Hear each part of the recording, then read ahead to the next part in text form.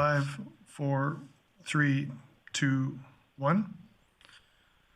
Welcome everybody to Grande Prairie City Council meeting today for the July 12th meeting. I'll be filling in as I'm Deputy Mayor for this evening, as Councillor Mayor Clayton is away right now, or Mayor Clayton is away right now.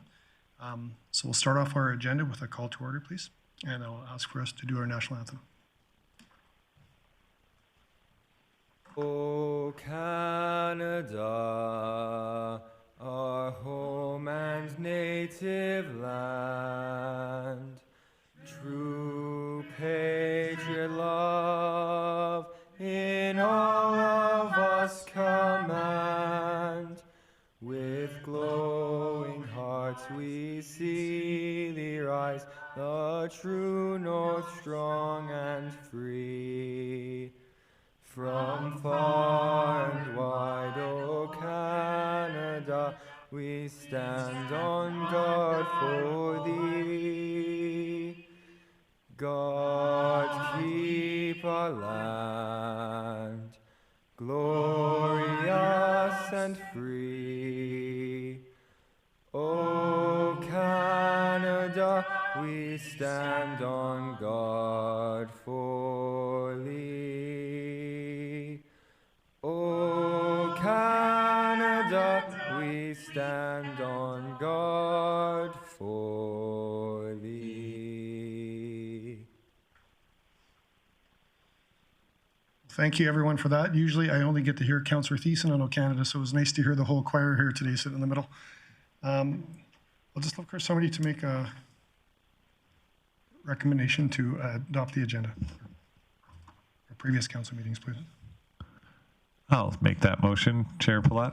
Thanks, Councillor Thiessen. I would move that Council adopt the minutes of the City Council meeting held Monday, June 28th, 2021, as presented. All right, we'll hop over to Rescribe and please vote.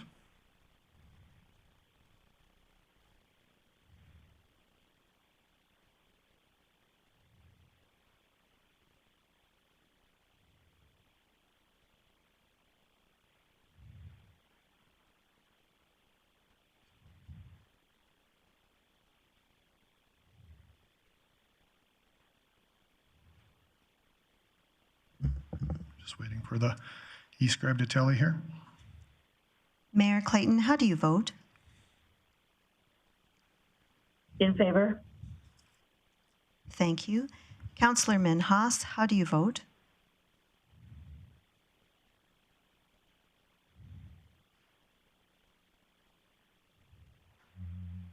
Councillor Minhas, are you still with us? Oh, okay. Thank you. Thank you. Councillor O'Toole? In favor. My And e-scribe has given me issues. I'm trying to get back in. And Councillor Thiessen? In favor. Thank you.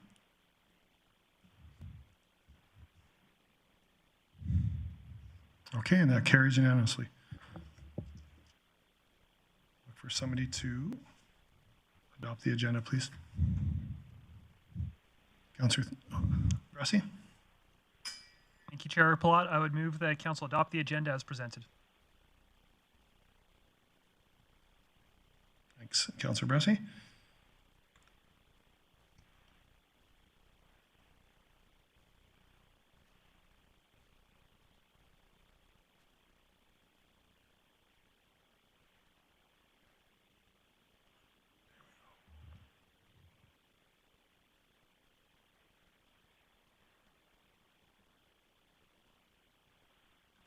Sorry, we're just having some technical issues with our e-scribe here.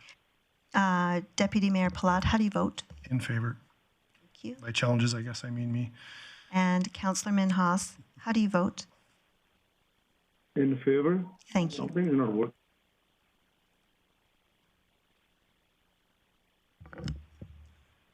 And that carries. Thank you for that for everybody. And that'll move us on to our open delegations. It's always an opportunity for members of the community to come and speak to council. And I see we have a couple people that registered for today. So I'll look first for somebody from the Grande Prairie Storm to come up and present if they're here or if they're on Zoom. Local here. Thank you.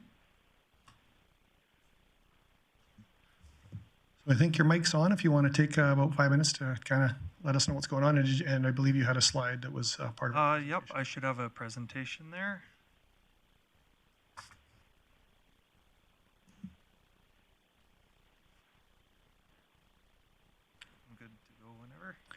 Yeah, it's coming up on our monitors, I believe. You guys have it? Okay. Just want to thank Mayor and Council for the meeting today. My name's Ryan Carter, fairly new business manager with the Grande Prairie Storm. I've recently moved here from Fort Nelson, British Columbia, so I'm a former player of the team, played in the NCAA, so got a scholarship while I played on the team here quite a long time ago, so I won't date myself. And then recently moved here with my wife and 3 children. My wife will be teaching at the Holy Cross this fall. So kind of just a quick agenda.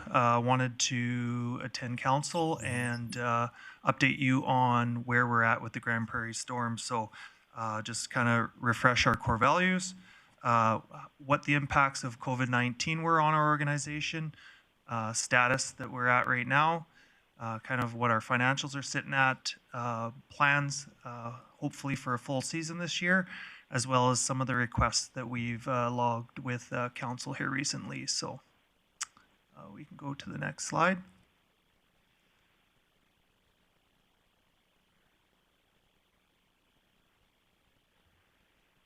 So just an overview. We're going to discuss some of the recent requests. Kind of just got into that, update the financial position, where we're at post-pandemic. So obviously it was a challenge for everyone, and some of the plans that we have starting off here. So our core values as an organization, we're a nonprofit organization. We partner with the community, so small businesses, schools, charities, multiple associations. We do many events together. We provide a platform for the development of aspiring student athletes. So much like myself, the players on the team are trying to pursue a scholarship or a hockey career past our organization. We also provide entertainment for the fans, hockey enthusiasts in the community. And these players are a role model in the community for kids to look up and maybe strive for something themselves. So they're very much in the community, attending businesses, attending schools, and doing multiple events per year.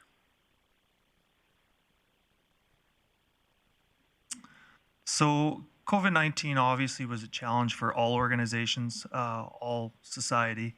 And for our organization, it was no different. So the main restriction that really hurt us was the limitation of fans in the arena, purchasing tickets. Without the fans, that also impacts our ability to seek advertising and sponsorship. In working with our business partners, they're also faced with their own challenges with the restrictions and their own revenues. So obviously that affects their ability for advertising, even without the restrictions to the fans. Last year, the Storm organization chose to persevere, even without these revenues, and uphold a commitment to these players and have a season. So we had an 18-game season last year, incurring those expenses without the ability to have those revenues to offset that. So that was a challenge last year for the organization that really has put us in the position we're in today.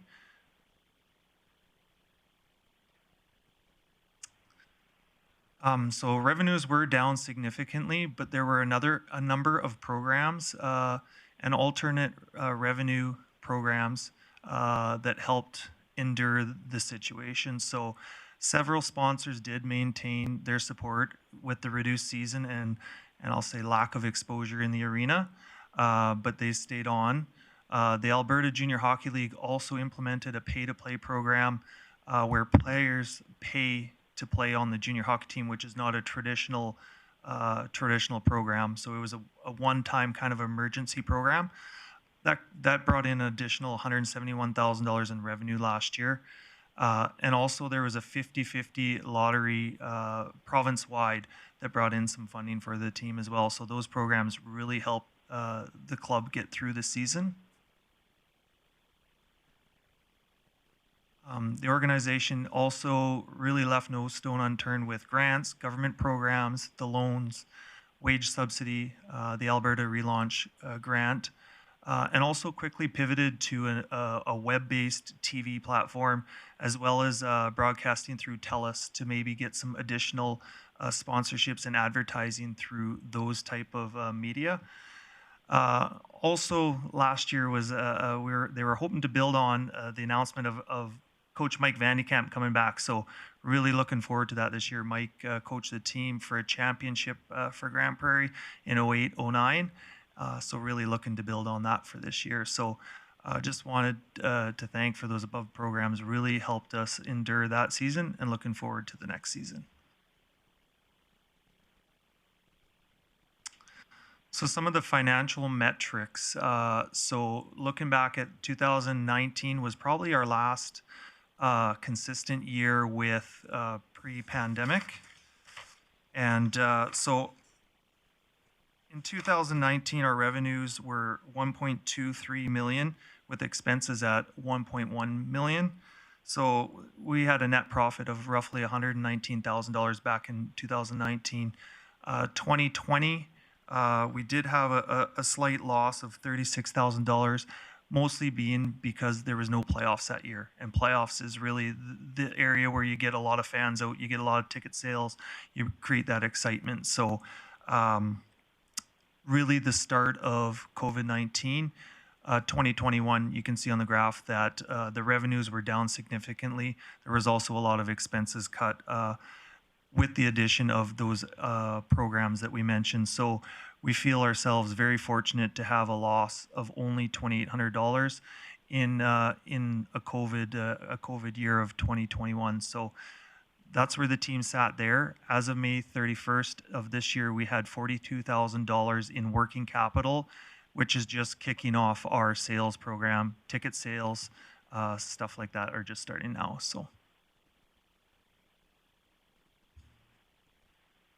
So our plans for 2021, 2022, as I mentioned, our season ticket drive just started. We've reestablished our golf tournament for August 19th. We have a hockey school starting in August that our registration numbers are really, really high for this time of year. We hold a prospects camp in August. We've started connecting with our sponsors regarding advertising and sponsorship. We also do a team jersey auction in September that's been pretty successful the last few years. And our home opener celebration, which we're looking to make a really big event this year and kind of a welcome back to the arena and the opening up of all the restrictions. So those are our plans that we have in the works so far for this year. So the recent requests that the organization has made was requested a one-year deferral of a loan payment to the city just to establish the stability and build on momentum after the pandemic. Also, we've recently submitted a request for economic recovery funding to host a community event. So that's going to be our home opener. That funding is going to be used for entertainment outside the building. So those funds would not benefit our organization. It would be for small businesses, for rentals, food vendors, items like that that will attract excitement to the area. And if they choose to buy a ticket at the end of the day, it would benefit us for our hockey game that night. The organization would also like to work on arena improvements. I know there's been a number of conversations ongoing around that. And so we just would like to thank the city and the staff to continue working on those. So in closing, just again, we're a nonprofit organization. We're looking to engage the residents and be involved in many different aspects of the community. The organization is well positioned to improve its financial performance over the next 12 months. As I mentioned, we feel very fortunate that we had some programs that really helped us get through the pandemic and really looking forward to moving forwards. And also just want to thank the staff. As I mentioned, I'm pretty new in the role, formerly in municipal government up north, and really been amazed with the work of the staff so far. So I would really like to thank them for that. Okay, thanks for your presentation, Mr. Carter. Appreciate you coming in, and looking forward to you helping out with the storm and being here for hopefully a very long time. So I'll just look to my colleagues and see if anybody has any questions. Mr. Thiessen? Well, thank you very much, Chairman Platt. Thanks for being here, Mr. Carter. Appreciate your update on the storm. I did have a couple questions. I guess in regards to the AJHL pay to play, you said that was 171,000 revenue boost to the Grande Prairie Storm, or was that to the AJHL? That was to the team, yeah. So it was a pretty big price for these families to pay. As I mentioned, it was launched as an emergency program. There is conversations in the league of potentially that being down the road. It is quite a mixed bag, and it's across Canada conversation with many leagues. So it is something that might eventually become standard, but probably would have to be league developed, because obviously you're in competitive teams that could use that as an edge against each other. So in regards to the pay to play, how much did a family pay to have their child play, or did a person pay to play in the AJHL? I would have to find that for you. I believe it was around $1,500 a month per player, but I can get that information for you. Okay, yeah, no, thank you very much. Also, in regards to your 2021, so with your financial stats that you did, I guess a bit of a question, because we're halfway through 2021 right now. So I guess in my head, is this a projected final tally of only being 2,800 deficient to revenue, or is this your year to date? So that's a projection at this point, but our year end is not finalized, but our year end ends the end of May. So it kind of follows a hockey calendar year so ending in the end of May. So that's the estimate. It's pretty close to that amount, though. Okay, so starting from June all the way till next May, that's your next year? That's correct, yeah. Perfect. Yeah, that was my next question. Thanks for answering that. Okay. Thanks, Councillor Thiessen. Any other questions for the delegate? Seeing any. I'll just say, similar to Councillor Thiessen, just hopefully that pay to play works out. I'm kind of concerned that other teams might get a competitive advantage and lose that over time. So hopefully that isn't something that happens to our organization. And just lastly, how's the team look? How do you feel about for 21-22? That's always the question at hand. Funny enough, I played for the current coach many years ago, and he's always had a very competitive team, and he assures us that it's going to be a competitive team. There's been some local signings here, so 2 young guys that are on their way up just signed with the team, as also we have a young guy that is just returning from the WHL and going to play for the team. So some really good news locally as well as competitively. So we're very excited about what the season looks like for us. Right on. That's great to hear. I'm looking forward to you guys' home opener on the 25th there. So thanks for coming in today and giving us an update with the Storm. Thank you very much. The next delegate we had that had presented in time was Mr. Peters. I see you're here, Paul, if you want to come up and introduce yourself and take about 5 minutes, please. Most of you. My name is Paul Peters, and I'm from Grande Prairie all my life, pretty much. And I appreciate the opportunity to come and speak to council today about a concern that I have with regards to a project that is being pursued. Firstly, I'll start out by saying that my business partner and myself both understand that the city has a huge homeless problem. We understand that the situation is grave and that it does need addressing. We just feel that the way that it's being addressed is wrong. So I would like to give you the reasons why I think that. Firstly, in all of my research, I find that this is probably the most aggressive, advanced project in the country of Canada, let alone the US, with regards to the amount of people intended to be in one facility. Secondly, if you look to permanent housing in the city of Edmonton, they are currently building 4 or 5 40-unit facilities in different neighborhoods throughout the city after 2 years of consultation with the community. Our consultation was a 5-minute phone call, so I'm not happy about that. The budget as presented was given to us 2 days before we were able to speak in council and a Zoom meeting. So we had an opportunity to look and see where all of these projections were coming from. I own a lot of property in the city. I own most of the block that this project is developed in. And I've done many renovations, and the renovations that I've done have been strictly facial on our building to qualify to be a dealership. Never have we been on budget. Never have we been close to on budget. And when it comes to a lot of the things with electrical and so on, we run into lots of costs that we weren't prepared for. Currently, we're in the process of becoming a Hummer franchise, which is an electric dealership.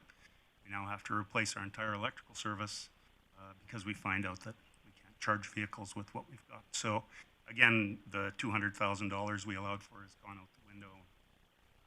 My fear with this project is just the same. I've been there since 1982. The building was new when I was there, and the parking lot is destroyed from heavy truck traffic. So it'll be needing resurface, and I get the opportunity to resurface on a regular basis and know that it's substantial.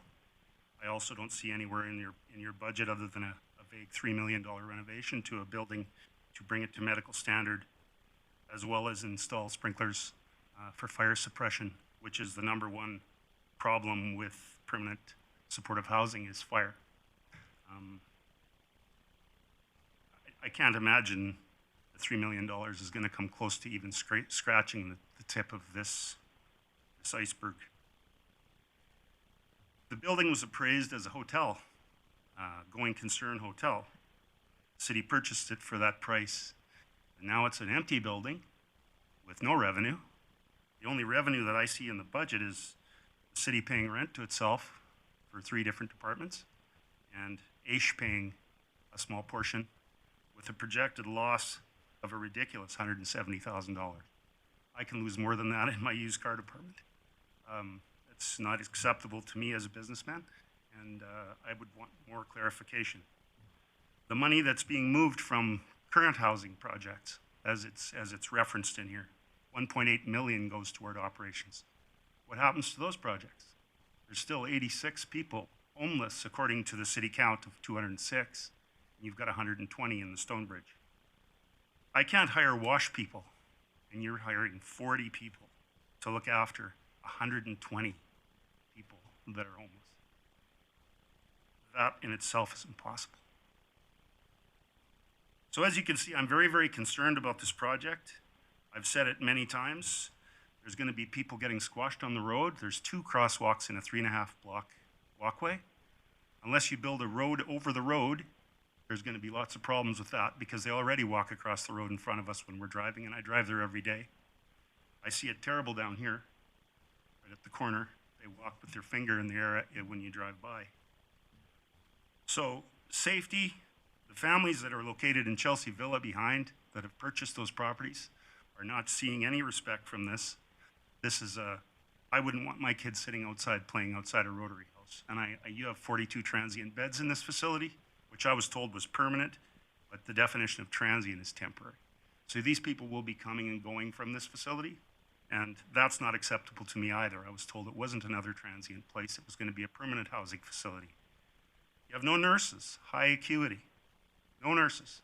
4 security guards for 24-hour security on 120 homeless people. It's a fairy tale. It's impossible.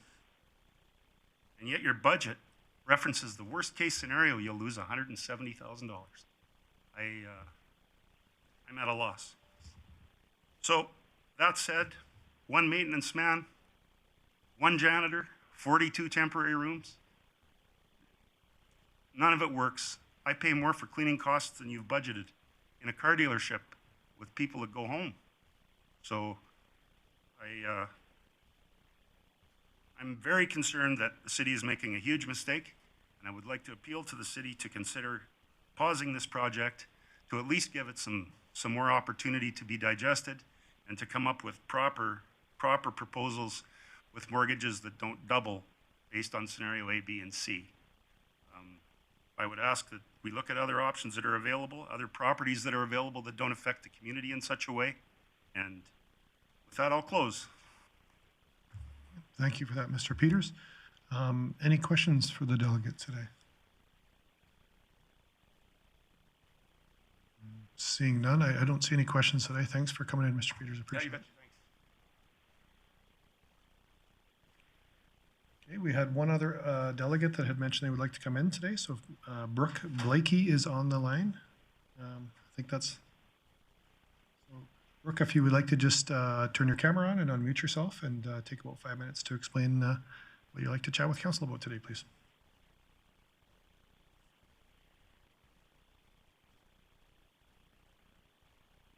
just figuring out my camera. There we go. All right, hi. My name is Brooke Blakey. I've been born and raised in Grande Prairie my entire life, and I'm very nervous, so please bear with me. So I'll start by saying good afternoon and thank you for the opportunity to speak today. What I'm about to address is not a new issue presented at Council. Numerous Mission Heights community members have reached out to city and council members to voice their displeasure and concern with the new naturalization movement taking place behind our homes. Our house personally backs onto the easement in Mission Heights, located on the east side of 83A Ave cul-de-sac, very close to the Mission Heights Church. Last year, the Mission Heights community collectively spoke to numerous council members regarding the issue, as well as spoke to park supervisors, managers, and general city admin line. There was a petition created and signed by 83 Mission Heights residents affected by this issue. However, the petition was ultimately rejected by the city because it didn't meet the requirements of having a total of 6,855 eligible signatures. Councillors Bressie, O'Toole, and Minhas graciously took the time to come and see the space in question and spoke to, spoke to some of the neighbors who were voicing their concern. I was not in attendance at these meetings, but from what my neighbors have relayed, the council members were in agreement with their concern and wanted to see the area be properly maintained as it had been in years prior. A few weeks ago, Mayor Clayton also met with myself and some neighbors to take a look at the area, and she also verbally agreed that this area should not have been zoned to be naturalized, as it clearly is heavily used by the community. I'd like to thank the councillors Bressie, O'Toole, and Minhas, and Mayor Clare for taking the time to come and see the area and speak with the neighbors. We really appreciate it. This area has always been mowed for the last 20 plus years, and it abruptly stopped last year with no notice or consistent explanations. Depending on who we talked to, 3 basic answers were given as to why this decision was made. First being they're naturalizing the area because it's not classified as a park, but rather a storm management water system. Second being there was a shortage of qualified city workers to mow the area. They said that the slope of the hill was ultimately too steep. Thirdly, that this was a temporary change made in light of COVID and trying to cut costs. Despite whatever the real reason being behind this decision, whether it actually comes down to naturalizing or costs being saved, there are some vital issues at hand that have consistently been ignored for the last year. First being that naturalizing an area doesn't mean neglecting it. Other cities choose to naturalize as well and instead bring in herds of sheep to help take care of the long grass. We have had a rodent issue since this naturalizing has begun. I've seen coyotes in broad daylight running through the ravine. There are tons of small animals and children in this area, and we do not need to be attracting wildlife like that. And we've never had these issues prior to this naturalization happening. Ticks, mosquitoes, and obnoxious weeds are also now a concern, not to mention the long grass poses an added fire risk, especially in the extreme heat that we've currently been having. Naturalizing this area has had a devastating impact on the community's ability to safely use the space. But despite all of those legitimate issues, the fact that the city classifies this as a storm management water system is the exact reason it needs to be maintained. Storm water drainage systems have to be maintained in order to work properly. Not to mention, I don't know of many storm water management systems that have a cement skating rink, a toboggan hill, a light post, and a garbage bin with paved trails to access the amenities. Secondly, we pay higher taxes to back onto this green space. We pay those higher taxes because the community can use the green space for leisure, and it costs more money to maintain such spaces. When my neighbor Randy attended council meeting last year, someone had asked him if he'd be willing to pay higher taxes if the city was to begin mowing again, which is an ignorant gesture because our taxes are already higher to compensate for the maintenance of this green space, and our taxes have not been reduced since the city has chosen to stop maintaining it. We have the church community who uses the area for events. Kateri and Derek Taylor schools also bring their students to use the area during summer and winter. The Nighthawk Recreation used this area for schools for try-it days for students to try new sports and activities. And I've been told that the RCMP has used it in years prior to train their service dogs. These are just examples of people who don't live directly in this area who still benefit from the use of the green space. It goes without saying how much the Mission Heights residents take pride in this area and in this space. If the city is going to continue refusing to maintain this area, I'd like to see our taxes appropriately reduced. Lastly, the Mission Heights community should have been advised before this motion even took place. We were given no warnings and no explanations. The community members in Mission Heights have had to spend countless hours and effort to get answers to find solutions. We have been left to take matters into our own hands, and the Mission Heights residents have been renting ride-on lawnmowers to mow this green space, which also disproves the city's argument that the slope of the hill was too steep to be mowed. If my husband can mow that hill with a zero-turn ride-on lawnmower, I'm pretty sure the city can continue to maintain it as it always has been for the last 20 years. It is to my knowledge that the city decided to compromise on this area and agreed to only mow the hill before winter so that children could still toboggan on it. The city did follow through with this and did a mere one up and one down pass on the mower, leaving only a very small section of the hill that could be used. Once again, I called and asked the city to mow the hill entirely as it was supposed to be, and it never got done. While I can appreciate the idea of a compromise, when it comes to responsibly naturalizing an area, compromising completely defeats the entire point. So if the city was even willing to compromise in the first place, I think it's only reasonable to continue the maintenance of this area as it always has previously been done. We are the taxpayers, and if our taxes have not been reduced, we should have a say in things like green space maintenance. How this has been handled by the city is completely unacceptable. Council members advocate for initiatives such as putting edible plants in the city parks, and yet we are still struggling to get the city to recognize the value of this area holds for the community. We are highly frustrated that we are voicing these concerns again in council a year later, and hope that this issue is heard more clearly and properly rectified. Thank you for your time. Okay, thanks for that, Ms. Blakey. Very well written and thought out. I appreciate that. I'll just look to my colleagues for any questions on this.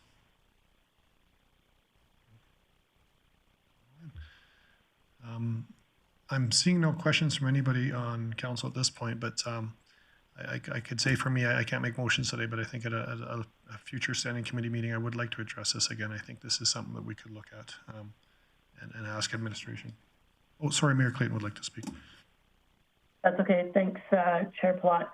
I do have some questions for administration, and I'm happy to have a conversation on this, but I'll wait till we deal with delegation business later on in the meeting. Okay. So thanks for that, Mayor Clayton. Councillor O'Toole. Good afternoon, Brooke. Thank you very much for attending tonight's council meeting. I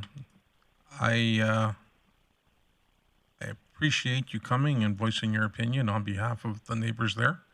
And we'll see if we can come up with some resolutions to this in the next little while. Thank you. Thank you. I appreciate that. Thanks for that, Councillor O'Toole. So as Mayor Clayton mentioned and Councillor O'Toole mentioned later on in our agenda, we will deal with delegate visits. So we will be discussing this again later on in the agenda. Thanks for coming in tonight. Thank you very much. Thank you for your time. You bet. Was there anybody else? I don't have anybody else registered, but was there anybody else who was hoping to speak to council today? Seeing nobody, okay, we will move on with our reports. And we'll go to item 6.1, our Vehicle for Hire Policy 804, please. I'll look to administration to introduce it. Certainly, I can speak to that as it doesn't appear as though enforcement service is available. Oh, okay. We'll allow Mr. Hebert. Hi, sorry about that. Yes. Hi there, Deputy Mayor Palat. I'm here today to present the administrative report regarding the Vehicle for Hire Policy 804. A little bit of background here quickly. Council had directed administration to bring forward Policy 804 for potential repeal on the implementation of the Vehicle for Hire bylaw on May 1st, 2021. The Vehicle for Hire bylaw, the Vehicle for Hire License and Permitting Policy 804 was approved by Council on March 8th, 2021, and sets the foundation for the Vehicle for Hire bylaw, stating administration will ensure drivers and operators of vehicles for hire are properly licensed to carry out their trades in accordance with the relevant laws bylaws and conditions attached to their respective licenses. Just in closing quickly, Policy 804 is the foundation for the processes that are established within the Vehicle for Hire bylaw.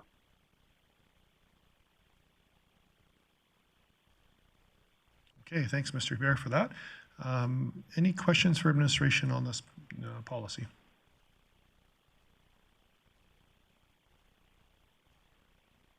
Seeing none, would anybody like to entertain a motion on it?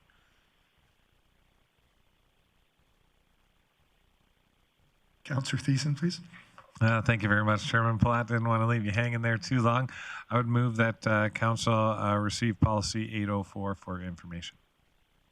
Thank you for that. Any discussion or debate? Seeing none, I'll just ask you to hop over to your e-scribe.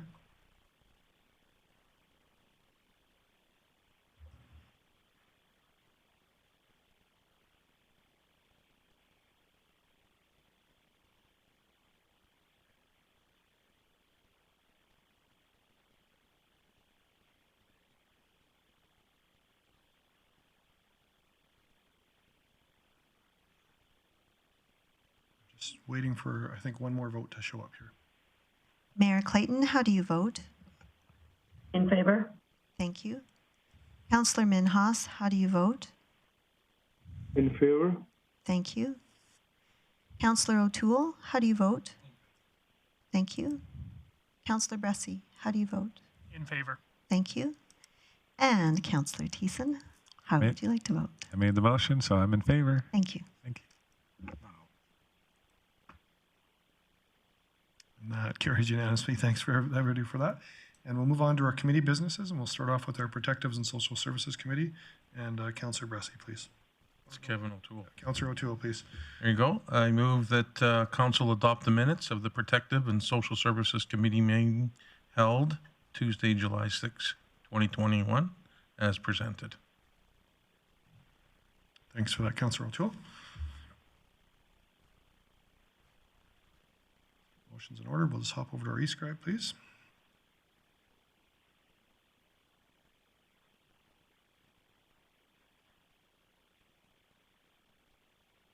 Mayor Clayton, how do you vote? In favor? Thank you. Councillor Minhas, how do you vote? In favor? Thank you. Councillor O'Toole, how do you vote? In favor. Thank you. Councillor Thiessen, how do you vote? In favor. Thank you. And that carries unanimously as well. With that, I'll just ask Councillor O'Toole if you had any meeting highlights you wanted to. Just a couple of meeting highlights. We had two reports. One was on the Coordinated Care Campus Initiative. That was a verbal update by Ms. Wendy Hughes. And we had Director's Service Area report given by Chris Manuel. Other than that, there's no other things to report. Thank you. Okay, thanks for that, Councillor O'Toole. Move on to our next item, 7.3, our Corporate Services Committee, and I'll look for Mr. Minhas, please. Thank you. I'm sorry, Mr. Minhas, I skipped one here. I skipped what I normally would be myself, which I'm going to actually ask Councillor Thiessen to do, please, and do 7.2, Community Services Committee. Thank you very much, Chairman Minhas, and thank you, Ms. Garbashushi, for keeping us on track. I would move that Council approve the minutes of the July 6th Community Services Committee meeting as presented. Thanks, Councillor Thiessen.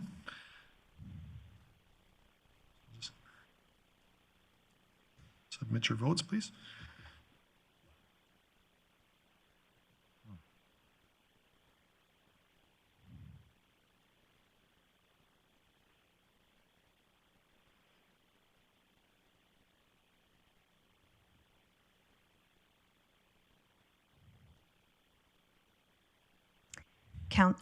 Mayor Clayton, how do you vote?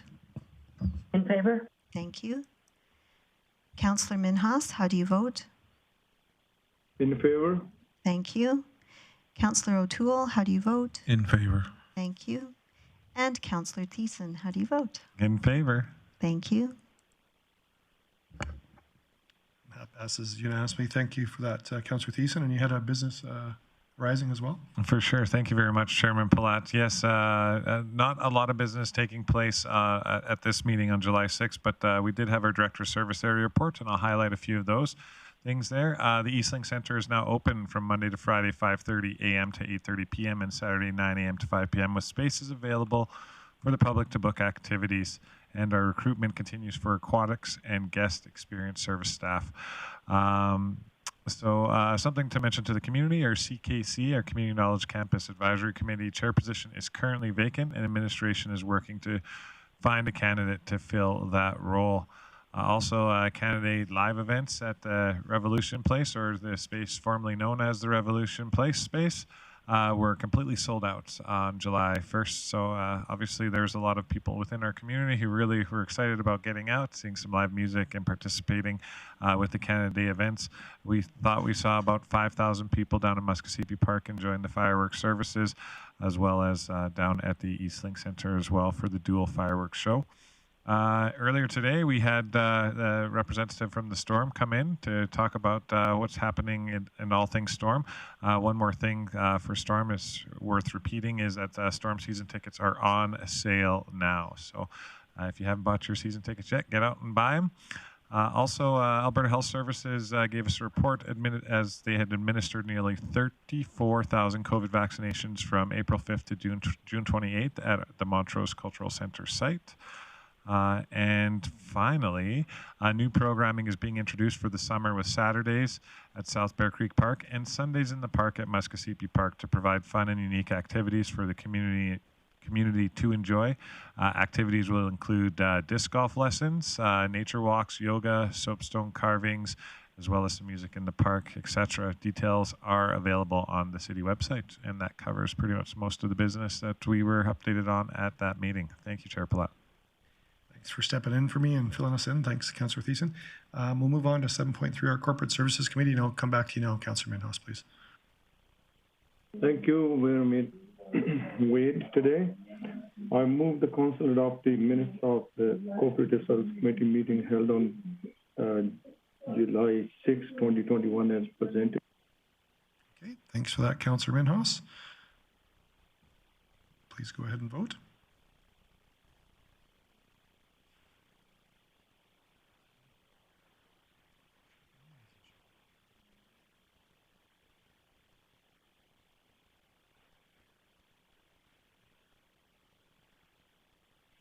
Deputy Mayor Palat, how do you vote? In favor. Thank you. Councillor Minhas, how do you vote? In favor. Thank you. Councillor Thiessen, how do you vote? Ooh, here we go. I just submitted it in favor. Thank you. And that carries unanimously. Thanks, Council. Everybody's having little glitches individually on this, so we'll get through it. There were some businesses arising from the Corporate Services Committee, Councillor Minhas. Yes, I'd like to ask the City Council to give the bylaw C-1396C amendment to the Swan City Hockey Association amendment being held, City Association loan bylaw. Okay. Thanks for that, Councillor Minhas. I see Mayor Clayton with her hand up. Thanks, Chair Plott. I'm just going to declare a conflict as I sit as a public member on this committee. So I will step away from discussion and voting on this. Okay, thanks for that, Mayor Clayton. Any questions for administration on this report, or Councillor O'Toole? Yeah, just from my understanding, this is a loan, so and it's going to be deferred, so we'll be making money off the interest on that loan. So it's not like it's a free pass. They will be paying for the opportunity to kind of prolong the loan. Thanks for that, Councillor O'Toole. That's my bad. I forgot there was a motion on the table. There's no discussion or debate on the first motion, so we'll have to vote on that, please, first, and then we can have a discussion or debate after that.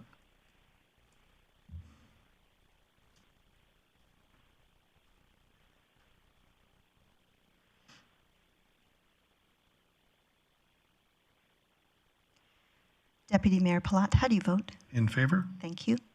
Councillor Minhas, how do you vote? In favor.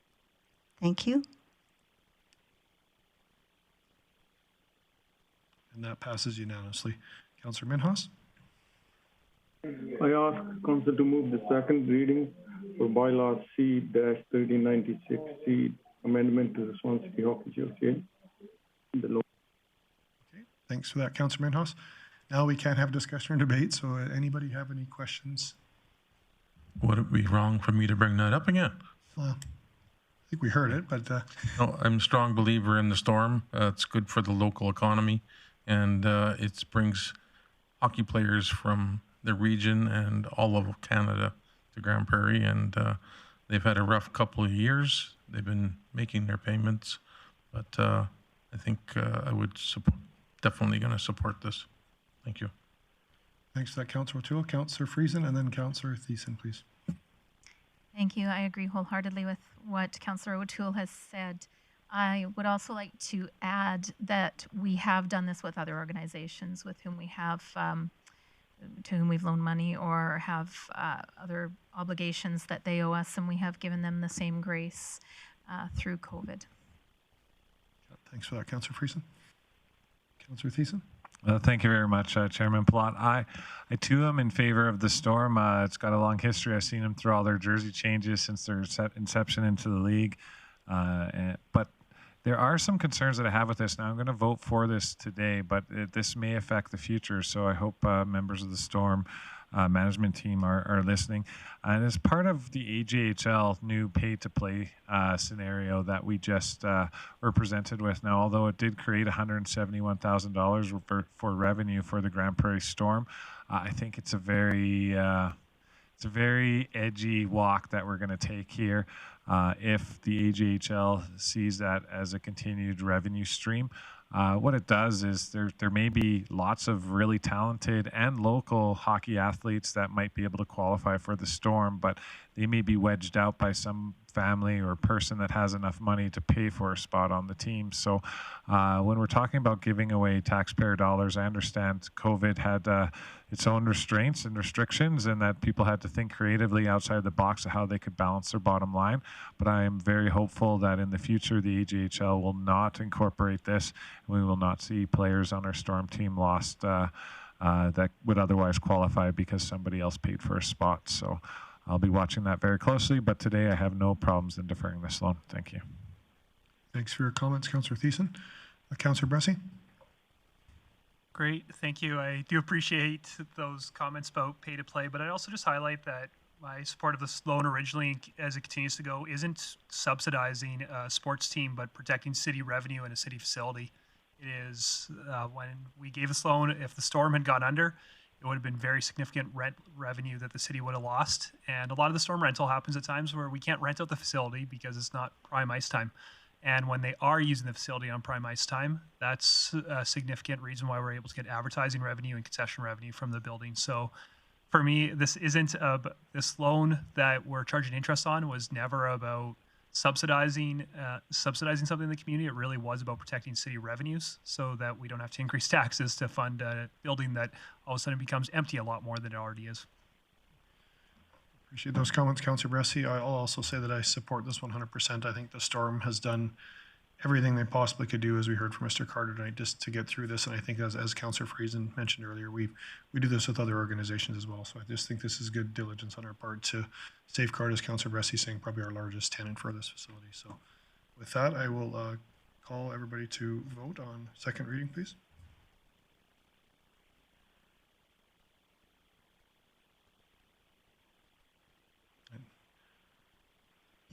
Deputy Mayor Palat, how do you vote? In favor? Thank you. Councillor Minhas, how do you vote? In favor? Thank you. And that carries as well. Councillor Minhas? Can I have the third reading to C-1396C, amendment to the Swan City Hockey Association as amended? Thanks for that, Councillor Minhas. This allows us to have third reading and pass all of them tonight, but this has to be supported unanimously for that to do so. So we'll ask people to please vote.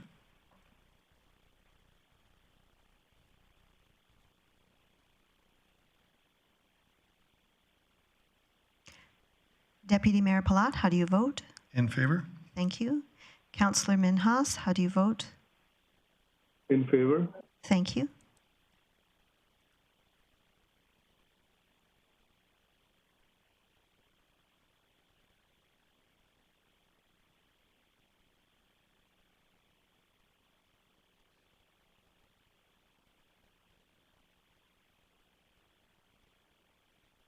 Sorry, I just did it pass unanimously. I didn't see that pop up. Okay, sorry, my bad. I didn't see that pop up, so that passed unanimously. And Councillor Minhas, one last time here, please. Yeah. I ask Council to give the third reading to bylaw C-1396C- amendment to the Swan City Hockey Association loan. Okay, thanks for that, Councillor Minhas. Seeing no hands go up around the chambers, I'd ask where you please vote.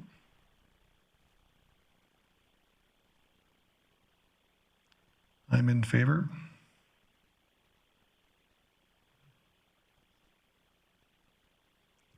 Councillor Minhas, how do you vote? In favor? Thank you.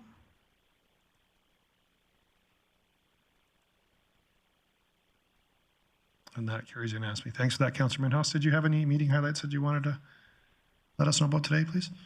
No, today's I'm out. Thanks. Okay. Well, that works too. We'll move on to 7.4, Infrastructure and Economic Development Committee, and I'll look to Councillor Bressie, please. Great, thank you, Deputy Mayor Palat. I would move the council accept the minutes for the Infrastructure and Economic Development Committee meeting held July 6, 2021 as presented. Okay, thanks for that, Councillor Bressie. I'll vote in favor. I'm in the favor too.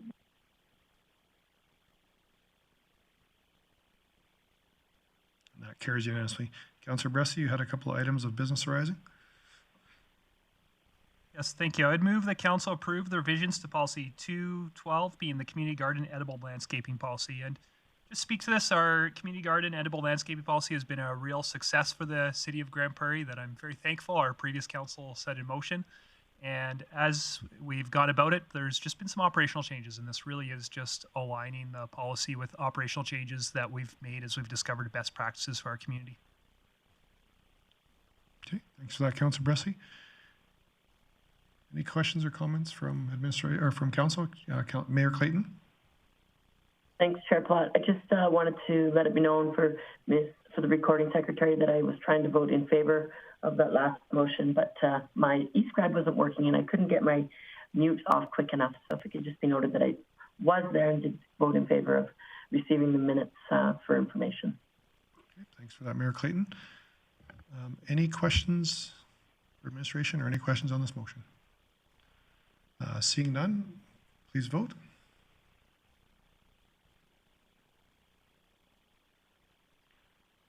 I'll vote in favor. Yes, I'm in favor.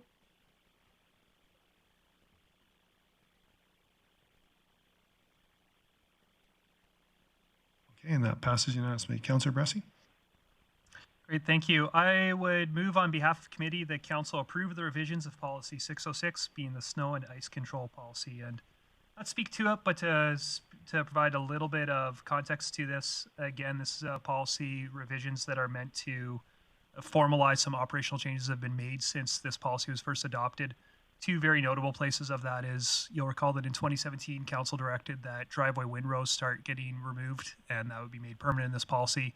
And also the former, or I guess the current policy as it stands today, calls for snow and priority routes not to start removal until we had 7.5 centimeters on priority 1, 10 centimeters on priorities 2 and 3. And our actual operational practice is to get out there plowing as soon as there is any significant accumulation. Thanks, Councillor Bressie. I'm looking to admin, doesn't need to introduce anything on this, so any conversation or debate on this motion? Mayor Clayton. Thanks, Chair Palat. I'm sorry, I'm having an issue in opening the document in my e-scribe. However, there is in there it mentions, I recall from committee discussion that it mentions in regards to 5 days snow removal on arterials and secondaries. And I just had a question for administration in regards to the 5-day period of snow removal. So in order for us to, the previous bylaw mentioned 72 hours and the current amendment is 5 days. I'm wondering, what is the impact to the organization or the scheduling of snow removal if council was interested in keeping the 72-hour sort of parameter intact? Okay, thanks for the question, Mayor Clayton. I've just got Mr. Carroll going to hop on the presenter table here to answer that, please.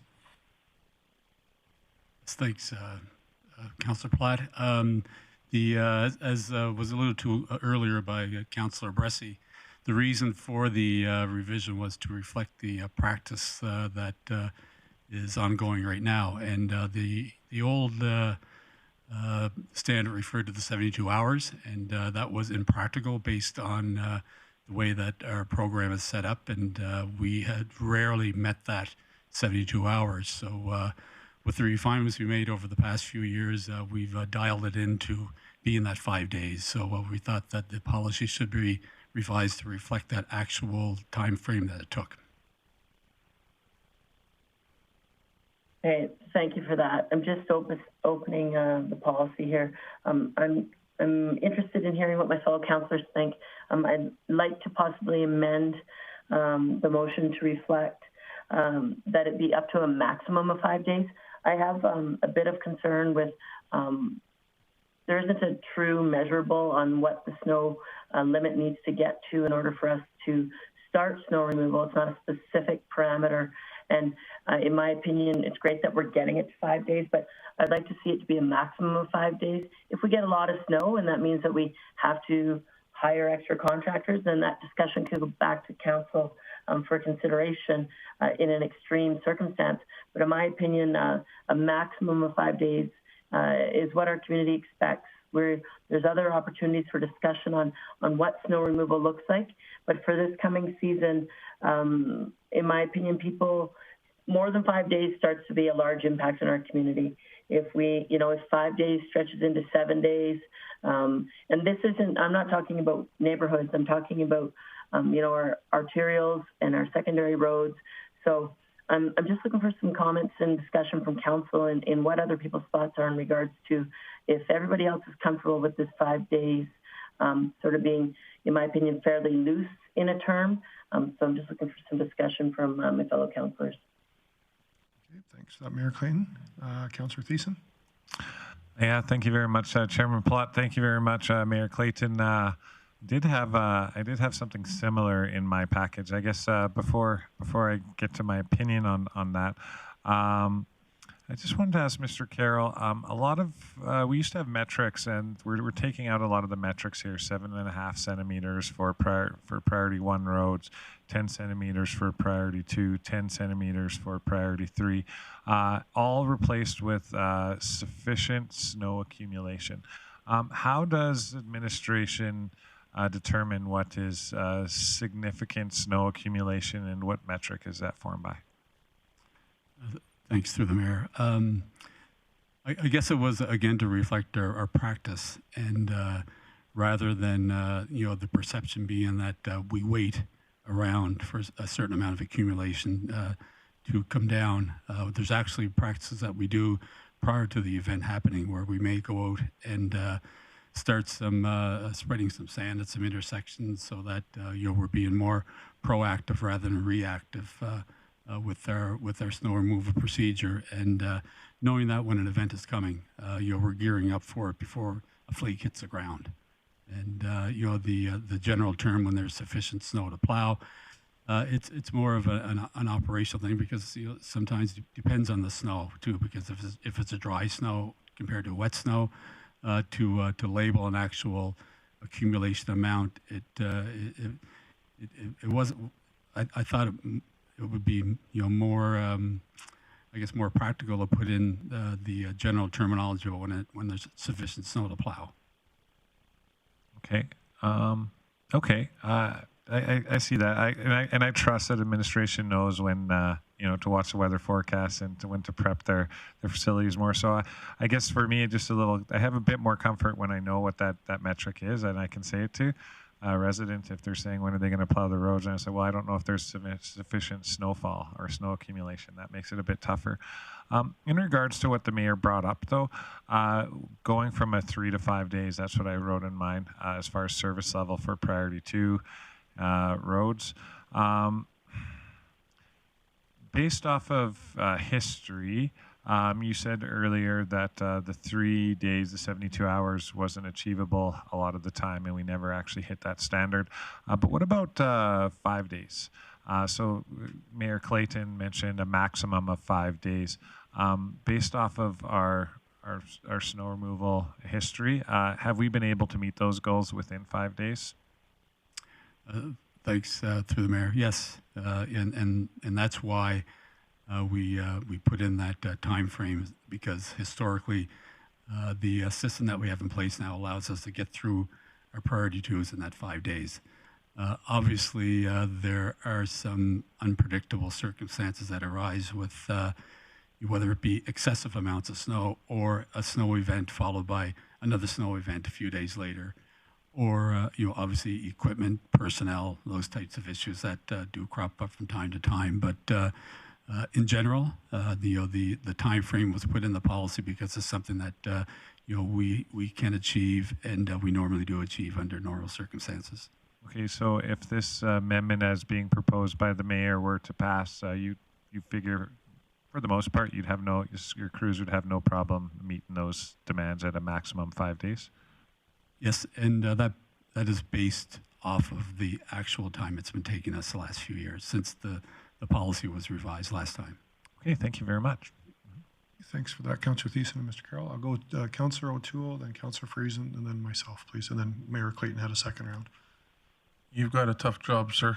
You got to get friends with Mother Nature, because I know some days we get more snow than we ever anticipated, and other years we've had hardly as much snow, and we've had surplus at the end of the year.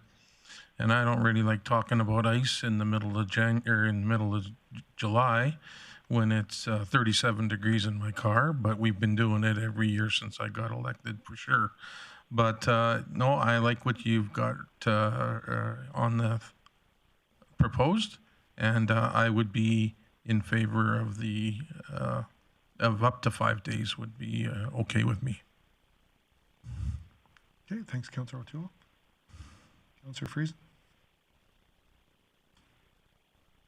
Thank you, Deputy Mayor Platt.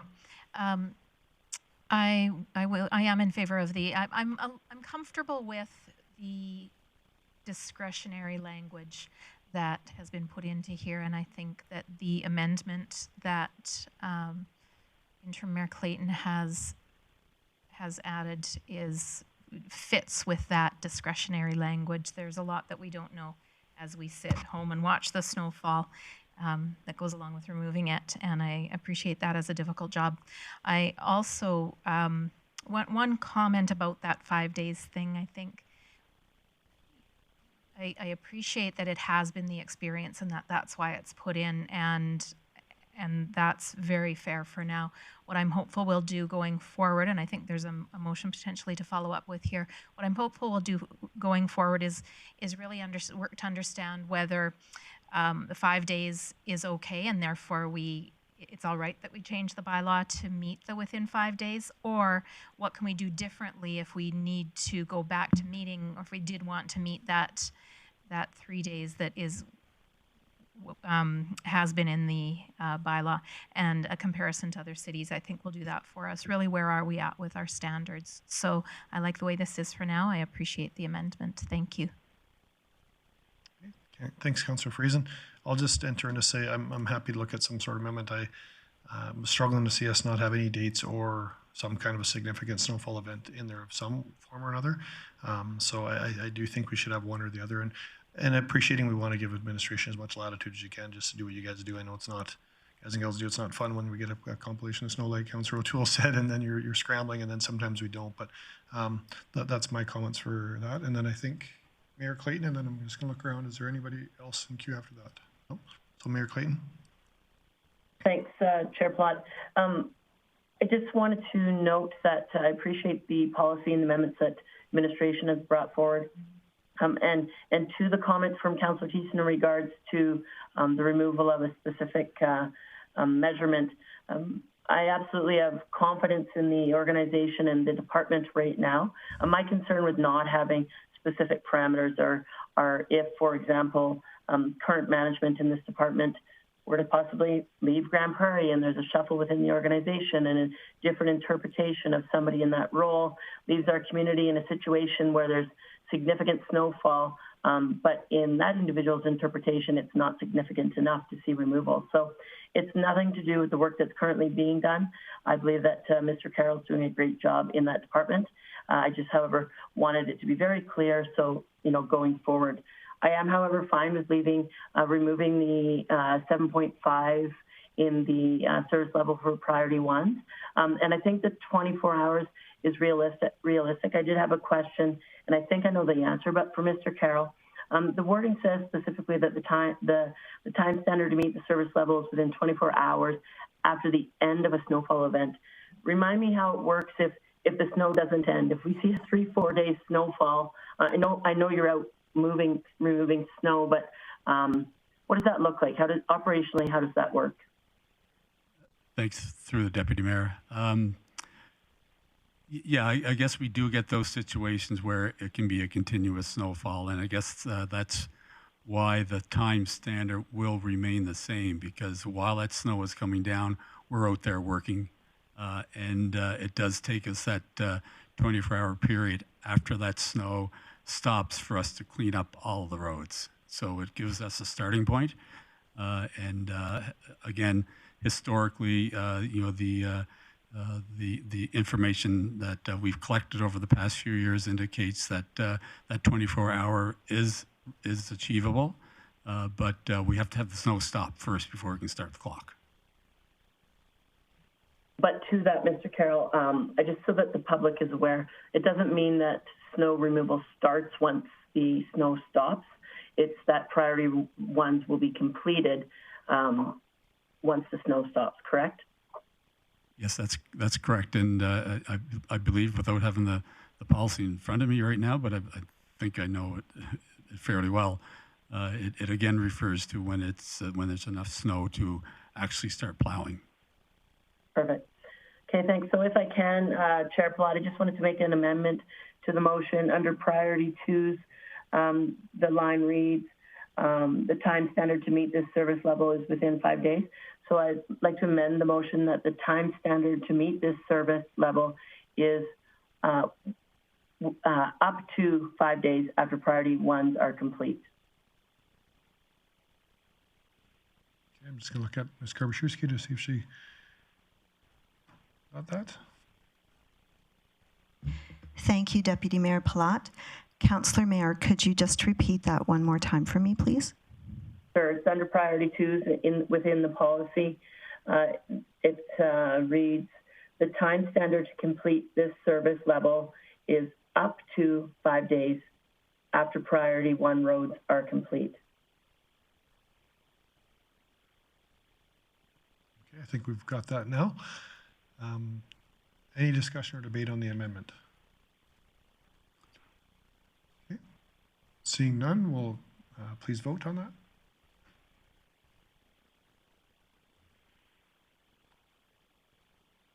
All vote in favor. I'm in favor. I vote in favor.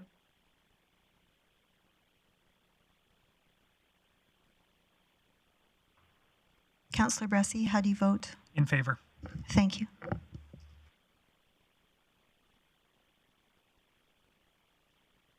And that carries. And we'll go back to the main motion now. Councillor Thiessen. Thank you very much, Chairman Plott. I did have a couple questions that I jotted down. I think one of my council peers is on the same page as me for one of them, but maybe not exactly the same page. My question, I think I asked this at committee, but based off of the wording here, It says the normal practice is not to cover sidewalks with snow removed from the road surface. Certain conditions will result in snow from the road covering or partially covering the sidewalk. This will be the responsibility of the property owner to remove under the authority of the city's traffic bylaw. Now, I guess in the course of a year, I'm pretty sure my other councillors are pretty similar to this. I get a lot of phone calls in regard to snow piled by windrows on sidewalks. So I guess a little clarity, under what conditions would we leave the snow, and how much snow might we leave for our residents who have to shovel it off their sidewalk? Thanks through the Deputy Mayor. So I guess that's to, and to back up a little bit, another one of the revisions to the policy that I am proposing is that we change the way that we store snow in residential areas. Thus, if you have a sidewalk, then the snow will be plowed to the other side of the road. So the occurrences of snow covering sidewalks, which, as you mentioned, is a large percentage of the amount of calls that the call center gets and that our people out in the field get, is that my sidewalk, I just shoveled it and you filled it in again. That occurrence should be very rare if these new storage proposals are approved by council, where we're putting the snow all to the side without the sidewalk. So the instances where they used to get covered is when you get excessive amounts of snow and sometimes you can't see where the sidewalk is, and our operators, we try to hire the best, the most skilled operators, but sometimes the snow doesn't go where they're plowing it, and there will be an error, and the snow will cover a sidewalk. And what we normally do, if the people call in about that, our supervisor will do a site visit, and for the most part, they'll clear it off again with our machinery. So we try our best to not do that. We try our best to do some good customer service if we do that, but with the proposed amendments, the instances of that happening should be far less than they've been over the past few years. Okay, no, that's really good to hear. I know that from my own experience, just to comment, I found that anytime I've directed people to do just as you said, most of the times they had their sidewalk cleared just for the general public's consumption at this point. That's why I make that comment. So thank you for your answer, Mr. Carroll. I guess my other question here, and I might leave it to one of my colleagues to make a motion maybe later, but part of the policy was also removing the whole related information part. Now, there's one sentence in particular that has us review the snow and ice removal policy and update it and amend it periodically, is what it states, and which is now being taken out. Part of what I've enjoyed is, and I think where we've made a lot of progress over the last 8 years of me being on council, is that we have that review date every year to see what went good, what went bad, what could we do better. So part of my concern is that it's reflected originally in this policy, so we've been doing these updates, but by taking it out, theoretically, we may not do it again. Is it administration's intention by removing this from our policy that only when we have the most severe changes or crazy changes, I guess you could say, to the policy, would they bring it forward to council for review? Through the deputy, we still intend to bring to committee a wrap-up report at the end of winters, especially when it's a severe winter, to update some of the statistics and some of the accumulations and the amount of work we did and the amount of some of the costs associated with hiring contractors. I think that's useful information for council to know, and we certainly intend to keep bringing that to council. Okay, so no worries about taking it out of the policy, and that it'll just keep coming. That's just the administrative procedure? Correct, yes. Okay, thank you. Thanks, Councillor Thies. I just want to recognize Director Glavin. Would like to get in the queue here, please. Thank you, Deputy Mayor Palat.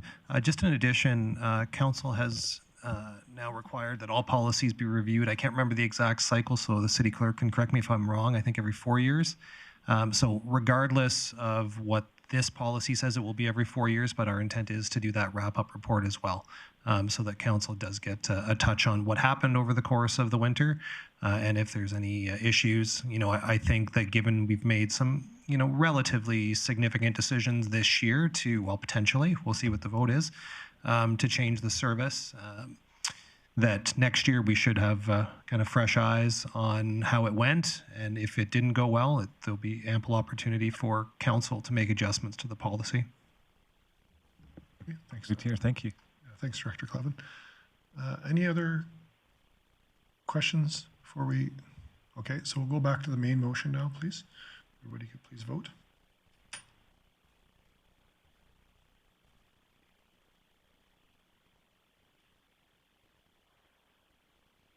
I will vote in favor. In favor. In favor. In favor.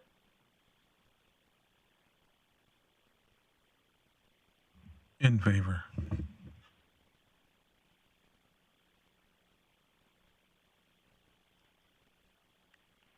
And that carries. Councillor Bressie, any other items? Before I get to other items, I would love to make a follow-up motion on this matter, if I may. Okay.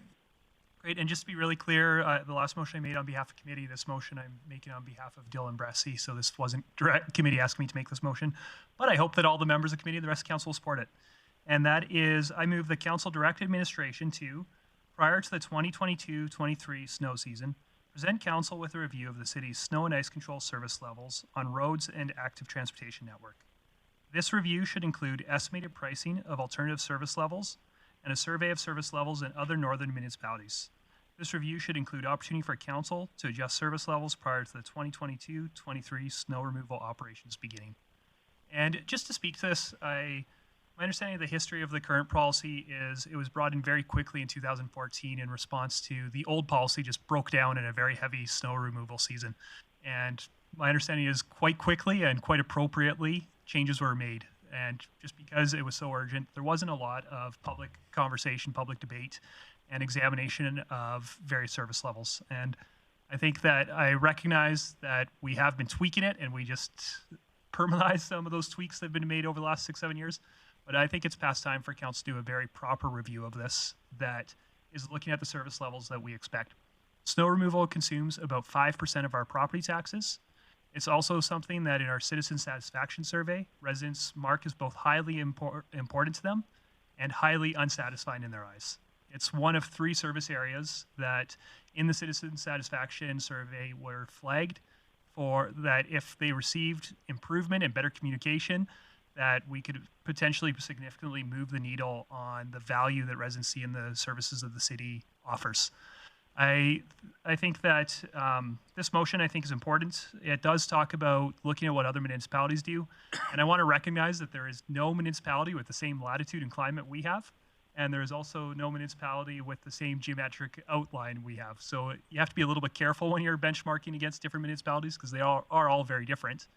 I still, though, know I hear regularly from residents, well, they do this in this municipality. And then I investigate in that municipality and realize, no, they don't actually do that there. Or they do this in that municipality. And no, it's not really like that either. So I think it is worthwhile getting some actual good information for both ourselves and our residents about what happens elsewhere because it's very difficult to find. I usually only find it because I call a councillor in that municipality. Also, I think that we talked about service levels today, and I think we actually do, as I talk to councillors in other municipalities, offer a fairly Cadillac version of snow removal. We do go over and above compared to a lot of municipalities. For example, we're moving windrows in front of driveways, and there's a lot of municipalities in Alberta where they don't even plow residential roads, or they maybe plow residential roads if they get around to it once or twice a season. And we do that regularly. And I think it's worth both highlighting where we're going over and above in our service right now so that we can communicate some of the value that we do give to our residents. And also we can decide, is that high service level actually a priority for our residents, or is reducing our taxes a priority for our residents? And there might also be places where we say, hey, we actually would like to increase service, but there's a cost to that and we should know what that costs. So I think it's past time for council really to dig into the service levels for this. Something I will highlight is my motion is really specific, that it wouldn't be asking administration to do this review for this season. I don't think it would be realistic to ask, especially with an election in between, to do a review in the next couple months. But really what I want to do is set up the next council to have a really worthwhile information, budget-based discussion about snow removal. So I hope that council will support this motion. Hey, thanks for that, Councillor Bressy. Obviously put a lot of thought into that one, and it's a well-written motion, so appreciate that. Comments or debate from council here? Councillor O'Toole? Yeah, I disagree that we maybe don't review this on a yearly basis. I've been involved for a number of years on council, and I know that Mr. Carroll has always shown up and gave an example on how we can do things, as well as how much better we are at the community. This goes back, there's a lot of history why we started clearing snow from driveways. We didn't do it one winter, and we ended up taking it back. For the fact is, people were used to that Cadillac service. We do have a lot of wind, frost, and freezing and thawing sessions in this area. Some years more than others, and the amount of wind that blows things up around and causes swirling. That is something that we cannot predict the future of. Am I in favor of this? I think we've already got a pretty good plan here now. But I will support this motion. But it's not like we've never done this before. I truly believe that the department has done the best that they can. And I think some people expect that they are living in Palm Springs and they want to have dry pavement when they drive in the wintertime, which is available and possible, but it's very costly. So I'm looking forward to the report in 2023. Thank you. Thanks for that, Councillor O'Toole. Councillor Thiessen, and then Councillor Friesen. Thank you very much, Chairman Palat. I think I'm going to echo a lot of Councillor O'Toole's sentiments. We've done this. Robert and his team have brought us like comparisons in years past to what other municipalities are doing, especially when those concerns were brought up by residents. But I do like this motion. That was one of my big concerns. I even put it in like 20 points, like I don't know, letters here for review data is something that I like to see. One thing that I see is the potential of this is a nice education piece for future council. The 2022-2023, they get their heads wrapped around what other municipalities are doing, what they're doing, and maybe fresh minds into the game to work with administration. And I like that. And if we're going to do an annual report and a 4-year review, seems like a good time to start with this motion here today. So. For all those reasons and my own feelings that I think we need to have a good solid review every year, I will support this motion. Thanks for bringing it up, Dylan. Thanks, Councillor Thiessen. Councillor Friesen, please. And then Mayor Clayton. Thank you, Deputy Mayor Palat. I will support this motion. This is the kind of thing that I was hoping we would see.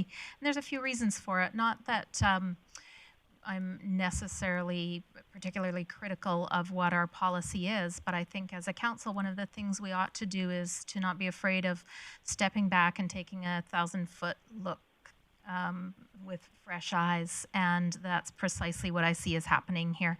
And as you know, the size of our city changes and our residential areas change and shift and morph, and our snow removal practices change as well. I think that this is exactly the kind of thing we should be doing periodically. Certainly not this level annually, but it has been at least the length of one term since it has been done. So it will set up the next council for a good understanding of where we are at relative to other jurisdictions, and then perhaps make some big changes or continue to make some small changes to things as we have been. Thank you. Thanks for that, Councillor Friesen. Mayor Clayton, please. Thanks for that, Deputy Mayor Palat. I support this motion. I thank Councillor Bressy for putting it together and bringing it forward. And I just wanted to make a note in regards to Councillor Bressy's comments that in community consultation and what we're hearing back from people. And I just encourage council as well as administration to remind people to sign up for snow removal communication. We do, if you do sign up for that communication, it's on a regular daily basis. It tells people where we are in the neighborhoods. It actually was tweaked this year so that it updates in the sense that if they didn't make it to your neighborhood, on the next post it will say, you know, when they will get back to that neighborhood. So it's very responsive and nimble communication in regards to the snow removal in our community. So I strongly encourage people to sign up for it. It's not a ton of emails in your inbox, but it's informative, useful information. But that being said, thank you to Councillor Bressy for the motion, and I will support it. Thanks. Thanks, Mayor Clayton. I will also say I'll support it for almost all the reasons that have been said by my colleagues around the table, so I won't repeat them, but I appreciate the motion a lot. Thank you. And with that, did you want to close, or are you? Yeah, I'll just close with saying thank you, Councillor Thiessen and Councillor O'Toole, for calling me out gently on something, and that I do know that this is something that administration does regularly do in regular review. I know I've had a few times where I've called Mr. Carroll and said, hey, I've heard they're doing this at other municipalities. Why don't we do that? And he said, well, actually, we're doing that right now on this street. You can drive by and see for yourself. And often the results weren't that great when we did it in our temperatures up here. So I know administration has been doing this work of paying attention to what's going elsewhere and looking and controlling it costs. So ask for this review is by no means a criticism of administration. It's saying that council hasn't done council work yet of rolling up its sleeve and examining these service levels. Thanks for that, Councillor Bressy. And with that, we'll please vote.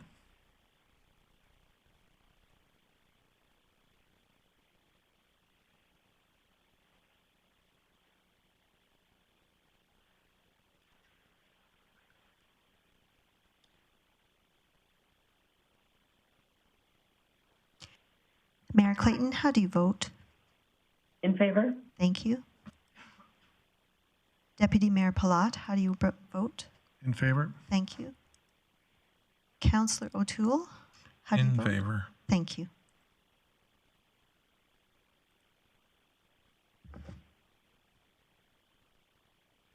And that carries. Thanks for that. And Councillor Bressy, did you have some meeting highlights you want to? Just think one thing worth highlighting from the Director's Service Area update is I was quite surprised in a pleasant way to hear that we've recently had 5,000 trees planted in Arbor Hills in the Woody Channel area. And I went and looked at those trees, and I think they'd be about 16-cent trees back in my tree planting days, so they weren't necessarily the easiest trees to plant, at least if they're the ones I think they are. So I just think it's pretty neat that we're doing that here in our community, that's been such a priority. So I wanted to highlight that. Thanks for that, Councillor Bressy. So move on. We have no items of correspondence, and so move into delegation business, and I'll look for council for any motions. Councillor Thiessen. Thank you very much, Chairman Palat. I think I'm going to go right to the bottom of the list and get to action and then information.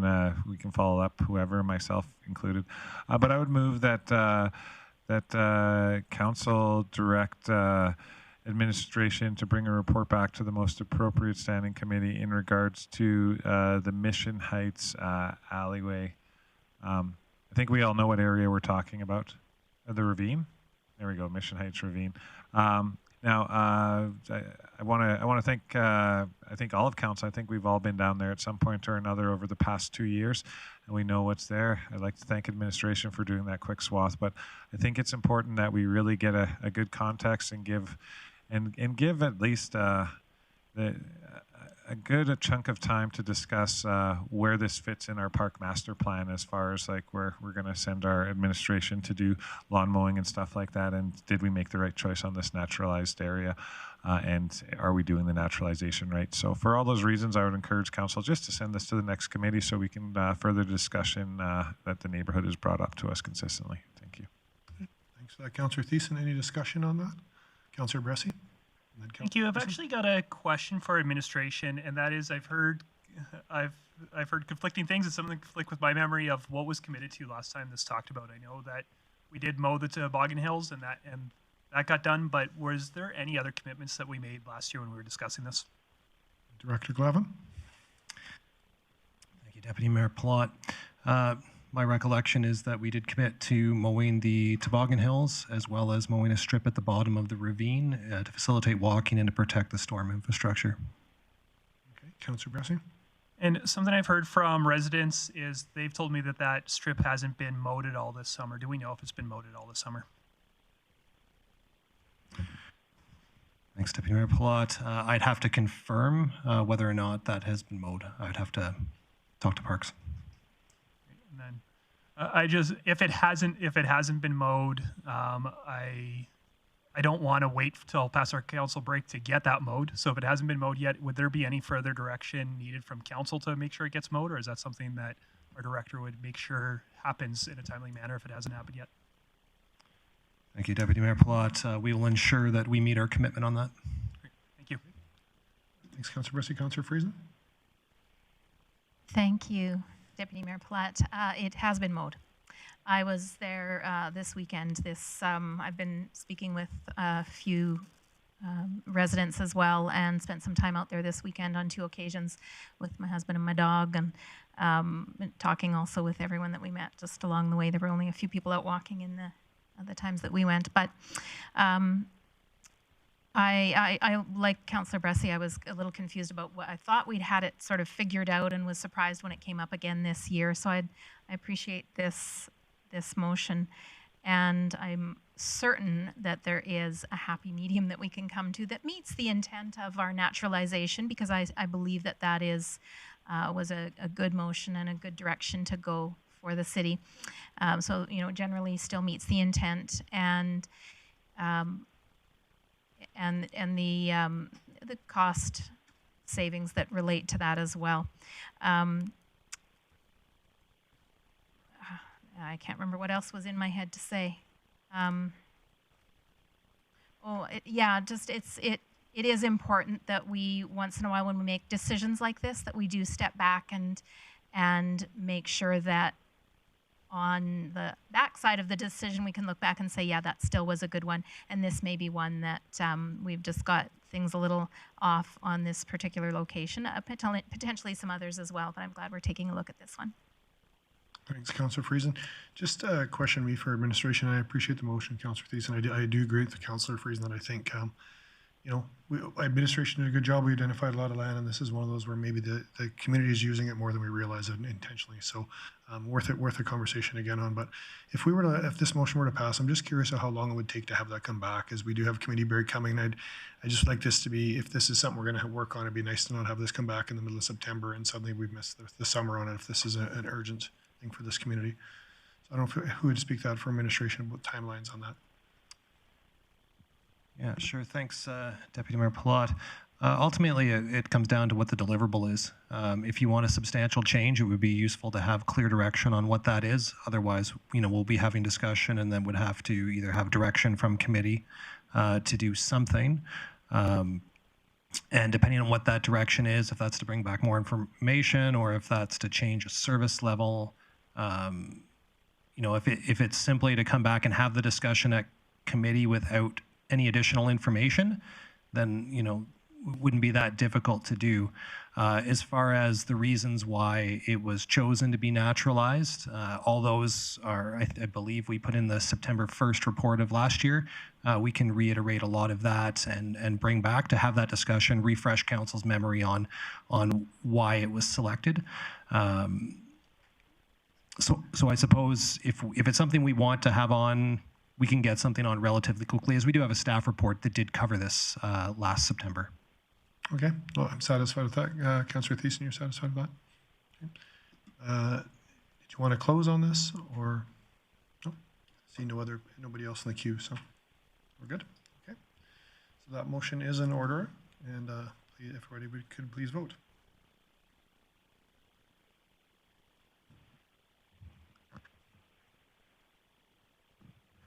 Councillor O'Toole is in favor. Councillor Platt's in favor. Mayor Clayton's in favor.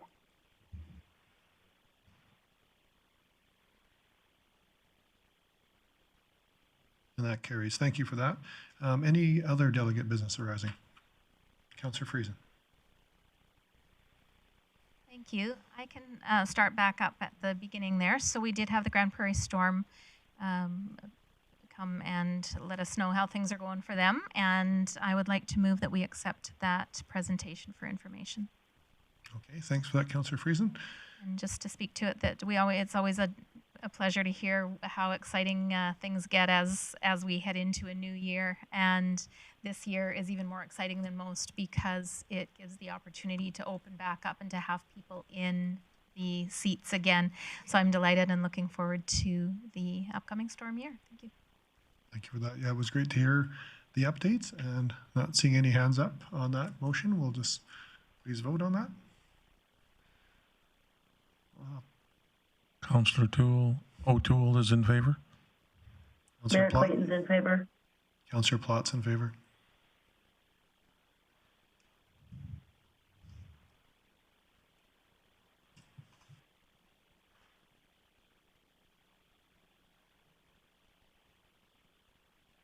And that carries unanimously. Councillor O'Toole. Thank you very much. Item 9.2, Mr. Paul Peters, I would make a motion to accept his discussion for information. Okay, thank you for that. Seeing no hands up. Did you have a comment, Councillor Thiessen? Yeah, actually, I do have a comment. I was going to vote too at the same time I was commenting. No, I know this is just for information, but I know we've all received a lot of correspondence from the businesses, the residents in and around the Stonebridge Hotel, of which we're going to be talking about later on tonight. But I really appreciate Mr. Peters coming in last council meeting, this council meeting, for all the correspondence that I've had with him. I think other members of council and our administration. If this thing passes tonight, and we don't know that until tonight, it's going to be because concerned residents want us to make the best decisions in regards to the city of Grande Prairie, and we can't do that. Can't make coal from a diamond without a little friction. So regardless of how it goes, I really appreciate the time that Mr. Peters has put into raising this issue at council, regardless of whether it's for or against the project. So thank you for that time tonight. Thank you for that, Councillor Thiessen. Seeing nobody else in queue, please vote. I'm in favor. Mayor Clayton votes in favor. Councillor Plott's in favor.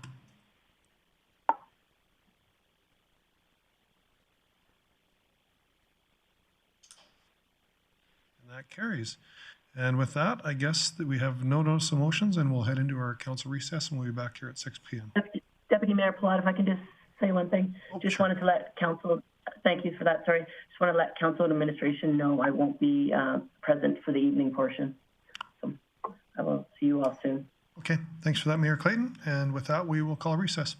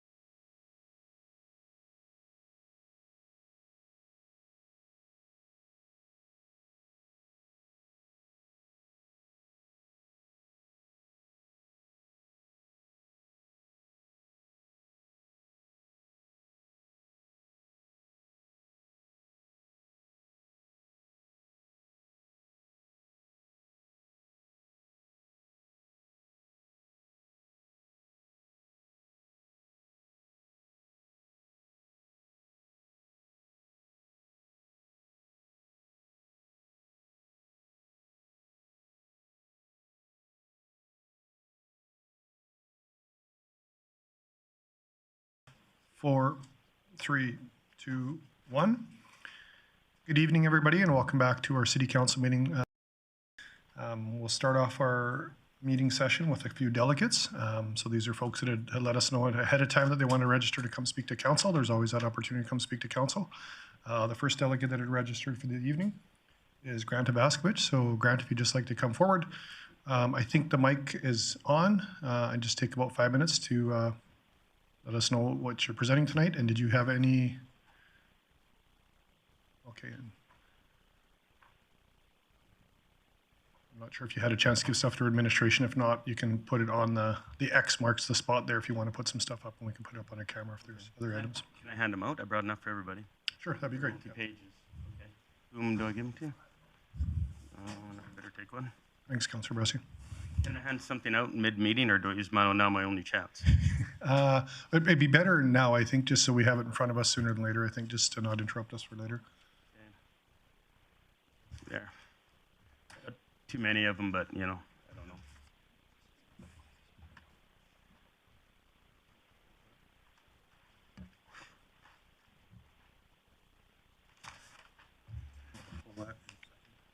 All right.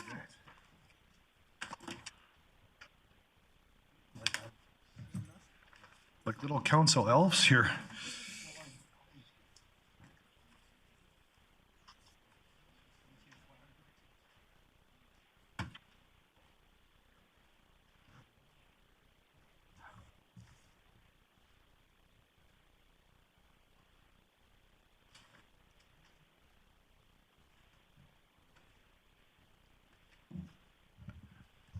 We'll just wait another minute while Councillor O'Toole and Bressy are handing out some packages from our delegate here to administration and council.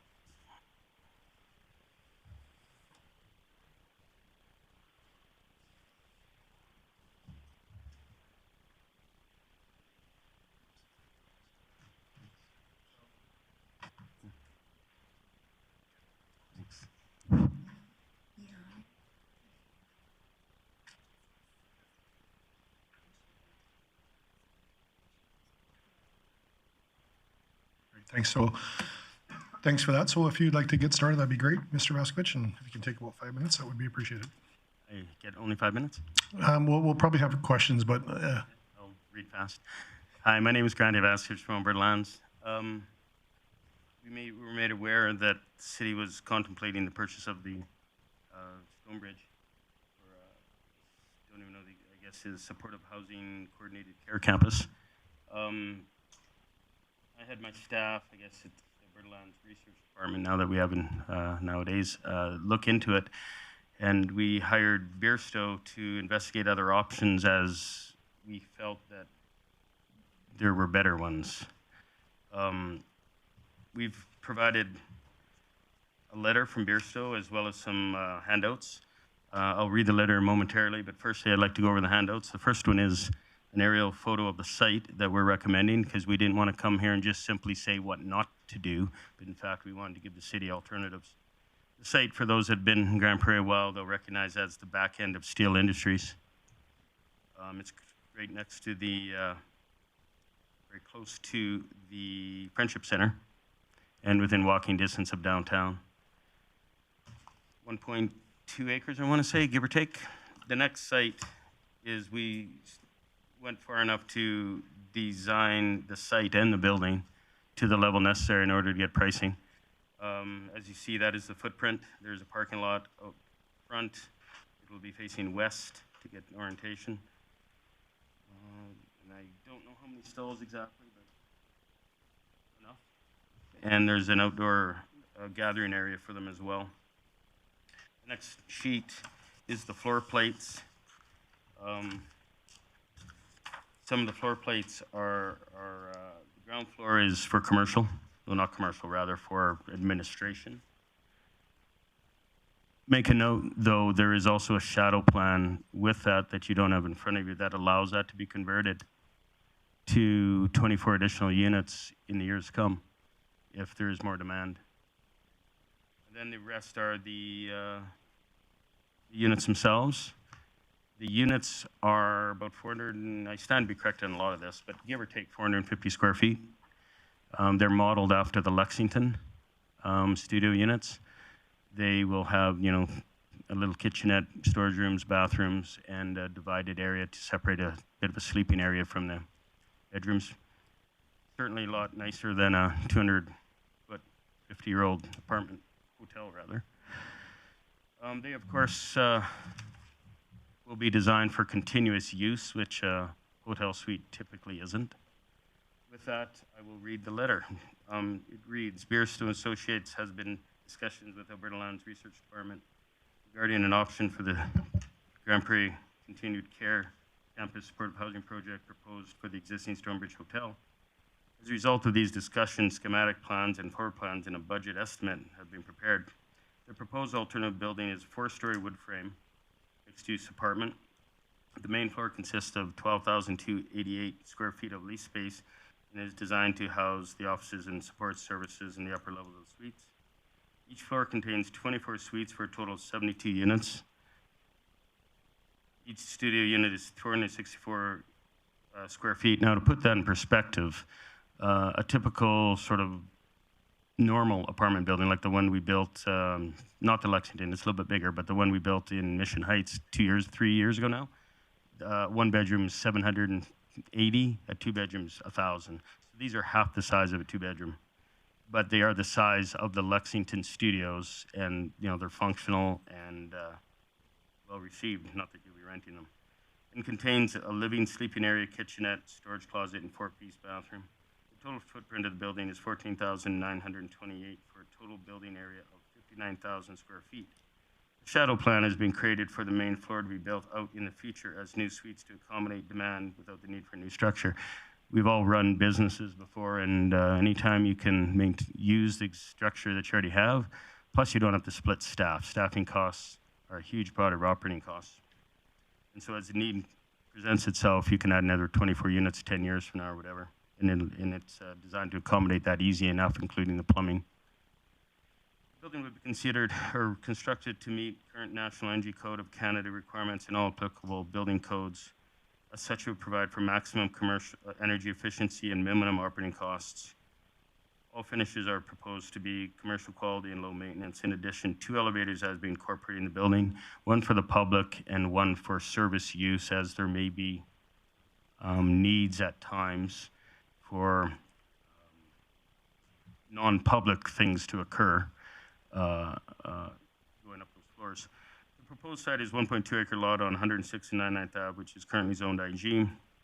Site amenities to be provided are a paved parking lot with 39 stalls, 4 barrier-free stalls, a loading area, a fenced courtyard for the tenants, I believe facing west, and landscaping as per land use.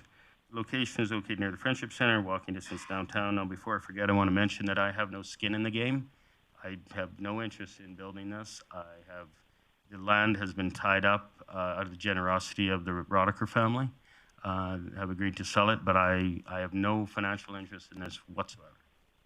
We are doing this because when we saw what was proposed, I thought it was, you know, frankly, I thought it was a terrible idea. A 50-year-old building converted to what it's with a ton of empty space that I don't know that you can even use.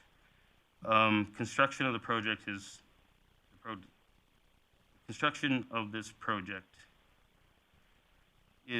could potentially start this fall with the issuance of a foundation permit. I know that there's a rush to do this. When we built the Lexington and when we built the last apartment building, Scott Ford's department issued us a foundation permit. This will be an easy foundation to make, probably be able to do it in a month because there's no parkade. But my point of it is it's called fast tracking. You'd be able to put the foundation in easily before snow and then begin the project. It's just a wood building, and we think that it would be available late in spring. We have talked to local contractors and currently have plenty of capacity to do this because of the nature of the economy and in fact are eager for job creation in that manner. Budget estimates for this project are $115,000 to $125,000 per unit, not including the cost of the land.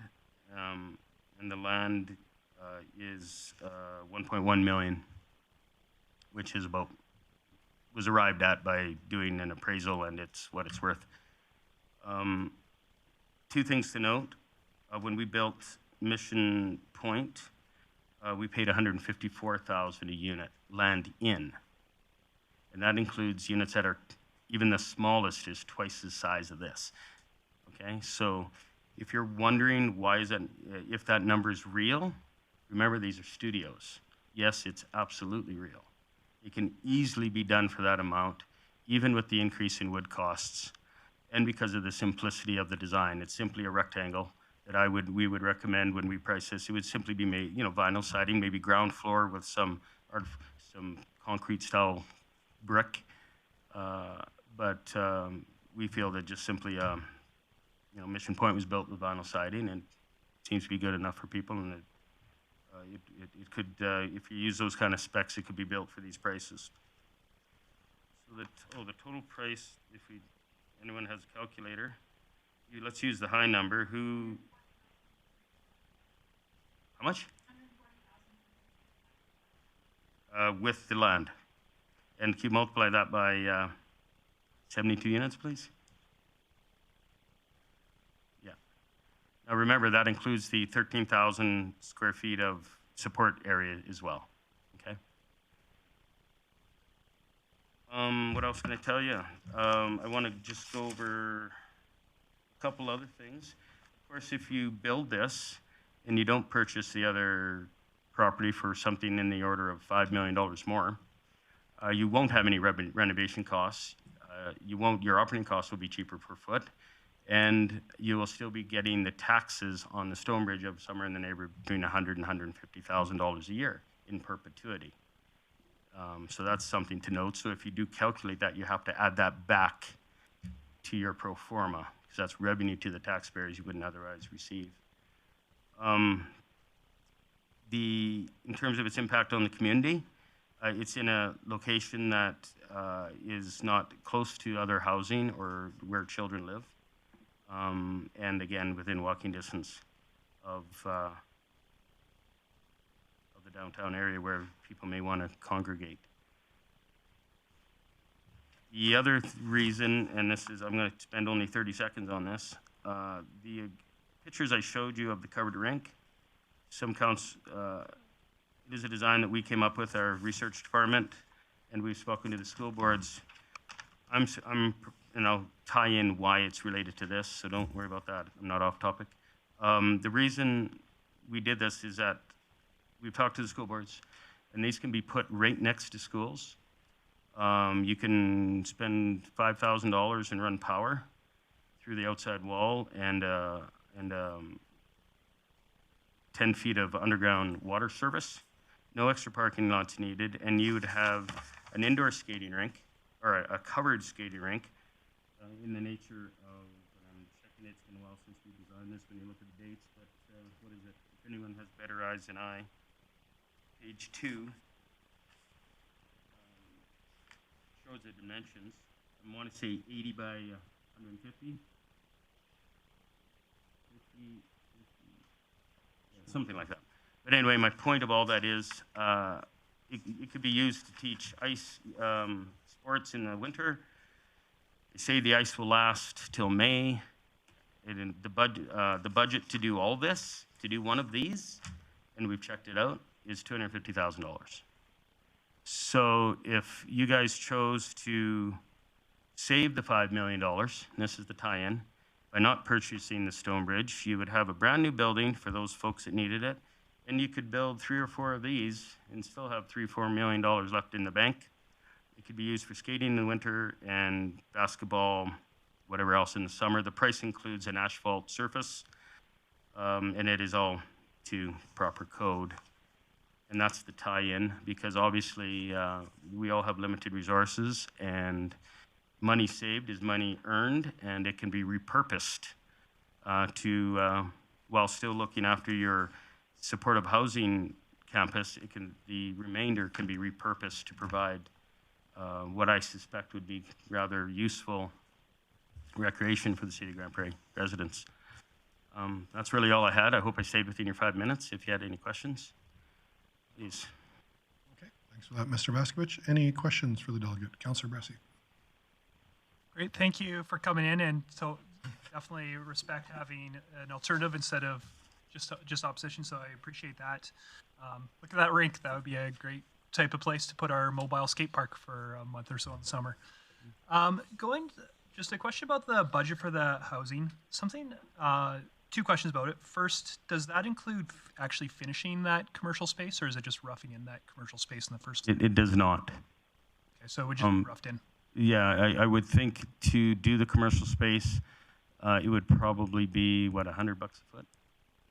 Okay, great. And then does this include, I know a big hope we've got for that I've got for this facility, maybe I shouldn't speak for council, but I've got is that it wouldn't fit under the Residential Tenancy Act, that it would be count as a supportive living unit so that it's easier to put rules on residents and it's easier to evict them if they don't fit in it.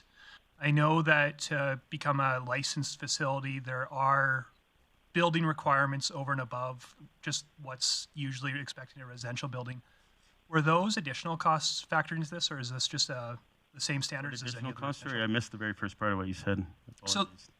So I just know that there's costs and related to built form, fire, access control, temperature control of water coming out of the taps, that you need to be a licensed supportive living facility. And I'm wondering if those were investigated and included in here. As the operating costs, no. As the build costs, sorry. Well, there's no, to my knowledge, there'd be no additional building costs for this. Okay, yeah. Like when we build apartments, we don't build them any different than any house. They're like the Landlord and Tenant Act does not speak to building type, you know? No, I'm saying that the Supportive Living Act, Licensing Act, does speak to some building requirements that you wouldn't usually have. Yeah, for medical-based facilities. Okay. No, I mean, we didn't factor that in. I don't know that that would make a significant difference to the cost of the building, though. Okay, thank you. Any other questions for the delegate? Councillor Thiessen? Thank you very much, Chairman Platt, and thanks for coming in, Mr. Vaskovich. Appreciate your suggestions and your pride, obviously, in the community and wanting good things out of it.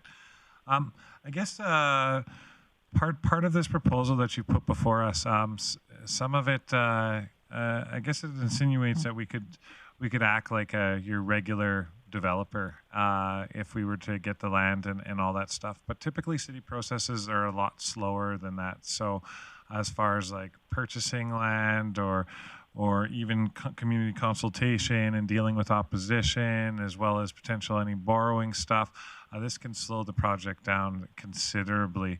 I guess in me saying that, I think it's nice that you have this proposal set before us, but I don't know if under regular city processes and under the Municipal Government Act, if we could be as expedient as your typical developer and as far as pushing this through. Also, a lot of time in just trying to find any permanent supportive housing project, whether that was the Avondale site or now the Stonebridge site, we've had significant pushback from the residents. If the city were to go forward with this and forego any movement on the Stonebridge project, what do you think our chances are in recent history of actually being able to pull off a project like this and without facing the similar oppositions that we've been facing on other housing projects with the businesses in this area? Well, relative to the amount of residential around the site you've chosen, there's no residential around here. There may be some opposition, but yeah, it would be nothing compared to putting it right behind apartments. Okay. In my view, but you know, it at the very least, it does provide a viable alternative, and you may choose to decide that it is better to go faster, but that comes at a $4 to $5 million price. Mm-hmm. And this is a much better product. I mean, if either any of us were living there, where would we rather be, in an older 250 square foot hotel or in a purpose-built kitchenette product like this? And there will come a point when, you know, that building's already, 30, 40, 50 years old. It'll need renovations immediately to bring it to code, but then 10 years from now, it'll need renovations again. And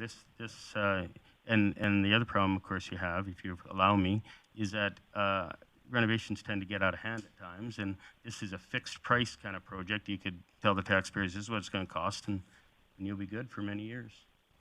I guess that's what our logic behind it was. Okay. No, and I totally get that. I totally understand that. And I thank you for that. I guess part of one of the reasons why we're moving forward with this discussion here today, as far as renovating the Stonebridge Hotel, is phase 1 and 2 would involve moving anywhere from 36 to 78 people who are currently without stable housing into the Stonebridge if all were to pass here tonight. Now, if it wasn't to pass, and then we would take up this offer here and build that, what are the alternatives for those 36 to 78 people? I was told that you could renew the agreement on the park side. Isn't there a hotel you currently lease? Yeah, the Parkside Motel.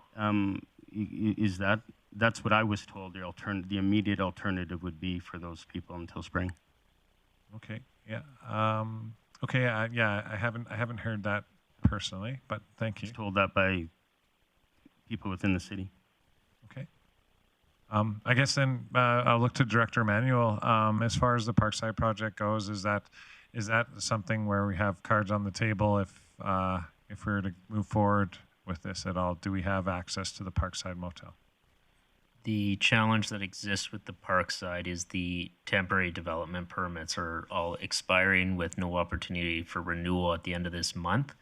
That being said, a permanent application to rezone the lands can be made, and when then go through this process that we've just gone through with the Stonebridge.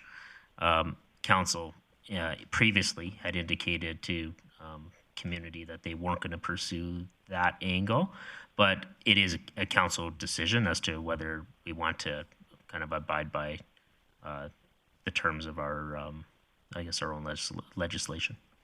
Okay, thank you. No, I have no questions, no further questions right now, but. Okay, thanks, Councillor Thiessen. Councillor Friesen?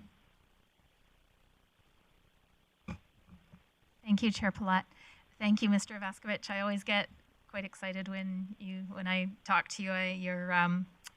Your enthusiasm on your projects and your vision for the community. I know I've told you how we jive there, and I appreciate that a lot. I disagree that there's not residential around there. As I look at the map, I see a block. Well, the better part of 2 blocks to the east is an apartment building and some long-term rental units, and then just over a block toward the north is College Park, and so there is residential around there too. But there's residential almost everywhere that, in fact, everywhere that we've contemplated this term putting a facility like this, there has been residential and businesses and other considerations. And there are always the same concerns no matter where we go. But what really excites me about this, and what I appreciate and I'm very much going to keep in the back of my mind, is the proximity of it to the Friendship Center. One phone call that I got was from a woman who was very concerned about having creating a space at Parkside, for example, where the Indigenous population is living in a municipally owned or municipally managed building with enforcement services, and she felt that that was a bit of an imposition. And what is kind of interesting about this is that this may be an opportunity. We do have an overrepresentation of First Nations homeless residents in Grande Prairie, and to potentially be able to build something like this in an area closer to the Friendship Center and in partnership with the Indigenous community is what's got my wheels turning. Thank you very much for bringing this forward today. Thanks for that, Councillor Friesen. I'll just enter into say I really appreciate this report. This is, I guess for me, I've made it very clear to council. I've had a lot of people from the business community coming forward saying why you're not looking at new, and I've got 2 other credible sources that these numbers are accurate to what I'm hearing. And so I appreciate you bringing it forward to this. And so this is where I'm really struggling as a council. I don't know how we consider can't not consider building brand new when we're looking at used, and it's really about timing. And so I'm struggling with rushing the timing on it. But can you just speak to me a little bit about, you've got these at 464 square feet. We had a proponent last week with similar size unit with Atkinson, another firm that we've dealt with or dealing with. And we were told by administration that they're too big for what we're looking at. We don't really typically want kitchen suites in those. So hopefully I'm not speaking out of turn on that. But if we were to downsize a project and make these instead of 464 units down to like 375 or in that range, and made them 20% smaller, would that equate to probably at least a 10% savings, or would that be proportional? Yeah, it wouldn't be a 20% savings, but it would a 10% for sure. So at 10%, now we're down almost another $1 million, which almost pays for the TIs for all of the commercial space in here. So we're really at about a $10 million project if we went apples to apples square footage to what we're going to build. The difference for council, I think, is this isn't 13,000 square feet of space, as Mr. Vaskovich mentioned, that we probably don't necessarily need in the other location. So the reason these numbers don't seem to add up, and I think where we're struggling with it is, we have it's a 72,000 square foot footprint at Stonebridge. And so this is substantially smaller than that. So that's why I'm really struggling with that project. I do want to ask your opinion on that as well, as from owning properties like this, apartments and stuff. What do you anticipate new versus used for capital costs on an ongoing basis? I know our report's got some short-term capital, but as far as longer-term capital, what do you see the difference in new to used? Replacement reserves? Without knowing the building intimately, it'd be difficult to say, but undoubtedly you'd be looking at boiler changes, flooring changes, air unit changes, and it would be into the millions. I don't know if they've contemplated that now, but there's two parts to the building, at least there is for us. There's generally the operating costs, and then there's the capital reserves. But yeah, it would be into the millions. I mean, when you consider, and I don't know the condition of the roof and that, but it would certainly, in voting for it, you will have chosen to expose the taxpayer to an unknown as to what that will be. And, I used to work for municipal affairs and Central Mortgage and Housing. There I've aged myself. It's now Canada Mortgage and Housing. But, things tend to get away, and once you own it, you own it. And if you have to pump in $10 million into this 5-10 years from now, you're going to have to. You won't have a choice. But it maybe isn't the best approach in taking over such an old building when you can control your costs with a new one. And just back to on an operational thing, what, from your experience in managing these properties, I know you had older stuff in your portfolio at one point, a new purpose-built building with energy code versus that building. What would you guess the estimates on savings of utilities would be? Oh, God. I bet you're 50% for sure. With all the LED stuff that's occurring now, and even if you retrofit an old one, the savings aren't there as well. And also remember that if there's any air conditioning component, which there probably is at the Stonebridge, internal lighting creates a heck of a lot of heat. And so your air conditioning costs and your electricity costs related to that is extraordinary. So you'd have a tremendous savings in electricity. Well, even in the gas, the boiler that would likely heat this, they're so much more efficient than they used to be. Any further questions for the delegate? Councillor O'Toole, please. Just a couple of questions, because we've been asking them all day. Does that include fencing around the building or any landscaping, or is that just? Yes. Yes. And in the courtyard. In the courtyard.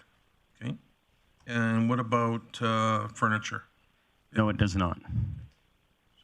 But when you consider a studio, there'll be the bed, and I suspect it'll be relatively inexpensive. Okay. Thank you. Okay, seeing no other questions, I appreciate you coming in, Mr. Vaskovich, and giving us some stuff to ponder here. I guess we'll deal with delegate businesses at the end of the evening like usual, so we'll circle back on some other stuff later in the evening. Thank you. You bet. And we had one other delegate that had requested to speak tonight, Ian Justice. I think you're on Zoom, so if If you're on Zoom, if you wouldn't mind just unmuting yourself, please, introducing yourself, and take about 5 minutes to talk to council here. Awesome. Can you hear me? You bet. Cool. So my name is Ayami, and I just want to say thanks for lending me your ears for a few minutes here. I'm not an informed business owner or an expert of budgeting and expenses. I'm not a social worker or a medic, but I am a person who doesn't actually drive, meaning my daily errands and leisure activities include me passing by the homeless on a daily basis, in our streets, in front of businesses, and in back alleys, on paths, and in parks. I interact with them, I ask about their day, I listen to their problems, and offer help where I can. It doesn't make me an expert on their issues, but it does make me a friend and an ally. I've learned from my experience of being QS LGBTQ+, that sometimes where minority representations cannot be heard, it takes the voice of an ally to speak up on behalf of the group. I could tell you numerous stories about my experience with people in the city who are living on the streets or in shelters. I could tell you that they have ideas and visions for a greater future here in Grande Prairie, or that they come here, get lost in the street drug situation, and end up staying way longer than they ever imagined, or sometimes they pass away. I could tell you that people I've spoken with in the last year do want this to be a place where living healthily is a possibility.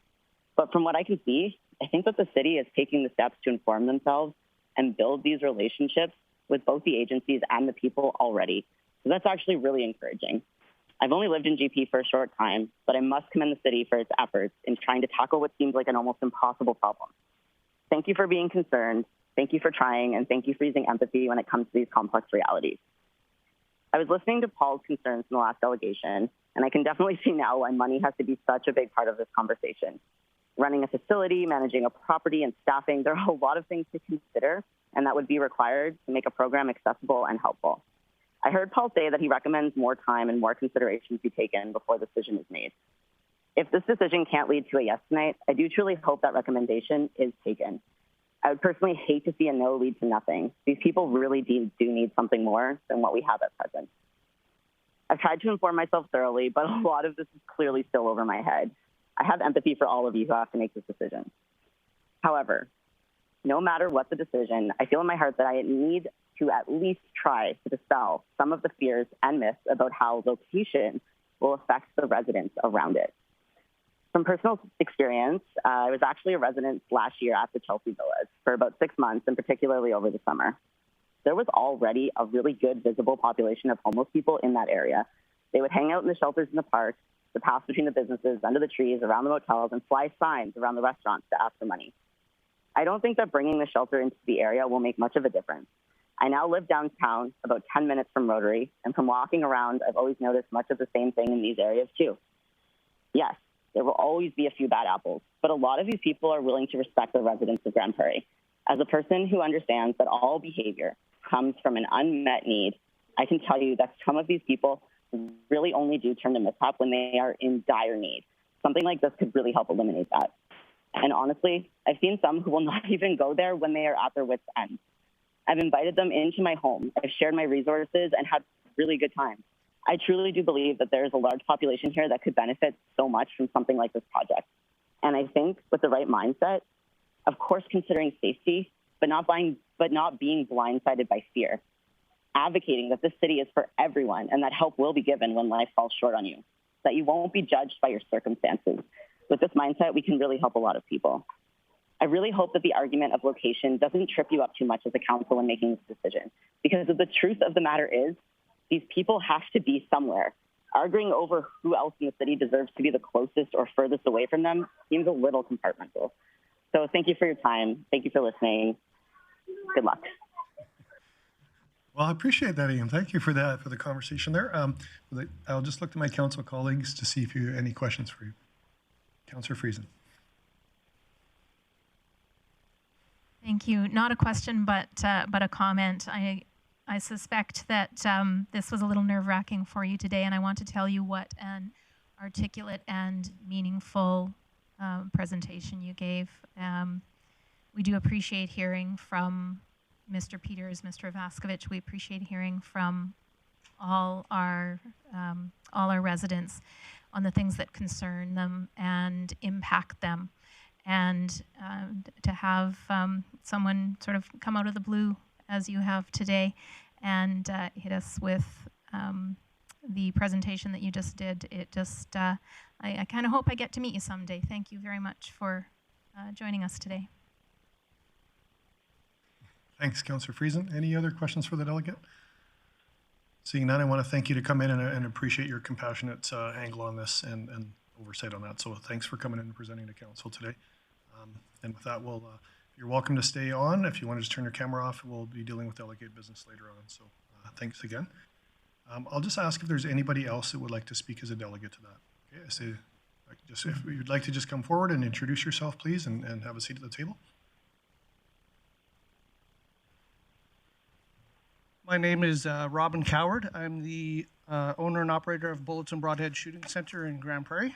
I just wanted to come and actually, more than anything, I've sent some letters to all of the councillors. Thank you, Councillor Bressie, for responding to them. I appreciate your reply. So some of my concerns are, I guess, a little bit more safety orientated than most people's. Our business, we already have quite a problem with some of the homeless people in the city.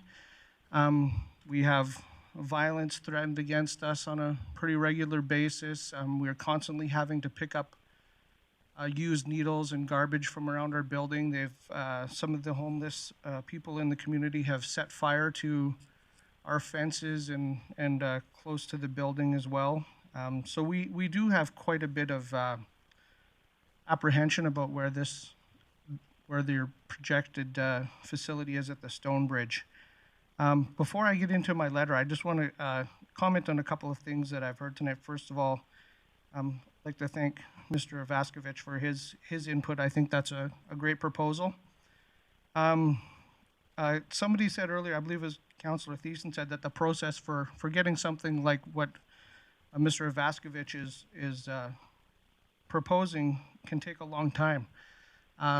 It's my opinion that this whole Stonebridge thing has gone through pretty quickly. The first sign I seen was put up in mid-June, and here we are, not even to the middle of July yet, and we've already had a lot of activity on this. I think when the city is determined to do something, they can move pretty fast. Councillor Friesen stated that she's concerned that there still is some proximity to some residential on Mr. Vaskovich's plan. The Stonebridge Inn is far closer to some housing where there's a lot of families that I can see from my store, and they basically share a fern with the Stonebridge Inn. So that's extremely close, and just from the amount of activity we have around our building with needles and garbage and used prophylactics and people defecating on our property on a constant basis, I can't imagine that would go away. I think there would be more of that. And Councillor Palat, just one thing, I noticed you were talking about making it the units all a little bit smaller. I think another option might be leave the building the same size and add a few more units so you can accommodate more people. So I just wanted to comment on those things that I had heard already. I believe you all have seen my letter that I submitted. I'm here to answer any questions you might have on that.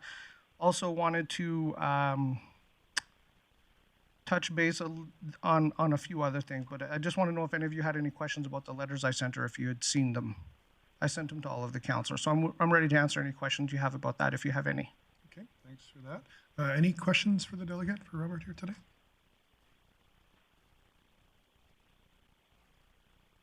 So since there's no questions on that, one of the other points I wanted to make, and I believe I may have attached an article for each of you in that talked about a safe consumption site in Calgary that the province has had to close recently because of the disruption.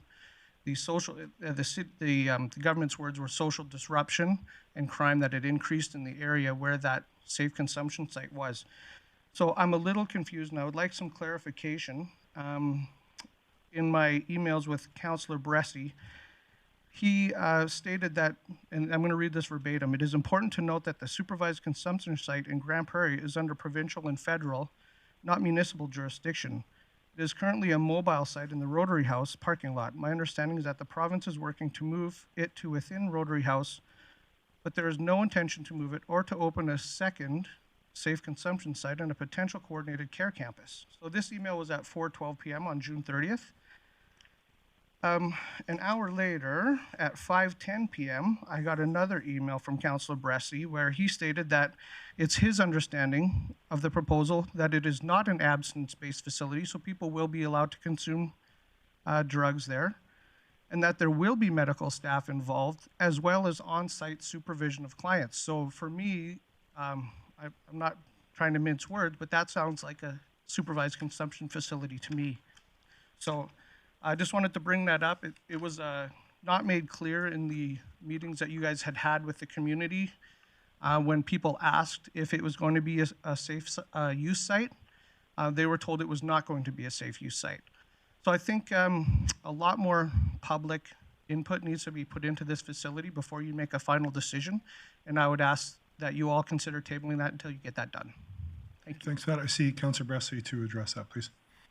Thank you, Mr. Chair. I know it is a bit outside of our practice. Usually this is a time for using questions, but since the delegate asked about my words, is it all right if I provide a bit of clarity on that? Yes, please. Awesome. Yeah, just speak to that a little bit, Mr. Coward. It is, I believe in the email that you sent to me and definitely in some communication I've seen you have with others, and even tonight you cited the Sheldon Schumer Center in Calgary as a supervised consumption site. And when we're talking about approach to addictions here in Alberta, supervised consumption site has a really specific definition, and I don't really care too much about getting into the semantics, and I don't really care what we call supervised consumption site or whatnot, because it's not really relevant to the decision at the end of the day. But I do think it's important to highlight what the Sheldon Schumer model is, and my understanding of that is that it's a site where absolutely anybody can access it, where people, they come, they use, they show that they're stabilized, and then they're kicked out. And if they want to use again, they need to come back again. My understanding of it is that there's very limited behavior expectations for people while they are on the site, and little to no behavior expectations for when they're in the surrounding community. My understanding of that is that strictly a harm reduction based facility where people don't have to set goals. They're not held accountable to goals. They just get to show up and use and go their way. And there's definitely hope that there'd be some connection built there and that they'd choose to end up in recovery, but it's not part of that. So I think that I'm not going to get into semantics, and you can call whatever you want a supervised consumption site, but I just think that what I was saying in those words is the Sheldon Schumer Center consumption site that's gotten so much media attention is very, very, I'd argue, fundamentally different than anything that's suggested when it comes to supportive housing. And that's what I was trying to say there. Thanks for that, Councillor Bressie. I just had one question. I know we had chatted on the phone the other day, and we went due to your mail or email, and so you had mentioned that you were part of the Facebook group or Facebook page for the Northridge Royal Oaks group. I'm not a social media guy at all. I don't have Facebook, but so I was going to ask if you could just give me an update of what did that petition ever get up to? Like, what's the current numbers on that? So we have approximately 730 people who have signed the online petition. And apparently there's 2 petitions I found out, and the other one has about 300 people. So there's 2 petitions circulating regarding the conversion of the Stonebridge Inn. Okay, thanks for that. Councillor Bressie? Well, thank you. If we're going to ask about the petitions, I'm curious, is there anything done in those petitions to make sure that people that are signing it are a resident of Grande Prairie, or that they only sign the petition once? I believe you can only sign those petitions once on change.org. They specialize in those kind of petitions, but it would allow people from individual households with individual emails to each sign the petition, but they still are residents of that area. So your understanding is you can sign it once per email address? Correct. Thanks for that. Any other questions? Okay, thanks again for coming in and speaking to us tonight, and we'll again handle our delegate business later in the evening here. Was there anybody else that wanted to speak to council tonight? I don't see anybody in chambers, but was there anybody on Zoom that was looking to speak to council tonight? Okay, seeing none, we're going to move on. Move from our delegate portions, and we're going to move into our public hearing, and we're going to go into our Kensington Area Structure Plan Amendment, and I'll look for administration to introduce this, please.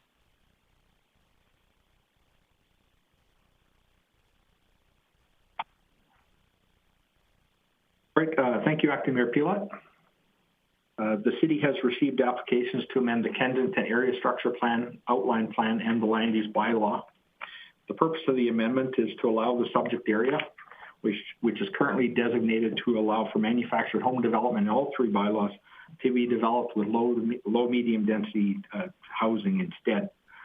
Kensington is located in the southwest quadrant of the city, directly west of 116th Street and south of the CN train tracks. The area that is subject to this amendment is north of 84th Avenue and directly south of the CN tracks and abutting them. The Railside Business Park is located to the north, and that's intended for light medium industrial. Manufactured home community is under development to the south. The area to the east is developing for a RG, which is single and semi-detached condo community. Further to the east is a future commercial area. Further to the south of the site is low density and low to medium density residential and the school site. No environmental, economic, or social impacts are anticipated as a result of this rezoning application. The area is designated residential in the municipal development plan, and the proposed amendments are consistent with this designation. The area is designated for residential manufactured home community in the Kensington Area Structure Plan. The proposed amendment would change that designation to residential RC condo community. Essentially, the zoning would be RC. The condo community reflects that the developer is proposing to develop this area in a bareland condo ownership format. The amendment not only amends the amending bylaw amends a couple of the maps, and also amends the tables and population forecasts in the Kensington Area Structure Plan area. The amendment also proposes to amend the Kensington Outline Plan. It would change the designation of the site from manufactured home community to RC condo community. Same thing as the Area Structure Plan. It's consistent with the MDP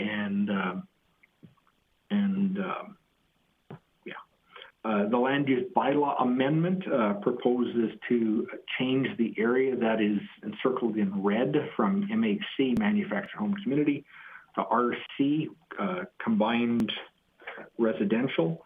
The RC district allows low to medium density residential development in the form of townhouses, semi-detached, and apartment buildings up to 12 units.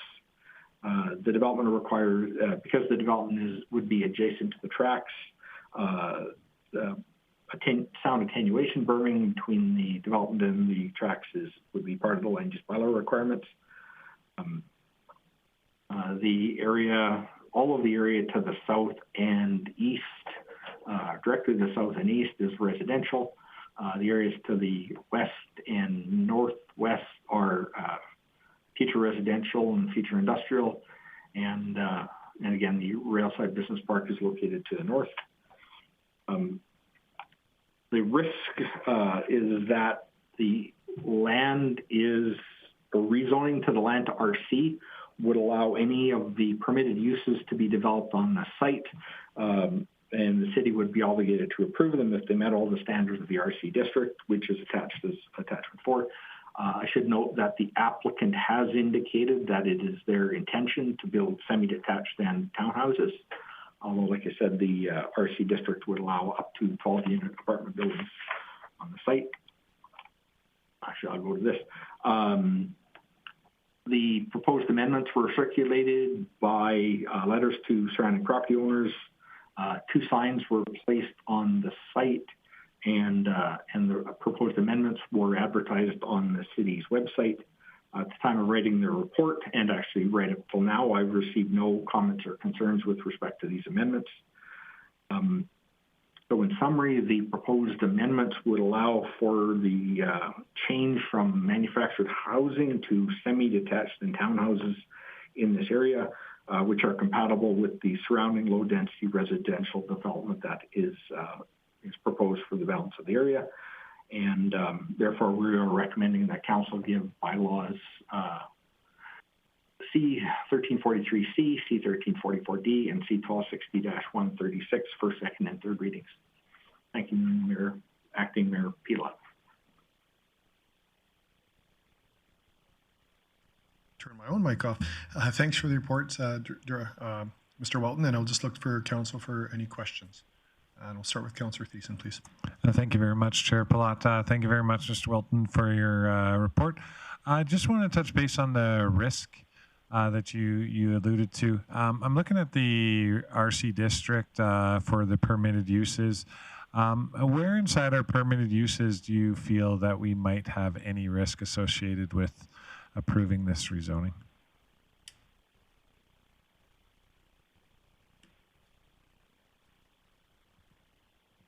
Sorry, Mr. Walton, you're muted. It's pretty standard for these now. The RC district allows apartment buildings up to 12 units as a permitted use. It also allows multi-attached dwellings, which are generally potentially in the form of townhouses, but can take other similar, up-down townhouses, side-by-side townhouses, that sort of thing.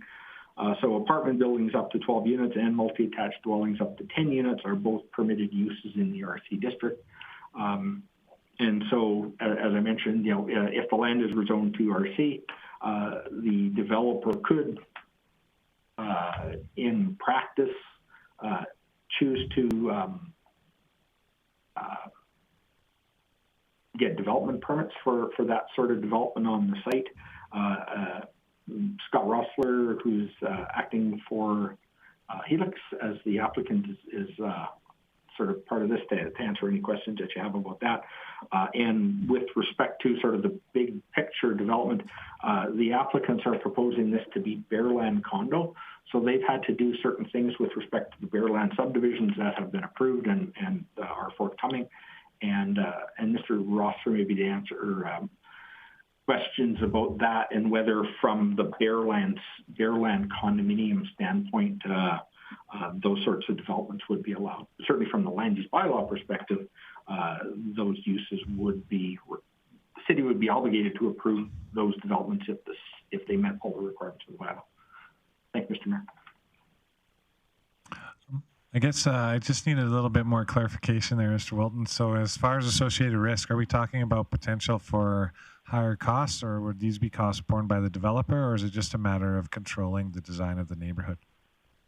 To the Mayor, it would be about the future land uses in the neighborhood. There wouldn't represent any additional cost to the city. The risk basically would be to rezone to something that, for council to make decisions based on a certain proposed type of development and then ending up with something else. So there certainly wouldn't be any financial risk or of anything of that nature to the city. Okay. No, thank you very much for your answers. Appreciate it. Councillor Minhouse, did you have a question? No, I was just listening. Yeah. Okay, sorry, I thought maybe you had one. I'll just enter the queue. I just want to ask, is there any issues as far as, we've heard in other developments where when a bunch of extra development comes into an area that there's not enough power, gas, those kind of services available to handle that sort of load. So if this ended up being a bunch of up-downs or row housing, is the capacity there to properly service those units, or are we gonna run out of power, so to speak, in that area? So we circulate this to a whole bunch of inside departments and outside agencies. None of, say, ATCO Power, ATCO Gas, those folks, they did not express any concerns with respect to the rezoning. So any additional demand for any of these underground services would be presumably already accommodated in the existing design and installations. And with respect to sort of the deep services, the applicant was required and confirmed with Aquaterra and our engineering department that the water, sanitary, storm, all of those deep services can also be accommodated within this development. So from that perspective, there's no risk there. Okay, thanks for that, Mr. Walton. Any other questions for administration? Councillor O'Toole. Yes, thank you very much, Deputy Mayor Palat. I was reading on page 4 of 5 a few days ago, and I'm at it now. It's about the amendments would reduce the number of manufactured homes by 140 from 191 to 51, but increase the number of RC semi-detached and townhouse units by 238. This would increase the projected population in the area, Kensington area, by 123. So I know this came up when they first brought this up at the very first outline plan, land use bylaw. Is the roads able to take that much of an influx on a daily basis? And would there be traffic lights there to sort of let people out of that area when required to get onto 116th Street? To the mayor, certainly the roads will be able to accommodate the additional traffic. 84th Avenue, which directly abuts, kind of this little section of development. There's a couple of rows of manufactured homes, but then this development in behind. 84th Avenue is a arterial road, and therefore is able to accommodate large volumes of traffic. It will be, right now I think it was developed as 2 lanes, one in each direction, but ultimately it will be a 4-lane arterial road. I can't answer the question with respect to a set of traffic lights here. I would expect not. Potentially sort of further to the east, there might be a set of traffic lights. Mr. Roffler might be better able to answer that question because he's obviously had a significant amount of discussions with our engineering department about servicing in this area. Thank you, Mr. Mayor. Yeah, no, I know it was addressed when they did the outline plan originally. I just can't remember what the answer is, so thank you. Thank Councillor O'Toole. I guess seeing no other questions for administration, we'll just look and see if there is somebody here to speak in favor of this proposal. All right, Mr. Rossler, there you are. If you want to go ahead and speak away, please. Thank you. Thank you, Councillor Plott and Council.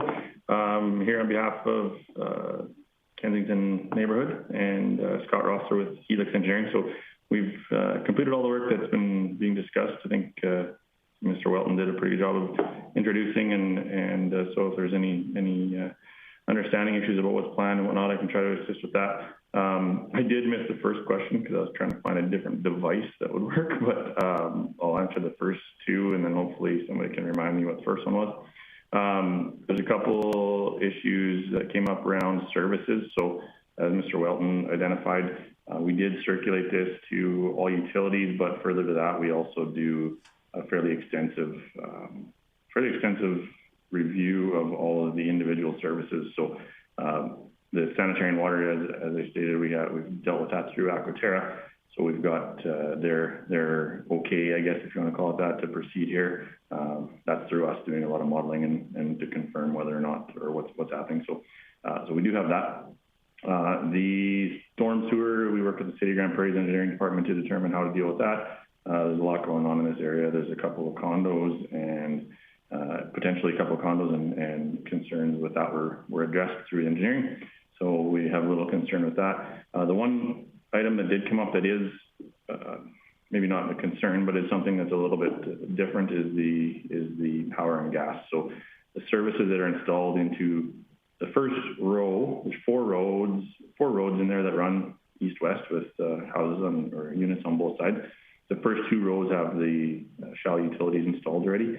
So when this change was decided to proceed, we did look into that. And of course, with single 100 amp services, we weren't sure, not sure, we're quite confident that we wouldn't be able to service 2 units off of that. So we have, to do that, as we proceed with development, we will ensure that only a single service is provided to a single unit. There's a bit of work that has to go in the detailed component of that to make sure that occurs. But as we proceed into the 3rd and 4th rows, We haven't installed the shallow utilities yet, so we have a little bit of freedom there, and we've confirmed with ATCO that they would be available to provide the services that are required. Second thing that came up was to do with traffic. That concern, I guess, has been dealt with through our transportation impact assessment that we did at the onset of the project. So an increase of 100 population in this area doesn't have a very substantial impact on the, I think it's 100. And it doesn't have a huge impact on the traffic in the area. That's actually a fairly small population. So, but that being said, there are traffic signals planned in the intersection to the east of this. I believe it's 118th Street. So we ultimately we will see that. That'll be as growth proceeds and whatnot. But in this intersection coming onto 84th Ave, we don't anticipate any need for signals there, especially with 84th Ave currently being a dead end road. So as far as the development, I think, like I said, Mr. Walton has explained fairly well what our intention is here. There were only, I believe, 5 residents in the neighborhood when we started this process, so they were talked to individually as far as the changes. And of course, they actually had design documentation to allow the condo corporation to change to make that as possible. So that being said, I know there was a question earlier that I missed, so if there are any questions, I'd be happy to answer. Okay, thanks for that, Mr. Rossler. Any questions for Mr. Rossler on this? Okay, seeing none. Thanks for coming in and presenting to us today, Scott. And you can leave your camera if you want to just shut your camera off and hang out, that's fine. And we'll move on to, is anybody else here to speak in favor of this? Seeing no one. Is there anybody to speak opposed to this public hearing? Okay, I'll ask, is anybody here to speak opposed to this public hearing? Okay, seeing none, we'll move on. We'll close the public hearing and we'll start business arising, please. Councillor O'Toole. Thank you very much, Deputy Mayor Palat. I move that Council recommend giving first reading to bylaw C-1343C, being an amendment to the Kensington ASP.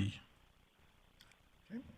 Thanks for that, Councillor O'Toole. No discussion or debate on the first motion, so if everybody could please vote. For me, yes.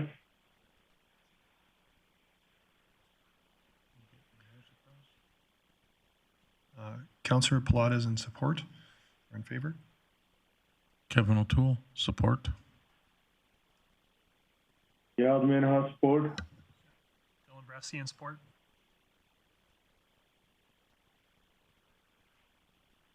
And that carries. Back to you, Councillor O'Toole. Thank you.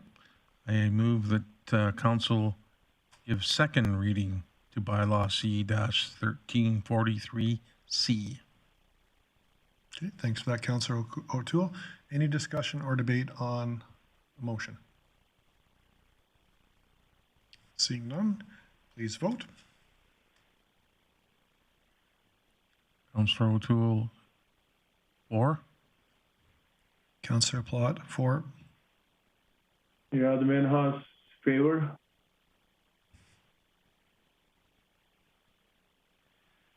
That carries. We added somebody that time that worked on each grab, so that's good. Back to Councillor O'Toole. I move that we have third reading of bylaw C-1343C at this meeting. Okay. Thanks for that, Councillor O'Toole. Had to spread it out a little bit, get my airtime in tonight. You got a few motions to make here. You'll get some more airtime. Please vote on that. Councillor O'Toole, support. Councillor Palat in favor. Yasmin has favor. Yasmin has in favor.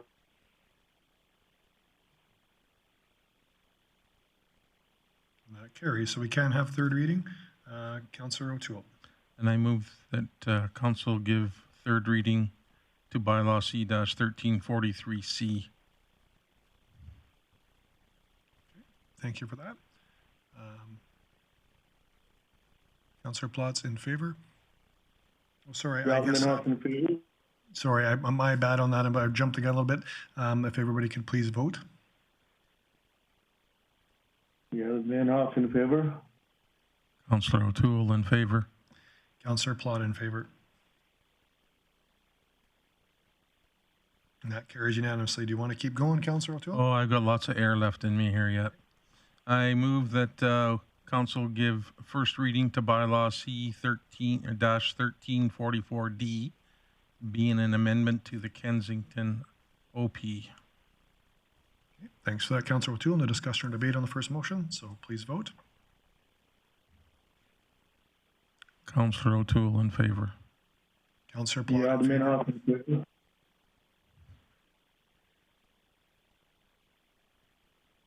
And that carries. Councillor O'Toole.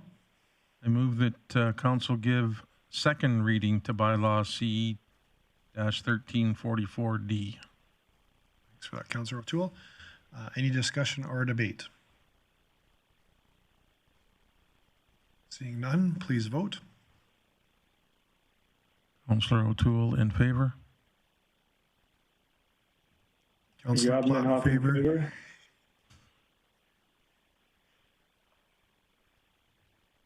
And that carries. Councillor O'Toole. I move that Council have third reading for bylaw C-1344D at this meeting. Thanks, Councillor O'Toole. Please vote. Yadmenhoff in favor. Kevin O'Toole in favor. Councillor Plott in favor. That carries. And I move that we give third reading to bylaw C-1344D. Thanks, Councillor O'Toole. Seeing nobody with questions, please vote. Yadmenhoff in favor. Councillor O'Toole in favor. Councillor Plott in favor.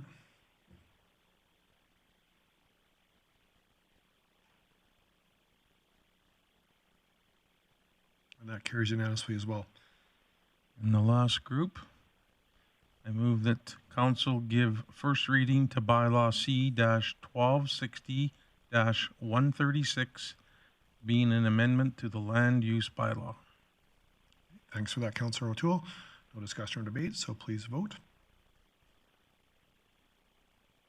Yadmenhoff in favor. Councillor O'Toole in favor. Councillor Plott in favor. And that carries.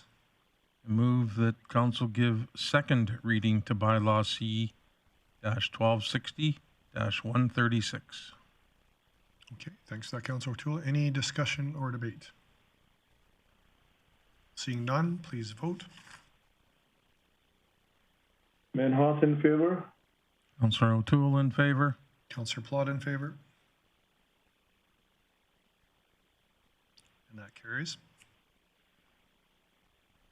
Move that Council have third reading for bylaw C-1260-136 at this meeting. Okay, thanks, Councillor O'Toole. Please vote. Menhoff in favor. Councillor O'Toole in favor. Councillor Plott in favor. You got a rhythm going now, man.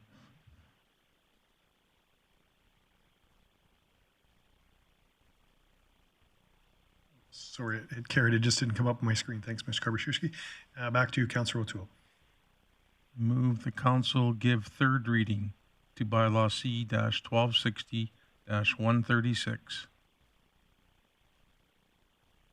Thanks, Councillor O'Toole. I'll just say I appreciate administration working with the proponent on this and finding resolve on that, and all the land use planning work that has to go behind it. So I appreciate all the motions that are being made and all the work that's been done by administration to make this happen. With that, we'll please vote on. Menhoff in favor. Councillor O'Toole in favor. Councillor Plott in favor. And that carries unanimously. And that will close that public hearing. We'll next move on to item 14.1, our community group funding. And I'm not sure who from administration is introducing this one, but is it Ms. Cajolet?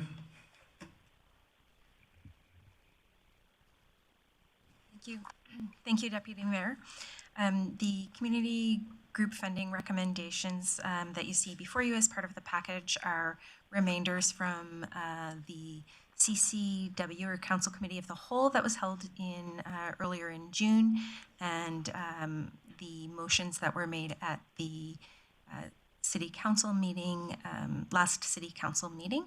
So there are 4 items that require decision by Council. The tables as listed in the package are included in your package. Okay. Questions? Councillor Bressie?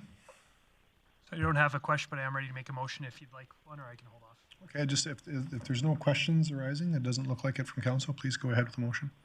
Great. I would move the council approve the operating grant allocations as presented in attachment 1. And just to speak to this, I know we had debate and votes last time on where to start for this conversation. I think that this attachment came out of several hours of very robust and fair debate. So I'd encourage council to consider this motion, and if there's changes you want specific groups, by all means, make a motion to amend. But I really would encourage council to assume that this is our starting point, since it came out of hours of work we've already done. Thanks for Councillor Bressie. Any discussion on that? Okay, seeing none, please vote. Yab Minhas in favor. Councillor O'Toole in favor. Councillor Plott in favor. And that carries.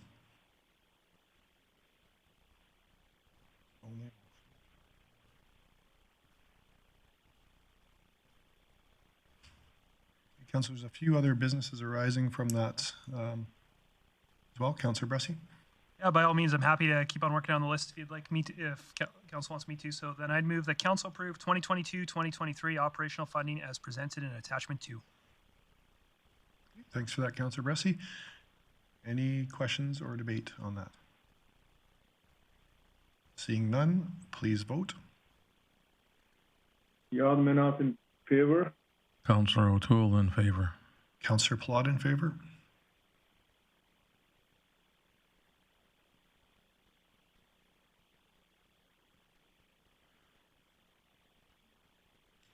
And that carries unanimously. Thank you.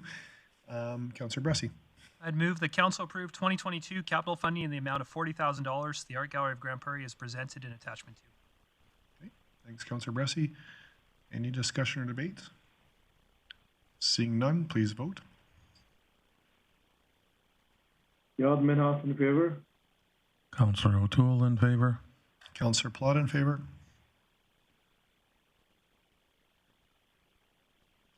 And that carries. Councillor Bressie? Thank you. I would move the council approve funding in the amount of $30,000 from the future expenditures reserve to the Art Gallery of Grande Prairie to be used for 2022 exhibitions and promotion of these exhibitions as presented in attachment 2. Thanks for that, Councillor Bressie. Any discussion or debate on the motion? Seeing none, please vote. Yab Minhas in favor. Councillor O'Toole in favor. Councillor Plott in favor.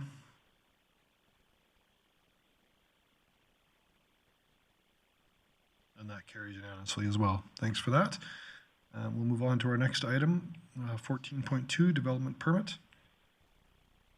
I'm not sure from administration who's presenting on this one.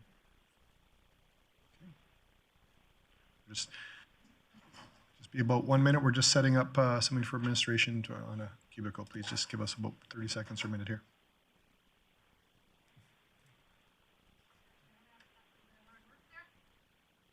That was a tough one. You really had to wait for that one. Yeah. Test is right.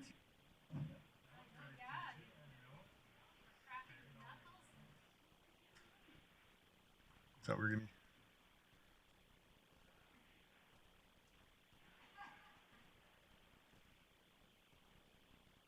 Maybe that's not a bad idea.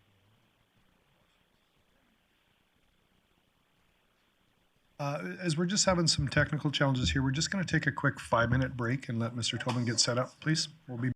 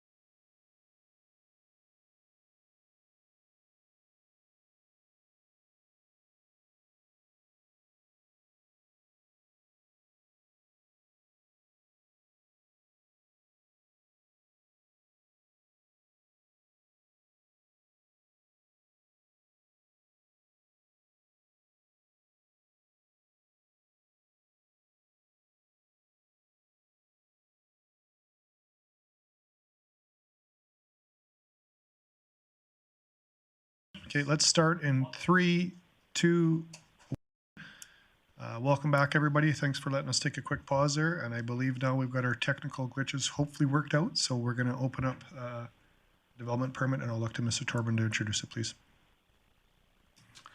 Yeah, thank you to the chair. So we're looking at a recontinuation of development permit PL 210210-231, which was a change of use to permanent supported housing. We're all very familiar with the property by now. It's currently in a CA. It was in a CA district. It was rezoned on June the 28th to a DC 29 district to permit the use of permanent supported housing. Again, we're all familiar with the site, the commercial development to the north, the east, the south, and the residential condominiums to the west. The site itself says 3.82 acres. Our GIS indicates that it's 15,000 over 15,000 plus meters squared. There's 252 paved stalls. It's from the street access. The building is. It has 120 units, 3 stories. The hotel portion, the other portion, which would house other services, is approximately 3,000 square feet. 1 story. So there's some photos. I mean, again, we went through this already. It meets City Council focus area and City's strategic directions in the opinion of the land use bylaw and City's direction. The environmental, there are no environmental impacts that we're aware of. The economic, there's no direct economic impacts. The social impacts would be approval of this application would provide essential on-site supports and services for individuals affected by homelessness, physical and mental health and addiction management services, with the 24-hour-a-day support team and other service providers on site, including the city's community social development and enforcement services departments. They will be co-located on site as well. The separation is from the Chelsea villas that are to the west.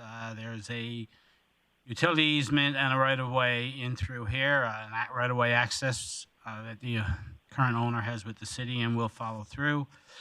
So we get to the definition of permanent supported housing means a facility providing residential accommodation in addition to continuous on-site professional care and supervision to persons whose cognitive or behavioral health needs require increased levels of service.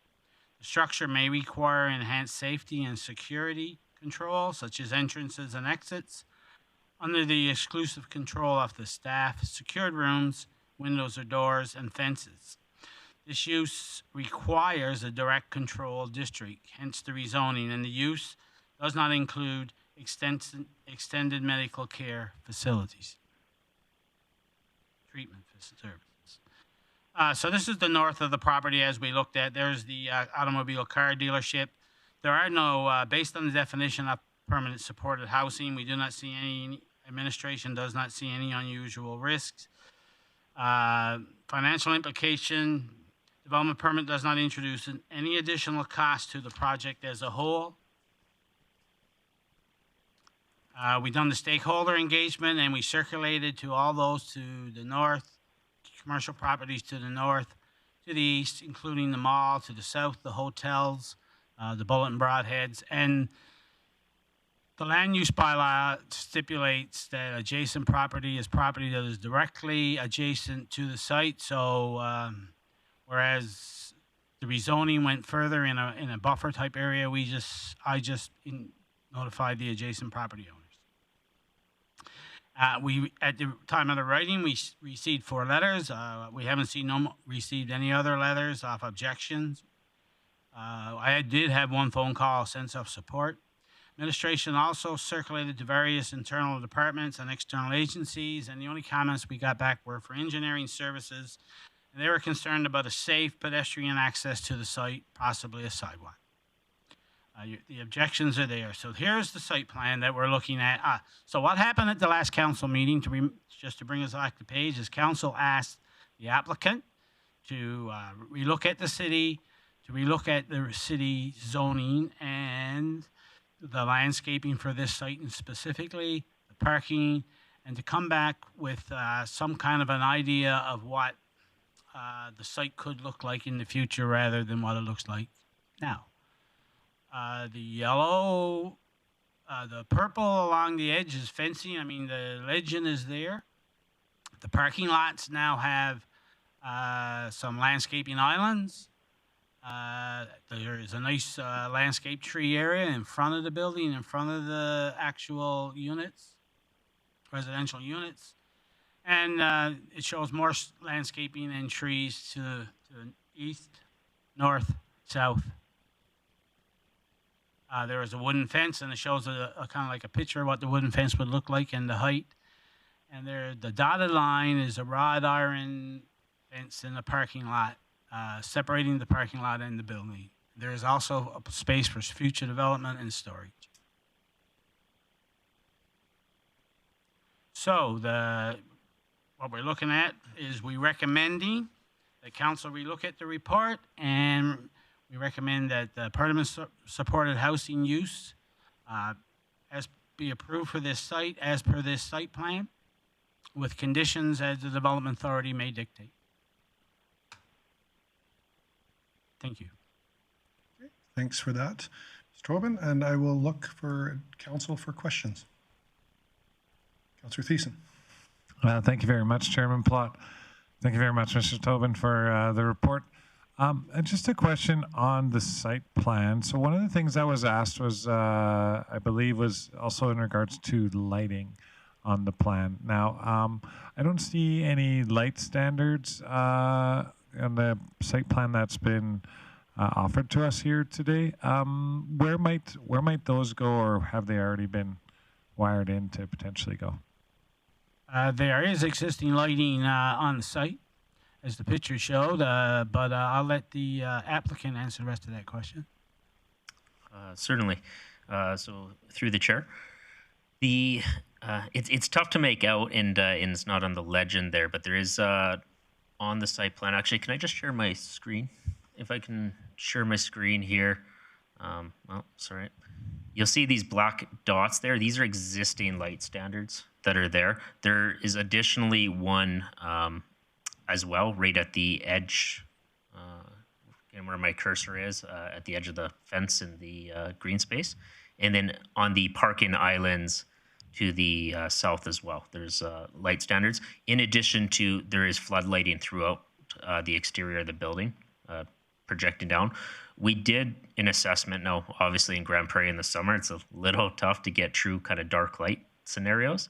So it's something that as part of our CEPTED, crime prevention through environmental design considerations, that we're looking to explore further.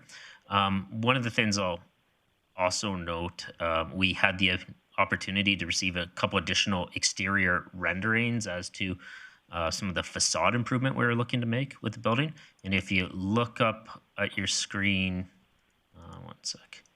So one of the things that we were keen on doing is obviously the removal of all the existing Stonebridge signage and liquor store and lounge and all those sorts of things, and going with a clean front on the building. This represents the removal of the signage, and one of the key features is we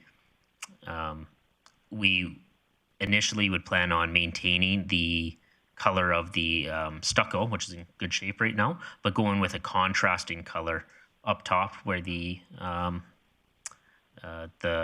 roofing, the metal roofing, and you'll see it creates a much more aesthetically pleasing look, I believe, from my design perspective anyways.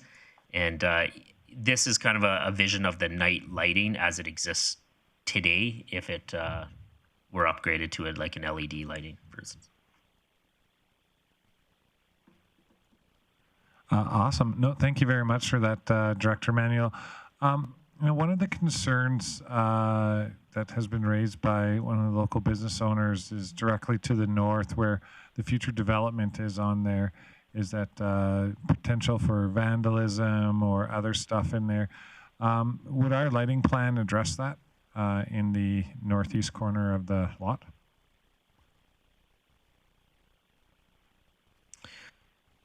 So again, off the access road, there's existing street lighting over there right now.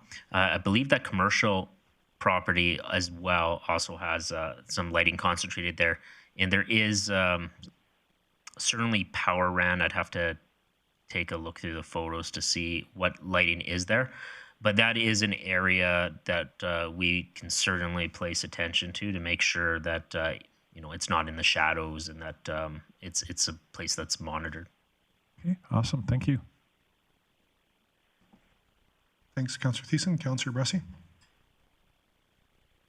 Great, thank you. A question about the fencing. I noticed that only the fencing, especially on the west, but also on the north of it, only part of it is proposed new fencing. But is that showing? Are we the existing fencing? Would the plan be to replace the existing fencing too, just because it's not in great condition? Thank you for the question.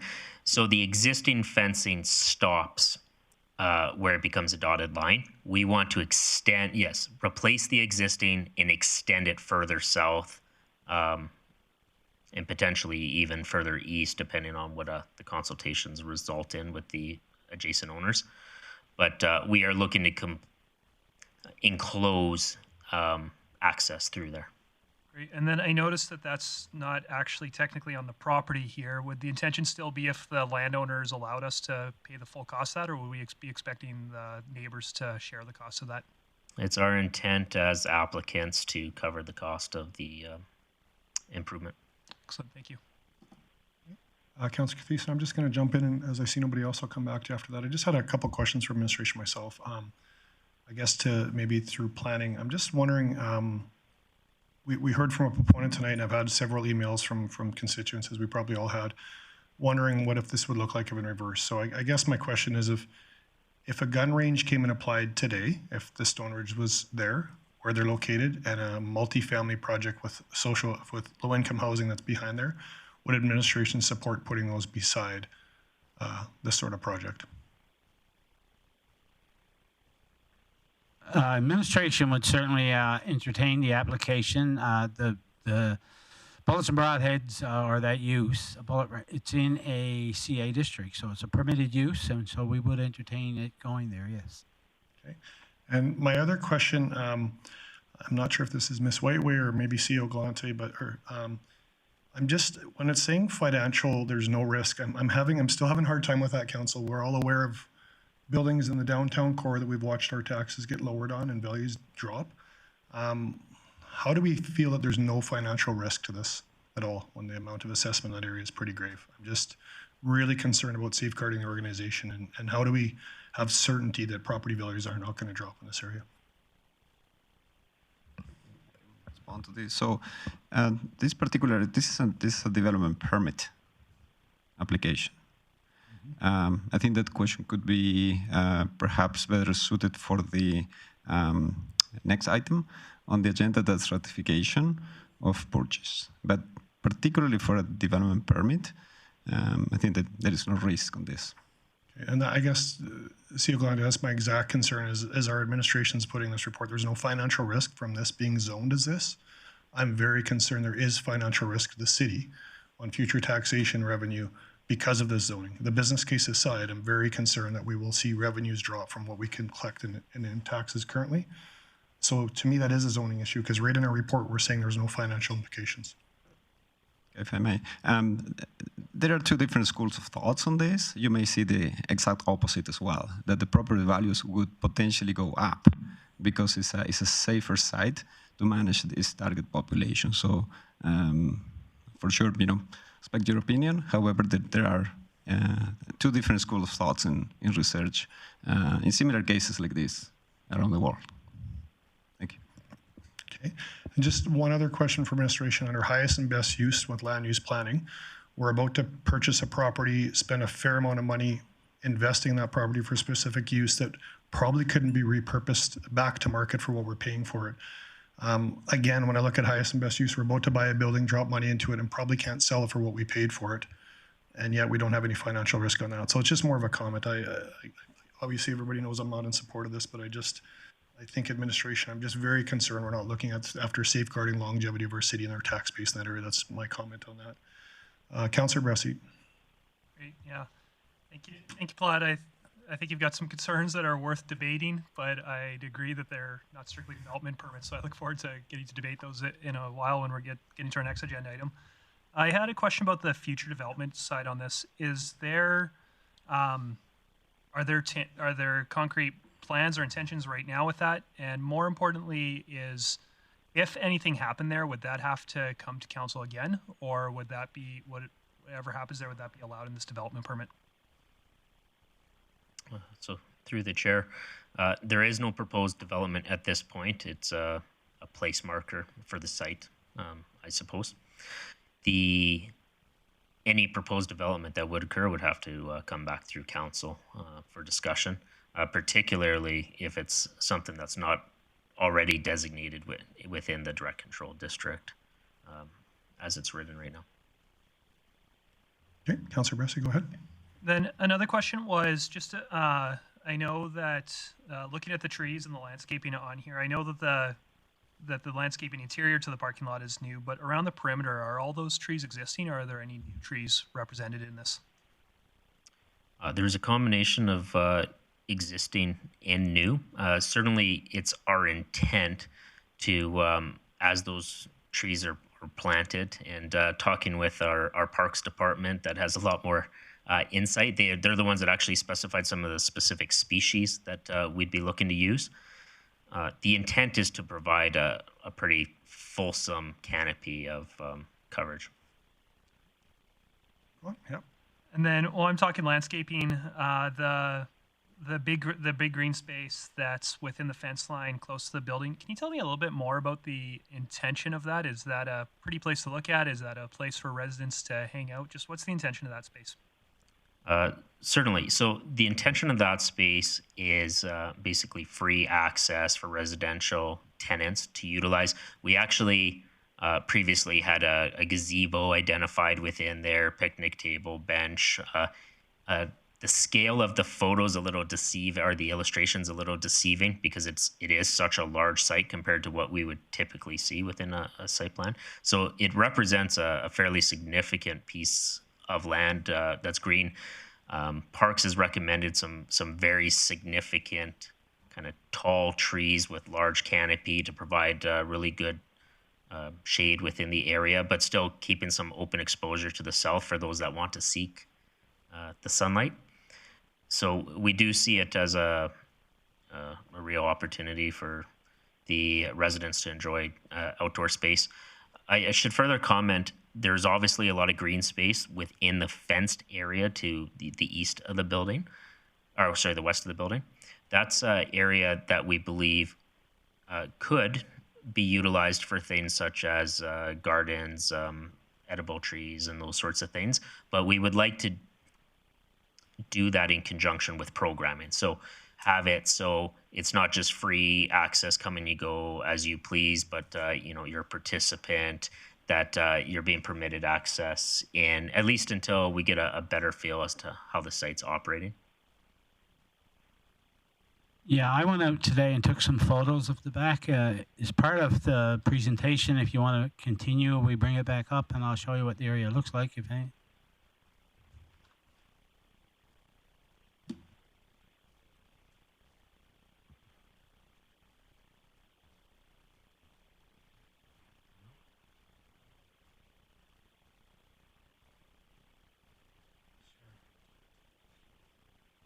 Please. Yeah, go ahead. Sorry, I thought you were screen sharing more. My bad.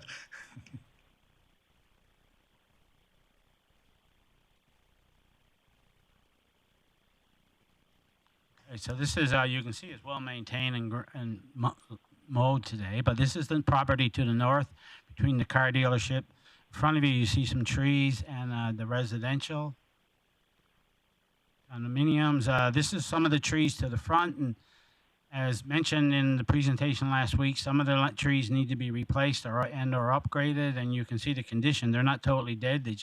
Here there's some trees to the south. One was replaced recently in the city's replacement.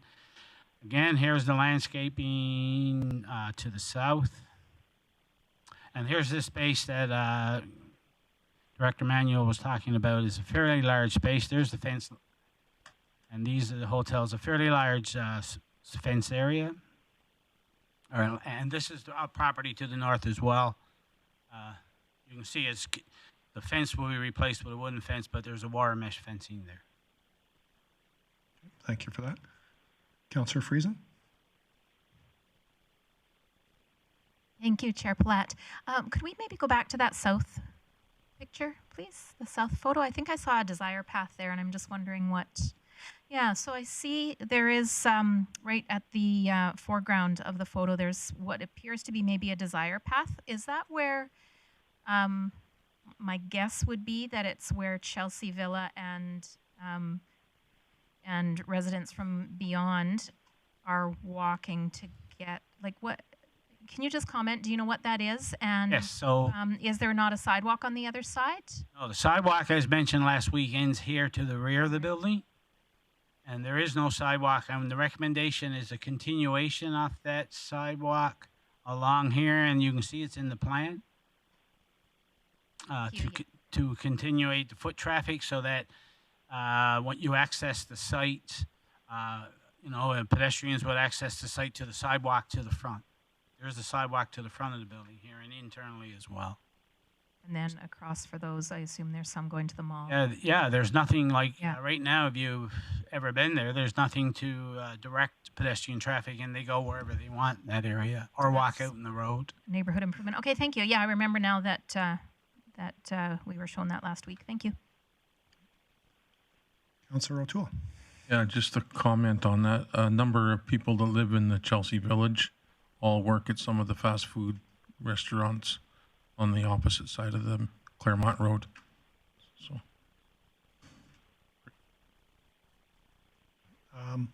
just another question for myself, and I'll go to Councillor Thiessen. I'm just appreciate we're looking at a landscape plan. I guess the other thing I'm concerned about is what are the parameters for success on this site? We've had whether they're quantifiable or not, 300 to 700-ish people on a petition. There's been we also know how many council emails we've got with proponents not wanting this on that site. So what happens in a year what are the measurables? I guess that's one thing I haven't seen in the reports on this. Like, what are the measurables? Are we trying to make sure a certain amount of people retain home in their homes for a certain amount of years, try to get into some addiction and treatment programs? Like, or are we just trying to house people here? Well, that's a fair question, and it's one that if you actually give me a chance, I'll be able to pull up. We have a matrix. I don't have it at my fingertips right now, but when we get to the next discussion here shortly, I should be able to give you the answer to that. There is some specific measures that we are looking to achieve. Okay, that would be great. I'd appreciate that, Director Manuel. Councillor Thiessen? There we go. Thank you, Chairman Plot. Yeah, just a quick question. I just need to go back to that fencing here right now on the site plan. So just a bit of clarity for myself and perhaps the viewers at home. So that back fence on the west side that we're going to build between Chelsea Village and us, that would completely partition off those exposed backyards to Chelsea Village? That is correct. So it would enclose them and then keep our own enclosure to the Stonebridge project? That is correct. Okay, now my other question is along the north of the building. It appears that there might be an entry access point from the northwest from the northeast on the north of the building, right along that fence line on the inside. So I guess my question is, with the storage there, the potential for future development, how would we mitigate anybody, I guess, making themselves at home in that back area that doesn't live at Stonebridge? So that's where the regular camera coverage and on-site security, doing regular patrols and monitoring those spaces will be a focus. Additionally, the site plan gives us a high-level look at what we intended to be, but as the storage units and the fencing are going in, those will be kind of key considerations to where the ultimate placement lies, is how do we reduce as many possibilities for that sort of thing as we can. Okay, awesome. Now, just in regards to the wrought iron fencing, about roughly how tall are we talking about for that wrought iron fencing? 6 feet. 6 feet? Okay, thank you. Thanks, Councillor Thiessen. Any other questions for administration? Seeing none, Councillor O'Toole.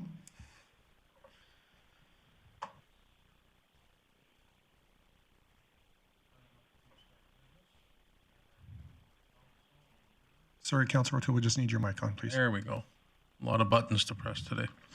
I move that council approve development permit PL 210-231 for the change of use to permitted supportive housing use with conditions as indicated in appendix number 5. Development permit PL 210-231 for the following reason. The purpose use meets all requirements of the land use bylaw, which is C-1260. Okay, thanks for that, Councillor O'Toole. Discussion or debate on that motion?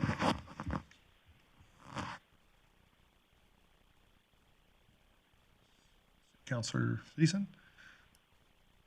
I don't know. I'm just thinking maybe point of order a little bit. We've had the proponent, which I guess is us, speak in favor of this.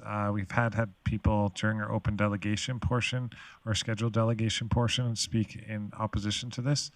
Do we need to see if there's anybody perhaps online? I see nobody in the building to speak in opposition, but just for one last chance to speak before we get into the business.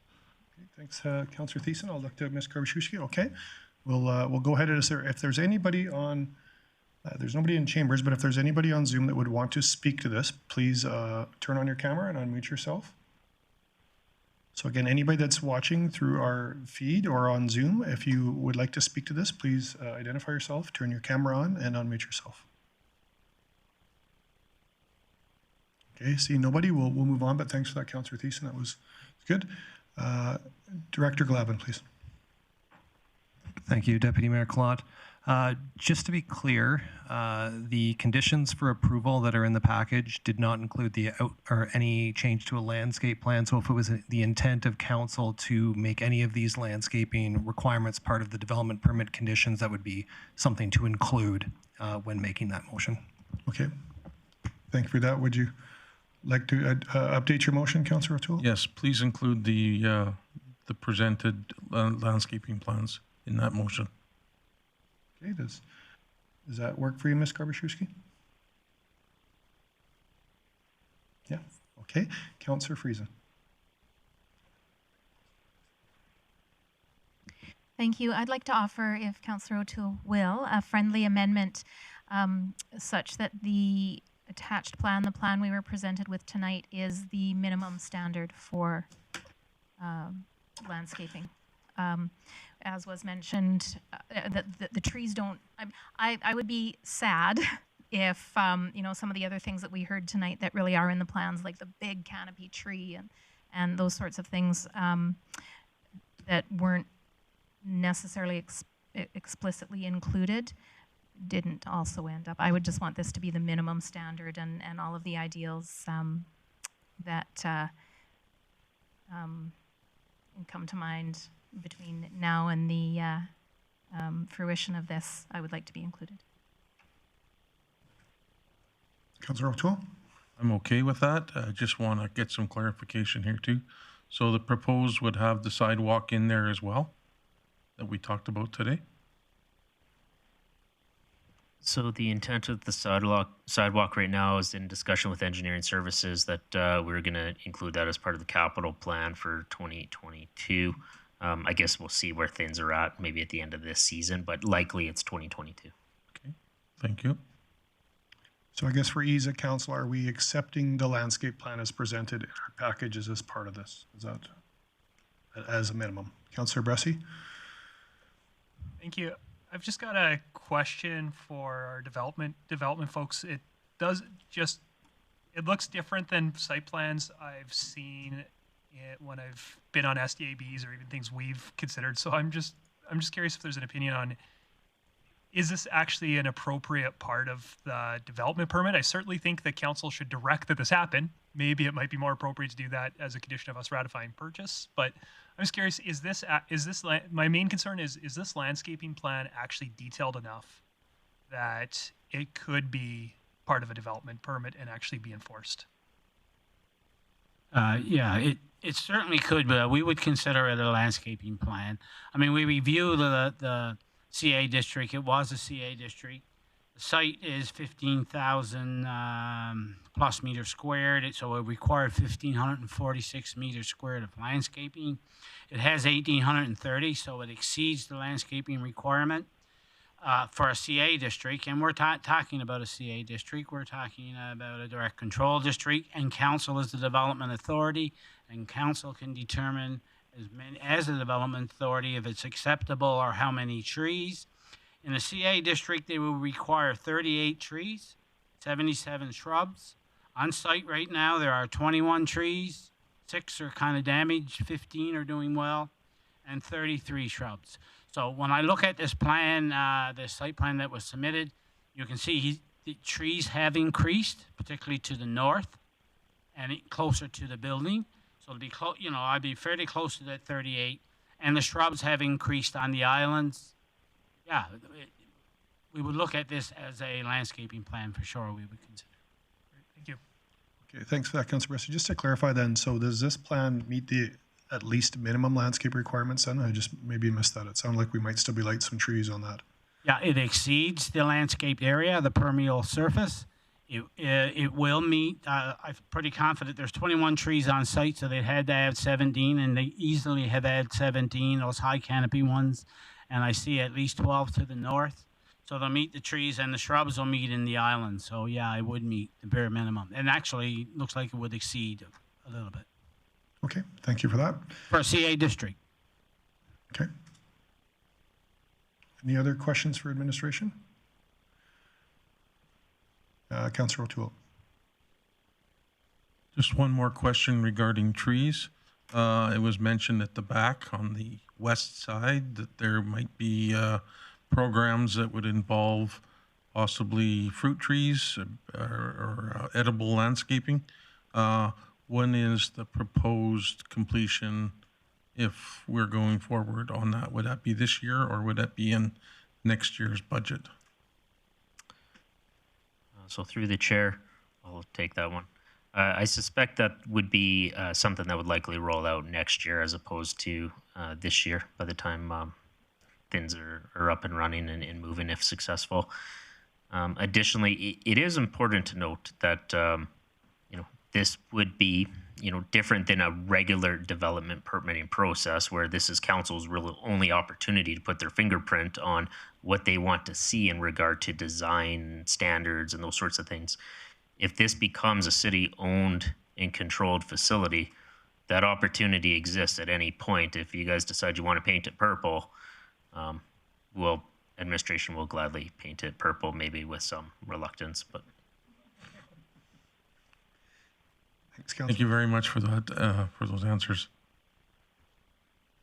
I guess I'm just going to come back and I'll ask administration. I know that we're looking at approving a development permit, and Director Manuel mentioned that we could look at it in the business case. I'm just wondering, once this ship sails like it did with Parkside, it was gone. And again, for certainty of people in that area, how do we define success? I'm still really concerned that there's hundreds of people upset, and I feel like a lot of when I've spoke to, whether they like what we're doing or not, are just calling it lip service. But in their defense, I don't see us putting any parameters in other than approving this. So if maybe I'm the only one on council that would like to see some deliverables about this, other than it becoming something where we just keep throwing more money at it to fix problems. So is that something we can speak to now, or do I need to wait to the business case? I was okay with it, but I'm looking at that going, it kind of affects this decision as well.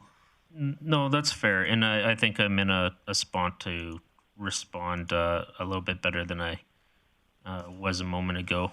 So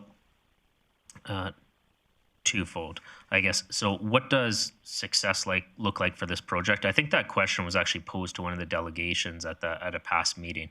And the answer I heard was that success would sound as though what the business proposal proposes, if it came to fruition as has been presented, that would be success in the mind of that individual. Now, success as far as what Protective and Social Services is hoping to achieve, I would tie it back to our strategy to respond to homelessness in the city here. The one that we worked with their stakeholder group of agencies and service providers and other partners to come up with. And it calls for very targeted actions. And those targeted actions include the reduction of overall homeless numbers in the city, a reduction of indigenous homelessness, reducing chronic homelessness, reducing episodic homelessness, or returning to it, preventing the new inflow of people into homelessness. Because frankly, that's why it was important that the strategy came forward, and it's understood that there's activities outside of the Stonebridge project occurring to address the challenges facing the community. Because if I was to say that this is the solution to everything, and we just allow the people we pull off the streets to backfill with new ones, we're just in this perceptual cycle, and we don't want to be in that cycle. So this is a cornerstone. It's a missing component of our system of care right now, but we have a plan that we're actioning to address the inflow of new people, to accelerate the path out for those that are engaged. And so although I don't have at this point facility-specific metrics, which really should be developed by the program providers, the contractor that we use to work with the people, the individual goals and what the success of that should probably be done in concert with them, between the city and the service provider and the residents that are going to be there. Now, as far as what the community outcomes are, the community outcomes should be in alignment with the ones that I just spoke to. And further to that, because protective services entails policing and enforcement and those sorts of things, simply addressing one avenue with social services, if it led to a detriment in the other, would not be success. So one of the things we're closely monitoring, if this proceeds, is getting that baseline of data as to, what are the crime and social implications in the adjacent areas and in the community overall. And has this project improved or deteriorated those conditions? And those are things that we're going to have to constantly monitor and constantly be responsive to. And one of the things that we want to do is recognize our own internal limitations regarding some of this analytical and quantifiable data stuff. And that's why we are actively pursuing partnerships with post-secondary institutions to provide that independent analysis as to what data should be collected, how it's being analyzed, and how it's being reported back. And that way, you're not just taking my word for what the results are. We have this third party that's coming from a more academic perspective that should be able to hopefully provide a better narrative.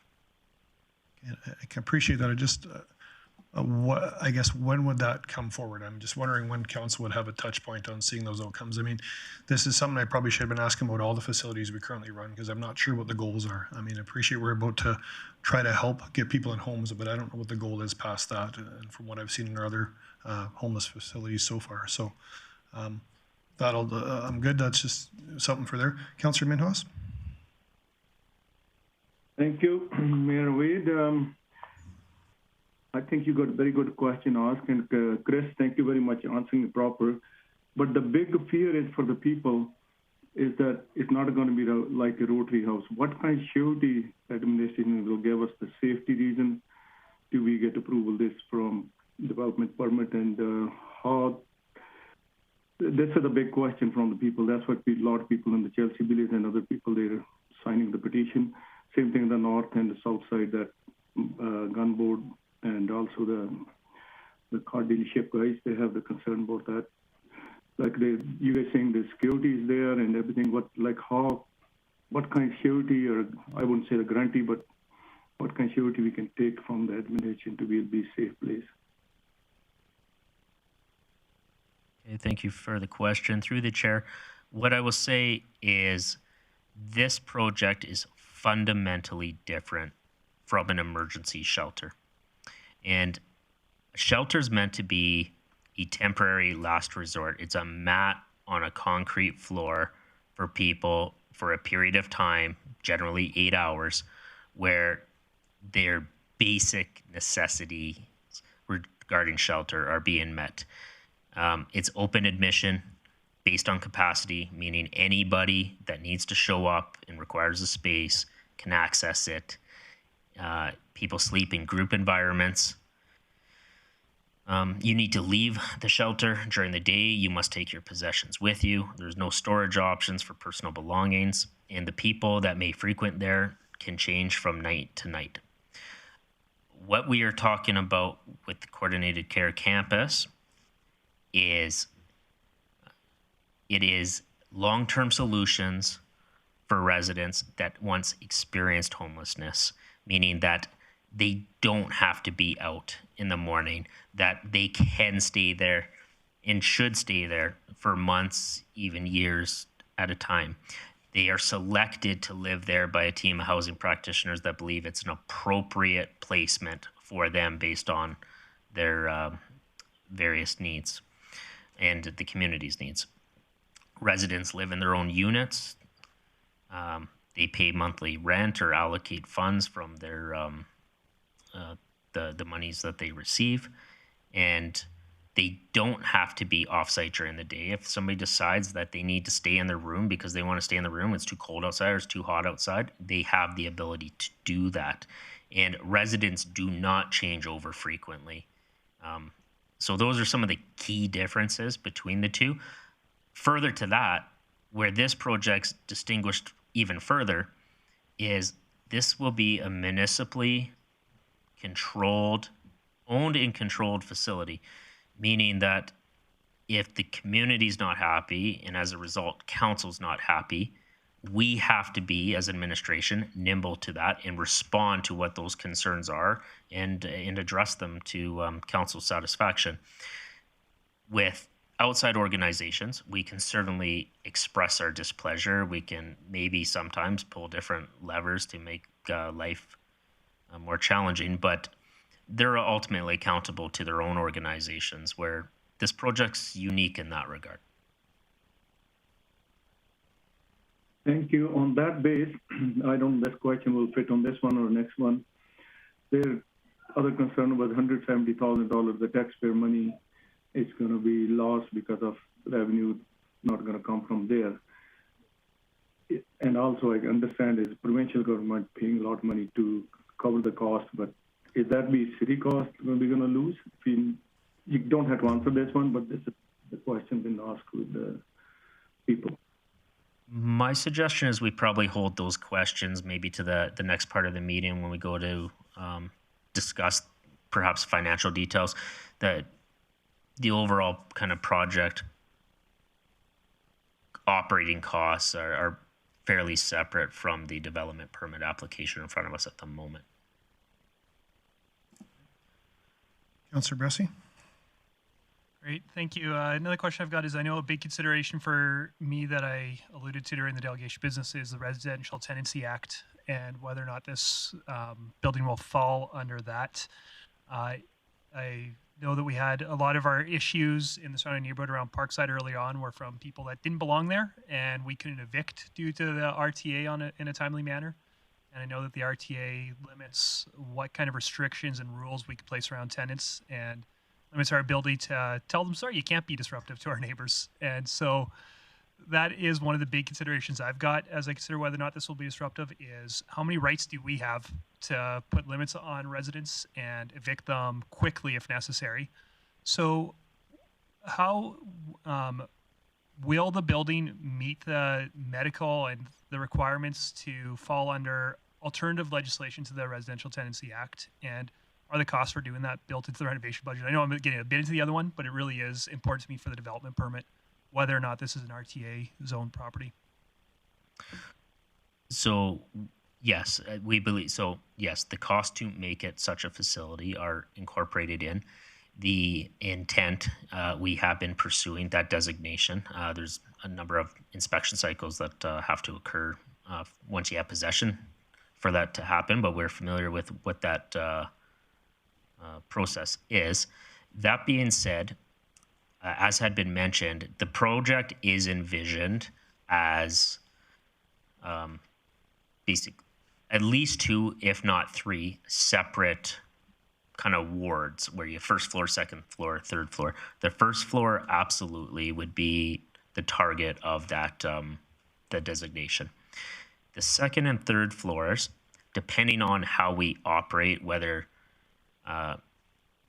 we provide food, so providing food service is a critical component to the supportive living designation there. If we choose not to do that on one particular floor, we would likely, that aspect of the building could fall under the RTA. Now, the RTA has challenges to it when you inherit residents and you inherit either no lease agreement or a bad lease agreement. When you start out and you're on the right footing and you understand how to properly document what needs to be documented around expectations of the lease and administer it accordingly, it can be functional, it can work. So in a reality, we will probably have a hybrid of the 2 within the facility, but in order for somebody to qualify to be under an RTA designated unit, they would have had to proven themselves at some point, whether here or at another facility, to be a good candidate for that.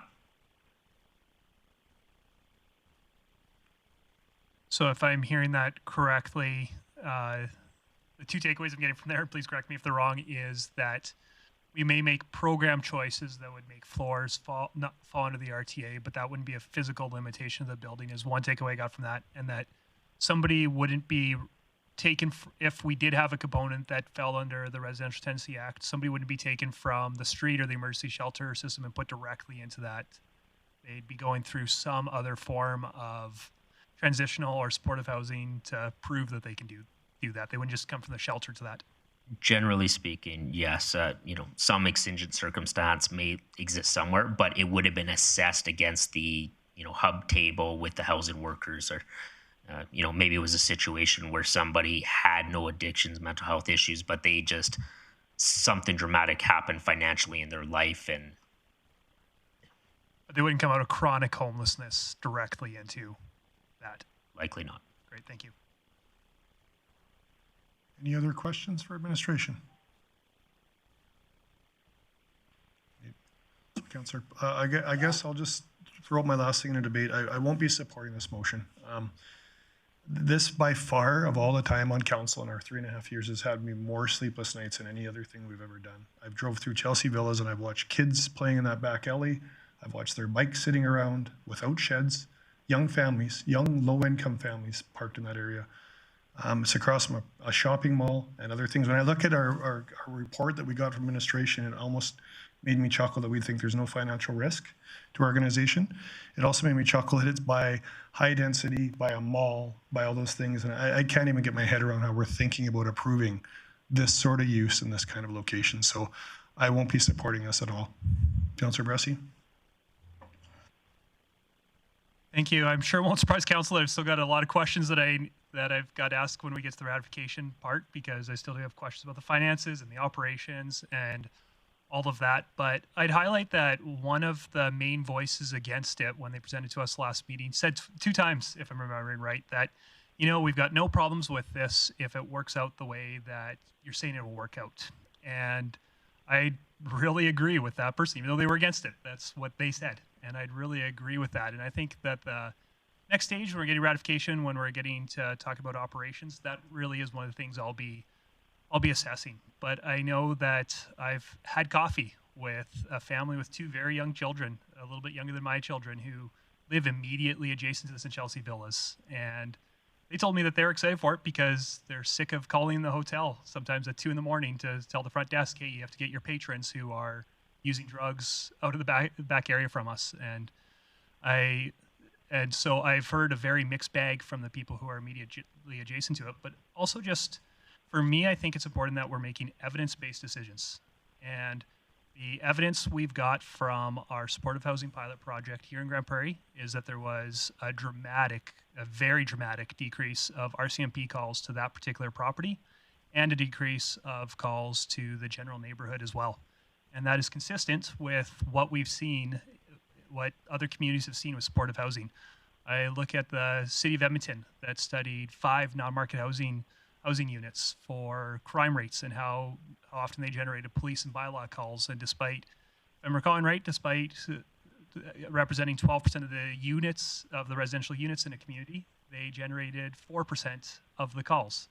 I look at studies out of BC that have looked at supportive housing close to schools and seen no issues created. And when we actually look at the actual evidence, it shows that supportive housing done right doesn't have a big negative neighborhood impact. In fact, often quite the opposite. I'd also just highlight anecdotally that whenever I travel, I really make it a practice myself to get an Airbnb as close as I possibly can to a place like this. And my experience in other communities is that it's been just fine when I've been staying for a week on the street that are immediately adjacent to these. So I just don't see the evidence that if this is done properly, it's going to have a big neighborhood impact. So I do support the development permit, but I still have a lot of questions about operations and the business case when we get to the next place of our agenda, if we get there. Thanks, Councillor Bressie. Councillor Thiessen.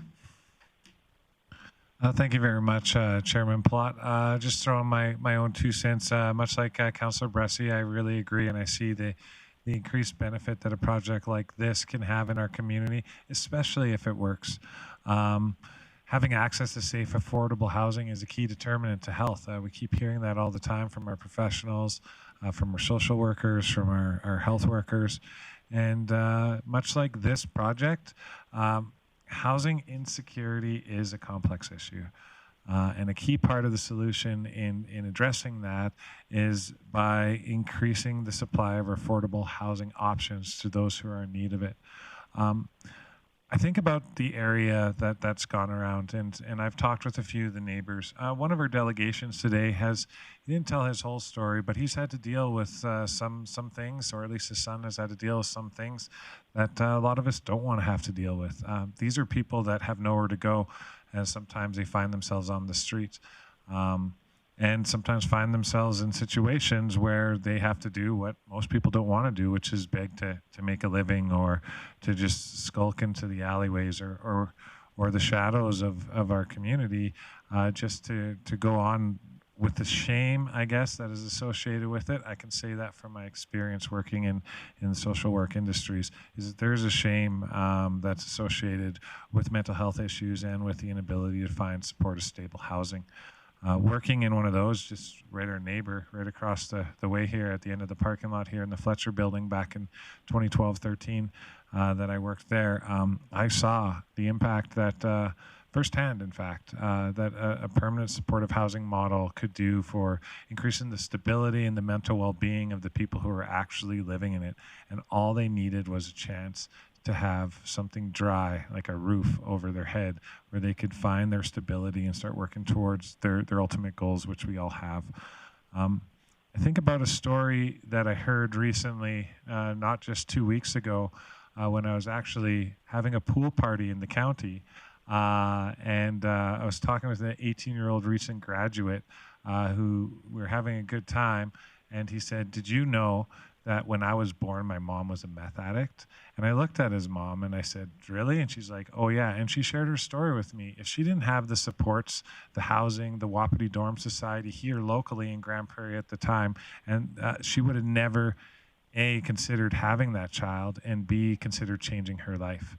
Right now, she's journeyman welder, not a journeyman, but she's an established welder with her own truck. She makes $100 an hour, and she has a almost $1 million property out in the county. She got that through access to supports and housing in our community 18 years ago.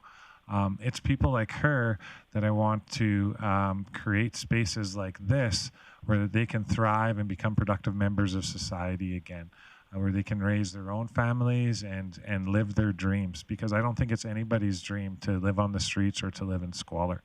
I agree with you, Councillor Platt, and I agree with Councillor Bressie. I do have questions on the model and how it's going to work. I have my own opinions and ideas about that.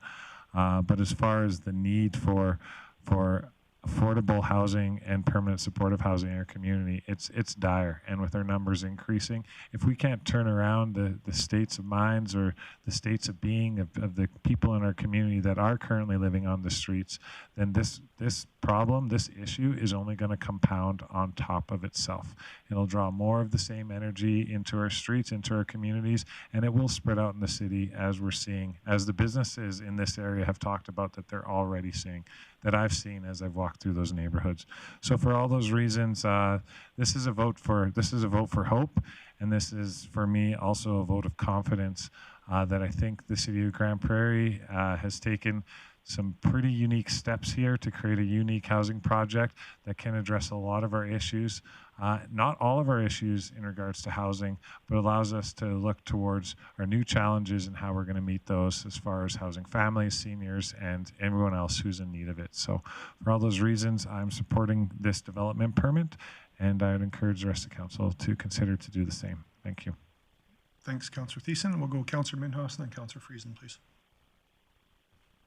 Thank you, Mayor Wade, and I really appreciate your frustration, Wade. You know, like I maybe 100% agree with the situation, but the way I see it, since we become last 3.5 years, our new council, we've been talking about the homeless situation has to go away, and we lucked out this maybe even 19, Corona 19, whatever you call it.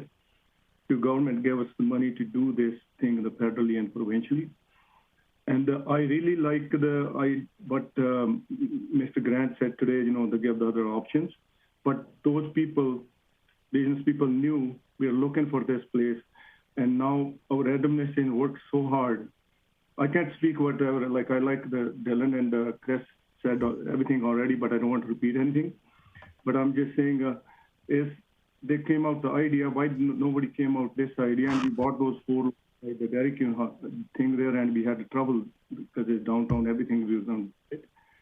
So we need the place. Finally, administration worked hard and found the place. I know their problems. I know their Chelsea villages and stuff we're looking for after, and the administration giving us kind of surety to do this thing.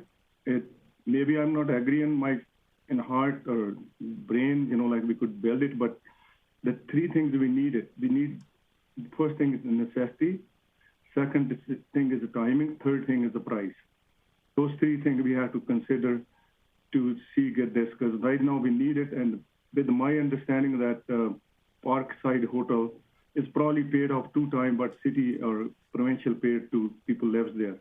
So if it's city land, I don't know how we're going to lose the tax on this side, but I will support this development permit, and I know I can see it come to my brain to this, but this is because we worked for 3.5 years to try to get this place, to find a place we can find. So that's a couple cents. Thanks, Councillor Minhas. Councillor Friesen. Thank you, Chair Palat. I will be supporting the development permit tonight. Councillor Minhas is right. We've been working 3.5 years on this, and we've contemplated other projects that haven't come to fruition, obviously, or we wouldn't be here tonight necessarily. And one thing that I hear commonly with those who are even vehemently opposed to the location or the operational model or the how we're doing this, what I hear is that everyone agrees, the majority of people agree, that Grande Prairie needs this kind of facility. And without getting past this discussion, this development permit, which we wouldn't bat an eye at if it was assisted living for other disabilities, for other vulnerable residents, including seniors, including the developmentally disabled residents of Grande Prairie, we wouldn't bat an eye. So let's get past this development permit so that we can get to the discussion that that we need to get to tonight, and that is this the right where and the right how? Is it the right operational model? And are we confident that administration has done the right things to meet the concerns that that we have truly heard from the community and that we've expressed. So let's get past this so that we can get to that conversation that really is the crux of what we're looking at tonight. Thank you. Thanks, Councillor Friesen. I'm just going to go to Councillor O'Toole, and then I'll come back for one last, unless you're to close, or were you? I was going to close. Okay, I just have a couple more questions before we close in. I keep hearing council say how we've been trying to do this for 3.5 years. In that 3.5 years, I don't remember once us publicly saying, we're willing to take on $15 million of debt for social housing. What do you think? We've had 2 proponents, because we're talking about this, come forward with much better projects, purpose-built buildings that will cost our organization less money over time. It's not about just housing people, it's about doing the right thing long-term for our facility. So when we sit here and say we've been trying to work on this for 3.5 years, that actually offends me a lot. We've never publicly come out and said, we're willing to take on a serious amount of debt to solve homelessness as a community. Had we done that, and this was the best option to come up, fair enough. We didn't do that. We all didn't do that. We can say that we've been working on this for 3.5 darn years, but we never once publicly said we would take an appetite of $15 million in debt. Can you imagine the proposals that would have come forward? Can you imagine the developers and people that would have come out of the woodwork with ideas? This idea is here because we want to rush solving a problem. We didn't have that public conversation a year, 2 years ago, 3 years ago. We've never had it. So sure, this is the best idea in front of us today, and I appreciate administration thinks it's a good one. I'm really offended when I hear council say we've been working on this for 3.5 years when we haven't publicly had those kind of conversations about debt, because that changes the conversation completely. When people realize that we're willing to throw money at something, people will show up as delegates like they have been. Nobody knew that this was even coming. Nobody knew this was coming. And so for you folks on this council that say, we've been working hard on this for 3 years, I'm going to dismiss that because it's incredibly disrespectful to me, the building development community out there that has ideas, that has tried to come forward, but without money, they're not going to keep writing up business plans and writing up new engineering reports. There's very few people in our community that are going to go spend money at doing reports when they don't know there's any appetite for debt. So I'm sorry, I don't agree with that comment at all. I think that's very dismissive to a bunch of people that I've spoke to in the last month that are very interested in helping to solve homelessness, but were never, ever asked to be at the table. So appreciate internally we've done a lot of work with organizations. Externally, we've done an absolutely horrible job, in my opinion, of trying to reach out and see if anybody else wanted to come forward. Our own administration in the report said that this is going to cost significantly more. We've heard from a firm that we deal with currently, a proponent in Barstow. I can tell you 2 other names. They're all saying the same numbers as what Mr. Vaskovich presented today, which is that we can purpose-build this brand new for darn near the same cost. But now we're here as a council, too late to do that in our term because we didn't ask this question anywhere in our term about our community. So go ahead and support it. I'm really disappointed that we are going to say that about this stuff because we never had those conversations, and it would have dramatically changed the outcome of what we would have done. Councillor Thiessen? Thank you very much, Chairman Platt. I appreciate your passion on this subject. I will go out on the record and say that I've publicly said on several times that I'd be willing to borrow to address our affordable housing situation, our permanent supportive housing situation, our seniors housing situation, our family housing situation. In fact, a lot of that was put before council about 1.5 years into our term when we had our affordable housing master plan shut down by this council. That had very informative pieces that said we had to achieve over 400 housing units by 2030. It also had funding formulas and our appetites for debt that were in there. And instead, this council, I believe it was at your urging, destroyed and defeated the affordable housing plan.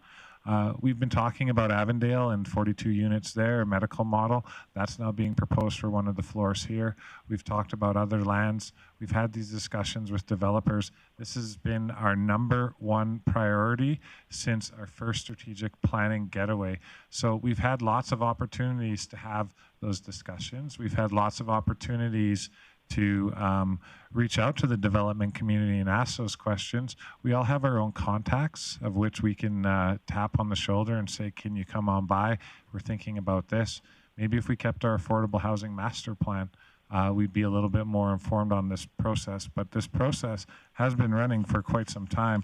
We're talking about just in last year in the Smith area, we had 36 affordable rental units created, 15 affordable transitional units in the downtown completed the spring of 2020, 4 affordable rental units that went to that went to be completed in June in the Smith area for Habitat for Humanity. We had 8 affordable home ownerships, again for Habitat for Humanity, completed in August of 2020. And we were supposed to have 130 affordable rental units between the Fletcher building as well as other building options that we were talking about there that have not come to fruition, and that's the form that we're talking about them in now. So I'm at a loss in understanding, like I understand your passion for this, I understand your passion for development, and I know you got a big heart and you help a lot of people, but to say that we haven't had this discussion for 3.5 years and that this has offended you, I apologize for offending you, but that's pretty much one of the major conversations that we've had for this entire term. So in saying all of that, I didn't mean to take this into a round of debate where I sort of put our history against an opinion, but to me right now, it's an opinion. It's a good opinion. It's a strong opinion. We need to be mindful of it. It has value and importance. And if this thing blows up in our face, well, we're all going to regret it. But I don't think our administration is setting us up for failure, and I think this plan can work. So for all those reasons, again, I'll dispute your claims, and I will continue to stay where I'm staying on the voting side of this table. Councillor Bressie. Thank you. Again, I look forward to asking some questions to the administration, sharing my thoughts on those other plans that were presented to us, but I don't think this is the appropriate part of the meeting to be talking about that. So I'll save my thoughts on there, but as a point of privilege, I do need to speak about you saying that council hasn't been talking about this, and that's a real head scratcher to me. This is something where I know personally I ran in the last election saying that supportive housing was a big priority for me to address homelessness. And I don't know how anybody can think you're going to get supportive housing without spending money on it. And we rezoned land in Avondale for a potential project where then the numbers that were being thrown around were approximately $240,000 a unit would be the potential there. This is something that most of us have been talking about since before we were elected to this term, and that we have talked about as a council this whole time. I'd also highlight that we've had significantly more conversation about this than we did and public conversation and public engagement about this than we did for borrowing from the downtown. And to me, to say for phase 4 of downtown, we're spending approximately the same amount of money to do 2 blocks of infrastructure in downtown and primarily make it look better and make it match the rest. And for me, I am far more comfortable borrowing money to put people in homes, to reduce social disorder in our community, and to save taxpayers money, because we are spending a ridiculous amount on homelessness right now, and that money is not working. And I am very comfortable talking about taking out debt to spend less money than we are spending now. We talked about borrowing downtown less than this, so I don't understand why it's an issue that we haven't talked about in some people's minds, that we haven't talked about this enough. We have. I just have one question for CEO Galante. In our term as council, have we ever publicly debated borrowing $15 million for social housing? Sorry, I'm gonna. No, I need to. The reason I want to ask this, Councillor Bressie, lip service is a lot. We've been talking about this lots. We've talked about a lot of things. We've never had a public forum about borrowing $15 million. And my point is that would greatly change what proposals we would have had in front of us. So unless I missed a meeting where we talked about borrowing $15 million in debt in our term as a council and debated it publicly, I don't remember that meeting. Sorry, anyways, we'll move on. Any other questions, or can we call this to Councillor O'Toole to close? Man, there's been a lot said over a development permit. So it's been over 10 years, actually, that we've been talking about homeless initiatives. One of my first topics of discussion when I got appointed as council is the homeless and addictions and stuff like that. We agreed on a 10-year plan, and that 10-year plan is almost expired, if not expired. But it's been in my eyesight too, and I all along want to get rid of this. I know it's a shot in the dark. I don't think we'll ever get rid of homelessness, but we can sure reduce it down to a very, very manageable situation. But anyhow, I'm going to support this motion, and I hope that my council members will also support it. And we can move on, and let's try and resolve the reduction of homeless people, the addictions, and the mental health that's in this city. And with that, I close. Metcalf, thanks for your close, Councillor O'Toole. And with that, we'll call the question. Please go to your e-scribe and vote. I'm in favor. Yad Minhas.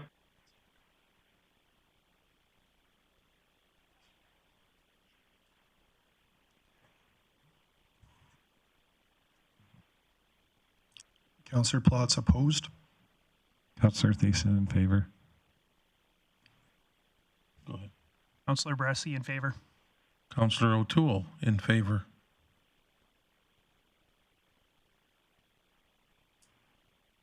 And that carries.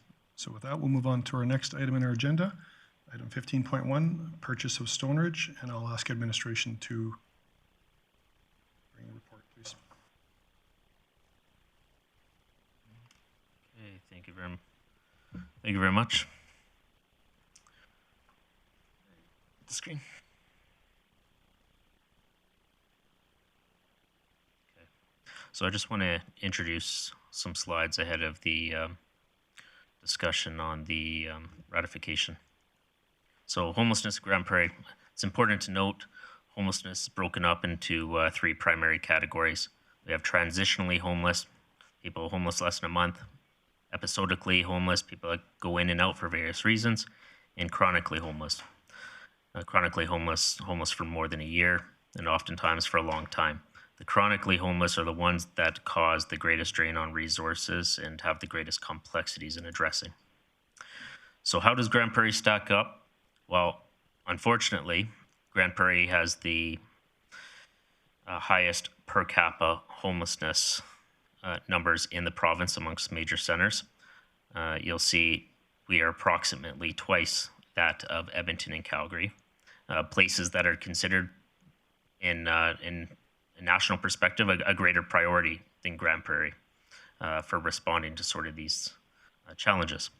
Now, despite that, there has been some success. There has been a 14% decrease that occurred from 2018 through to 2021 for us, but we're still the outlier across the province. So what that looks like from a demographic is on the date that this was conducted across the province, we had 202 people experiencing homelessness April 11th, which gave us the per capita rate of 29. 51% were Indigenous, 51% were aged 25 to 44, 53% were chronically homeless, and 56% were homeless child or youth. And it represented over 130 people in need of units. So some challenges coming ahead is the council's well aware, we've discussed it several times now, the conclusion of the Parkside project scheduled at this point to conclude July 31st. A newer development is COVID funding over the past, basically since the spring of 2020, around March or April, significant funds in the tune of over $3 million have been allocated to help support the homeless populations within Grande Prairie, and that there was social distancing requirements and the need for quarantines and all sorts of other COVID-19 implications. But the funding had been committed to the end of September, and recently the city and its providers were advised that those funds and all the programming associated with it will conclude as of July 31st of this month. That is going to place additional pressure on the shelter. Without the extended services of overflow programs, additional outreach workers, and some of the other supports associated with what COVID was providing, That then puts reliance on the permanent infrastructure in place, and the permanent infrastructure in place presently is Rotary House. Rotary House, even with those resources that were in play, was already experiencing a challenging year. The opioid crisis has continued to affect that population, and also heavily hits the shelter workers themselves.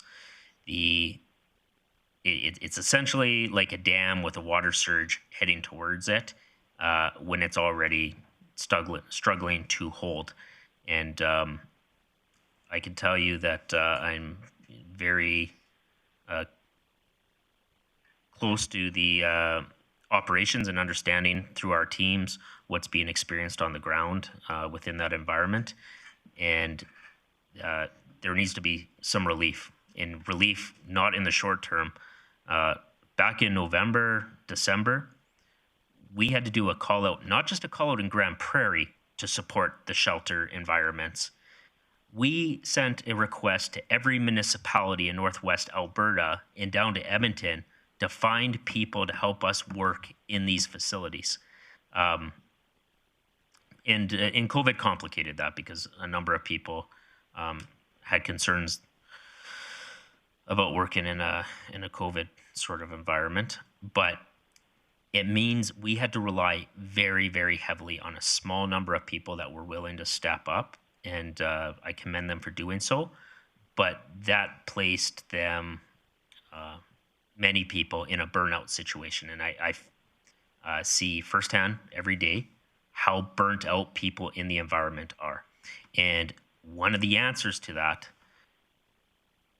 is providing relief and not relying on Rotary House to be the end-all be-all for every problem and every person facing homelessness in the city of Grande Prairie. We need to get people out of chronic homelessness and get them in a more stabilized environment where they can be successful with their lives. So, impacts of homelessness.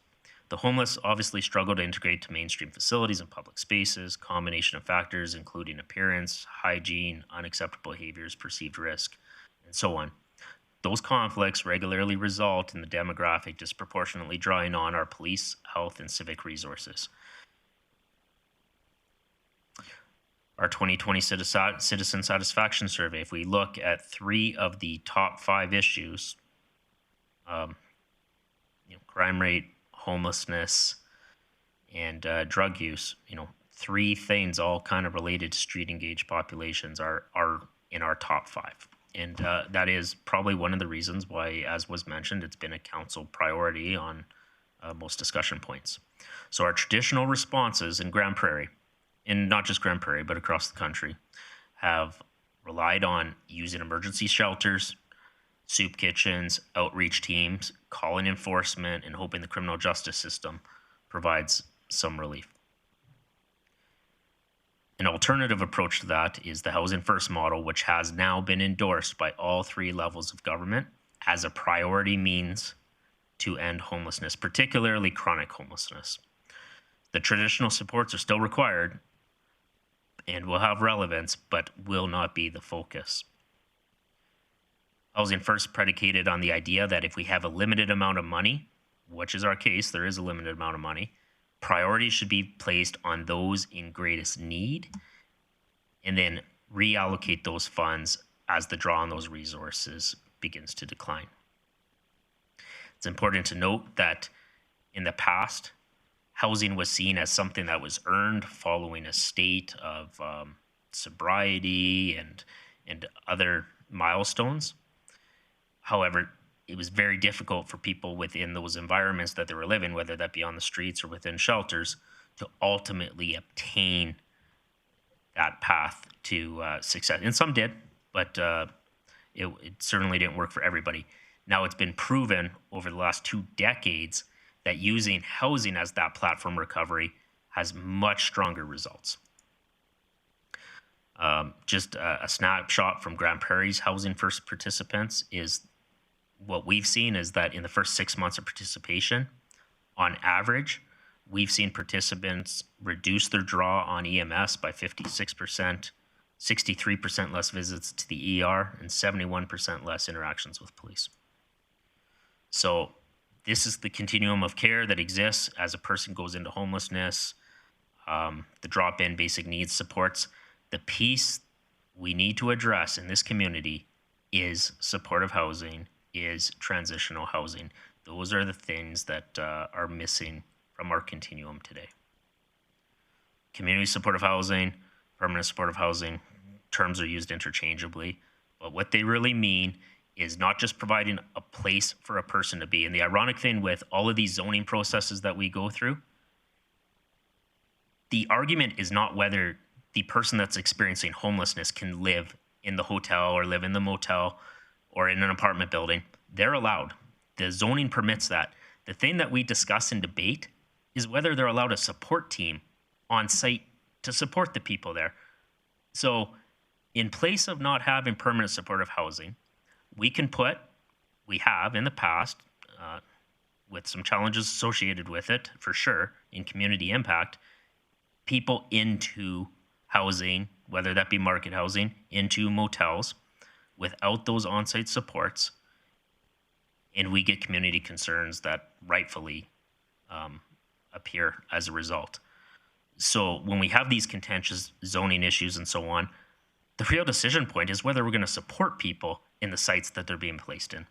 And those supports include things such as case management, meal preparation programs, skills training, assistance with medication, all sorts of lifestyle skills. And what's proposed with the community care campus is accelerating that to a level of wraparound supports that's typically not available in a smaller scale site such as a 30, 42 unit build. So site considerations that are used for assessing where a PSH or supportive housing project would go are based on three primary factors: tenant functionality, land use factors, and cost factors. So whether it's a new build, existing build, whatever it is, all of these factors are assessed to determine whether a project should proceed. As was mentioned, there's building options, and those building options are adaptation of an existing building, in this case, such as the Stonebridge. There's new construction in addition to existing facilities. As was mentioned in the staff report, administration had pursued previously the opportunity to do new construction at both the Avondale site, at the Gateway site, and then was ultimately successful in coming up with a P3 partnership with a private developer, which remains in progress, but some delays outside the city's control leave the timeline for the completion of that project undetermined at this time. New construction is an option, and I think it's probably important that I respond to Councillor Palat around whether $15.5 million in the city's willing to debt finance would draw different proposals out. And I suggest it would. But the only reason that I feel I was in a position to present even an ask to use 15.5% or $15.5 million in debt financing is because there was a plan associated with it to service that debt in large part. And servicing that debt is really where the municipal tax implication comes in. Municipal servicing debt is what leads to tax increases unless there's an offsetting revenue source. And I agree, there's lots of people that would be willing to take $15.5 million and propose an alternative to the city, but the city would have to assess those projects around, are we able? And the answer is they're going to have various degrees of offsetting revenues. Some of them may be able to accommodate the complete suite of options, similar to what's been proposed with the Stonebridge.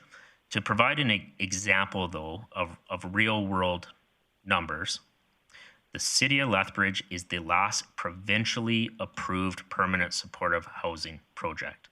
The City of Lethbridge was allocated, let me just bring it up here. So the City of Lethbridge was awarded a permanent supportive housing capital contribution from the province for a 42-unit build. That 42-unit build, similar to what we saw presented to us today, was drafted up by an architect group as to what their specifications were. Nothing particularly fancy about it. 3-story building, stick built on a simple site, as you see here. The floor plan, 250 square foot rooms, no commercial kitchen,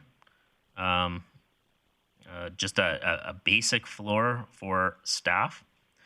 They tendered their project through the regular procurement channels that a municipality would have to follow. And the result of their procurement, their initial budget was $11 million, $615,000 for an acre of land. And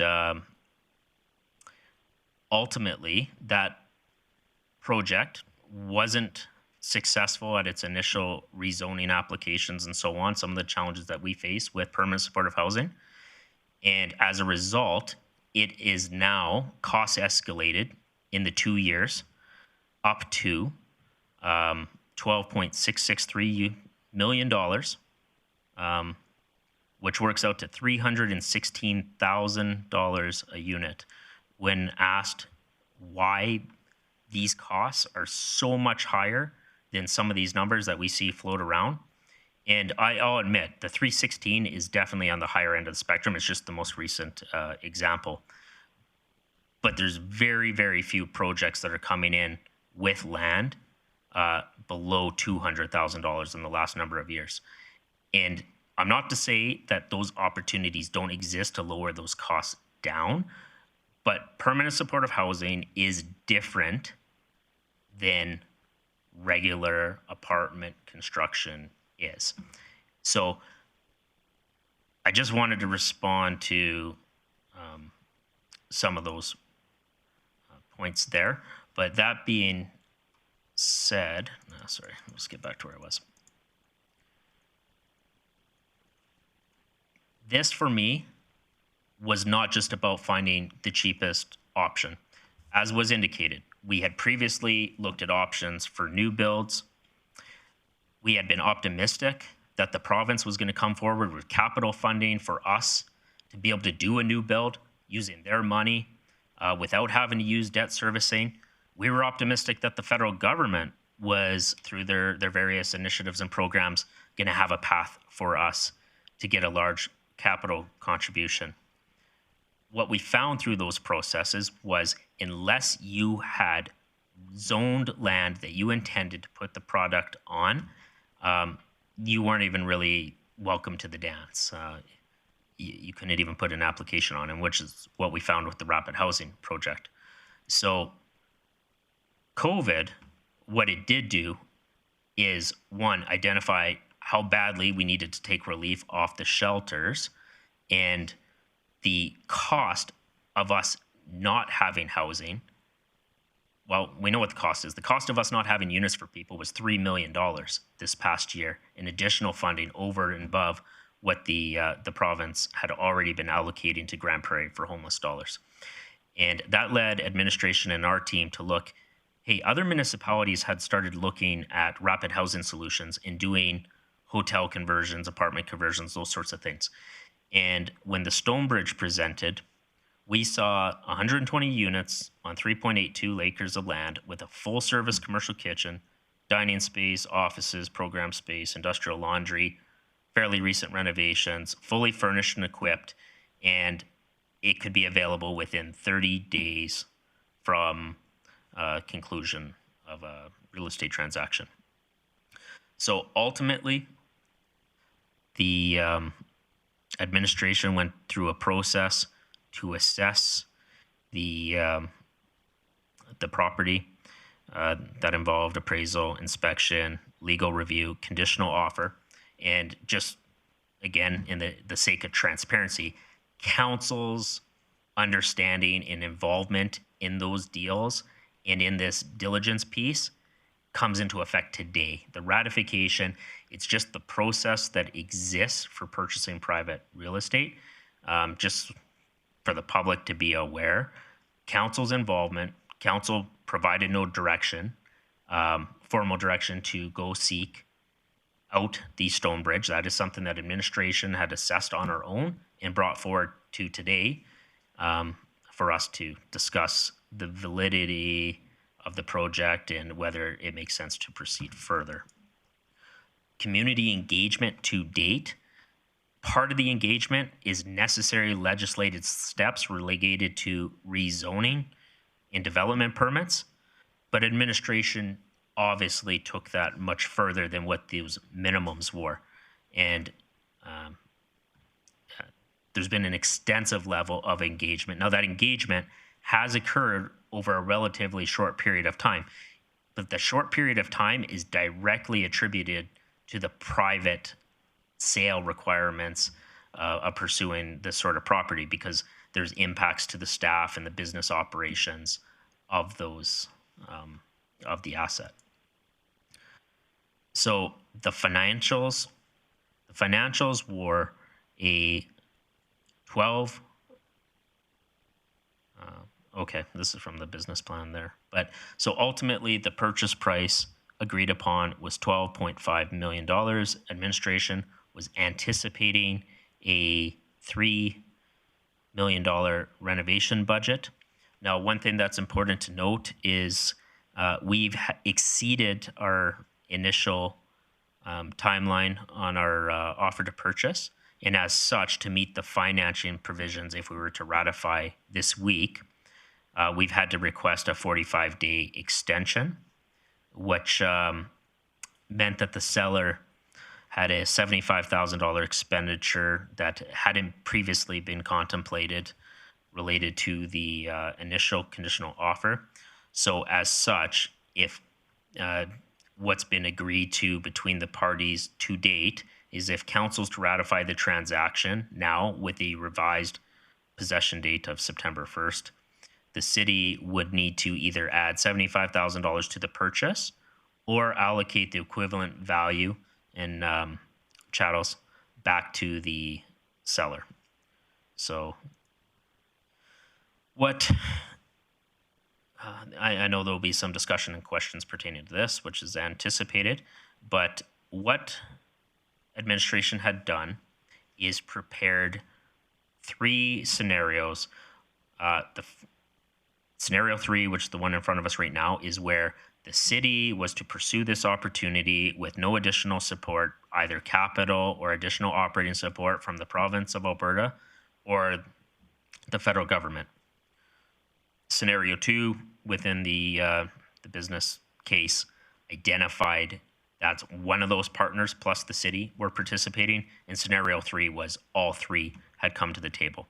So administration is actively engaged with both levels of government, and particularly the federal government, where we've submitted our proposal. It's been evaluated very favorably to date, but there's a decision point that needs to occur, and the decision today has to be based off of the fact that we don't know if that provincial or federal money is coming to fruition with certainty.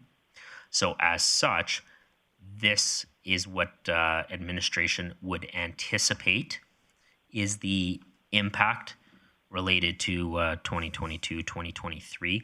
As has been mentioned in the past, administration does have existing capital dollars allocated that can be drawn down upon for supportive housing to help through the transitional period, while other levels of government assess their opportunities, whether they contribute. If they choose not to contribute, and we look at a $171,000 deficit, it would then be assessed by administration as part of our budget deliberations internally, and determine if we're going to offset that through internal movements, or whether there would be an ask from council to support it through another means. But that ultimately puts us where we are today. So in closing, administration acknowledges there is different options. There is different ways to bring permanent supportive housing to fruition. The challenge in front of us is there is several no-go or go points between what people suggest can be done and actually bringing it to fruition. And the need was yesterday. The need to do something was yesterday. We mentioned permanent supportive housing, as some on council had mentioned, discussed for 3 years. Permanent supportive housing was discussed in Grande Prairie when I got here in 2011. So it's not as though work has not gone towards this, that the municipality has not spent money on consultants, and that we haven't even we've even purchased land for these purposes that we don't use because they haven't moved forward. So although I appreciate a new piece of land could be purchased and we can go to tender and see what proposals people bring forward to us, there is still probably 5 decision points between today and when that's to occur, which could ultimately see that not come to fruition. And I guess in my role as the Protective and Social Services Director, who needs to deal with the social implications being experienced by the community in regard to street engagement and the most effective and efficient means to solve the problem in front of me, that's why I proposed this rapid housing solution. And I do believe that our team is capable of making it a success. Okay, thanks for that, Director Manuel. So those are his closing comments, and we'll look to council for some questions. Councillor Bressy. Great, thank you. Yeah, I've got a number of questions, but first off the hop I've got is, as we're looking at these numbers, is lost property tax accounted for in those numbers? And if not, do we have an estimate of about how much additional cost that would be for us? Certainly, I was able to get that from taxation and assessment. Just bringing it up right now.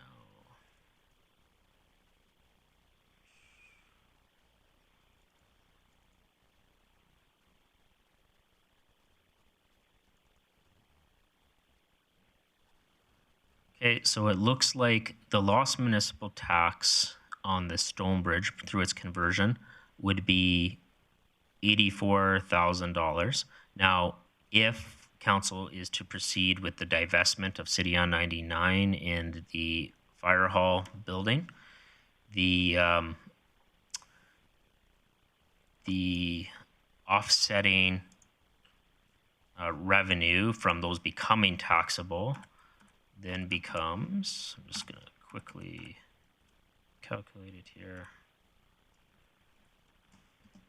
$31,000 would be the net estimated impact.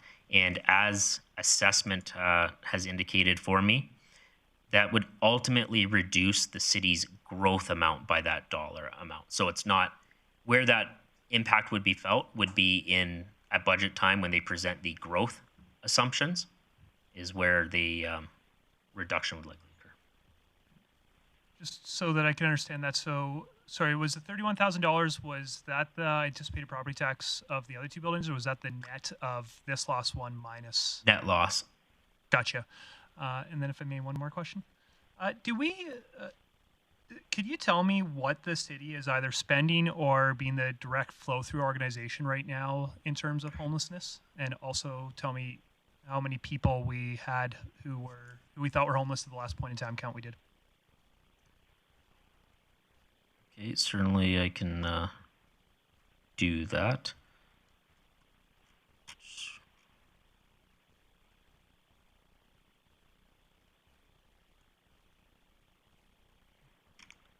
Okay, so the funding breakdown works. The government of Alberta allocates to the city $4.2 million annually. The federal government allocates an additional $538,000. The city, through our street outreach center, allocates $114,000. And we have a municipal, some municipal salary dollars associated to directly to homelessness that account for $154,000. So we're approaching $5 million. Great.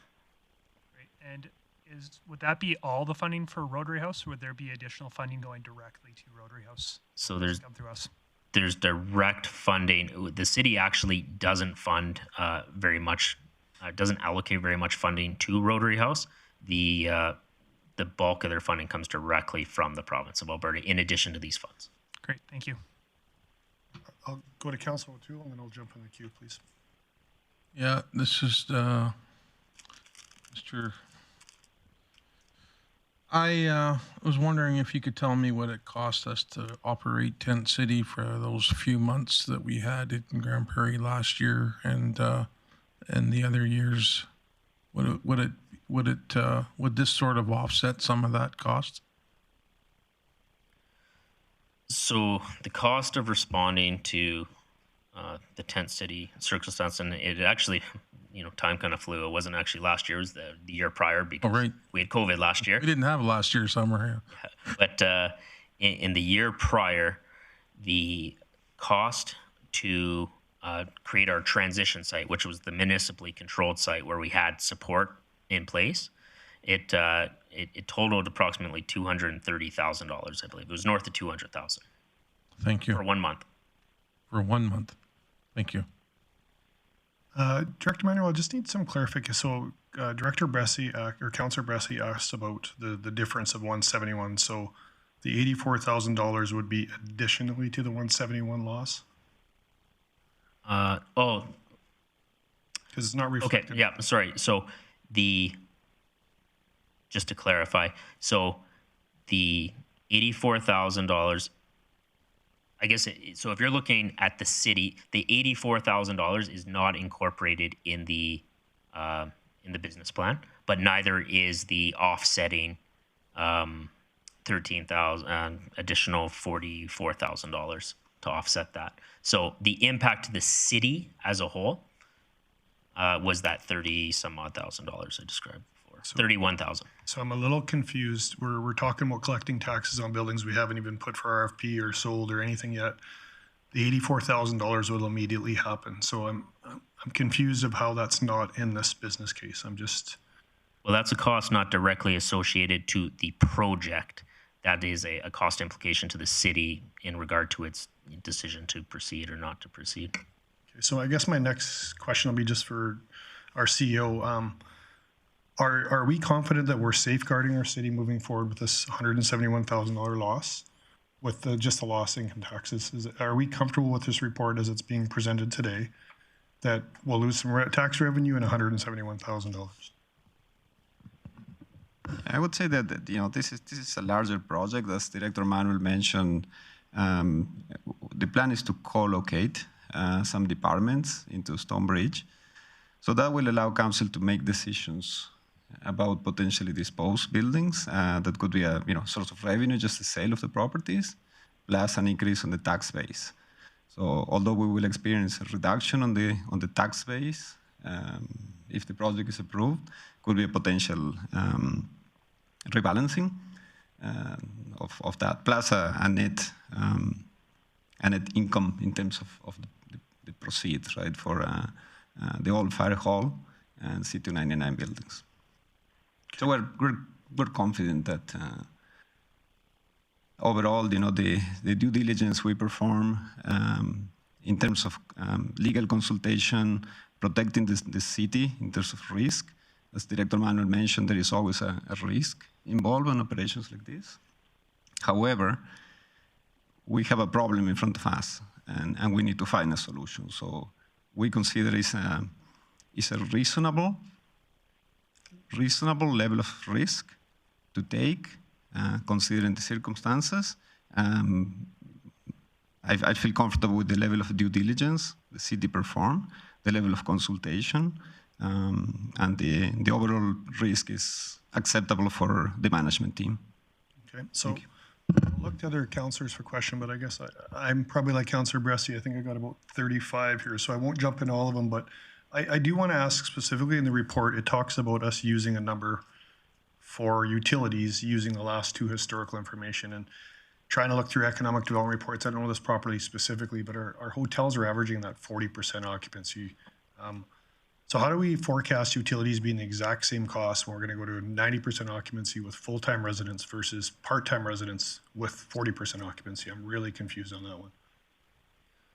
So there's a degree of forecasting required in assumptions being made.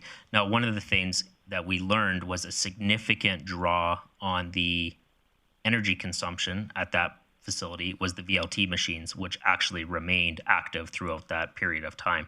So they clearly will not be on site moving forward. So there is variables that are likely to exist from the estimates. Now, some may come in higher and some may come in lower, but ultimately we had to select a baseline, and that's what we did. Okay. Another question I had, I guess I've spoke to 4 property managers, 3 building owners of properties this size, and 2 insurance companies, wondering how the heck we're only going to pay $8,000. I know personally I own a strip mall that's 13,000 feet and it's $11,000 and it's brand new with sprinklers and part of it. So how are we doing this for $8,000? So we've adjusted our insurance estimate as well. The insurance is actually rolled up into a bigger line item, but to give you Rotary House's insurance on a more complex operation than what we're looking at here is $12,000. So sorry, I'm missing. So the report that we got Friday late is it a different number somewhere since then? I'm just, because it said $8,000 on the report that we got for insurance. Sorry, did that change, I guess? The section I was referring to. So on okay, page yeah, no, 15, I see what you're saying there. Annually $8,000 for insurance.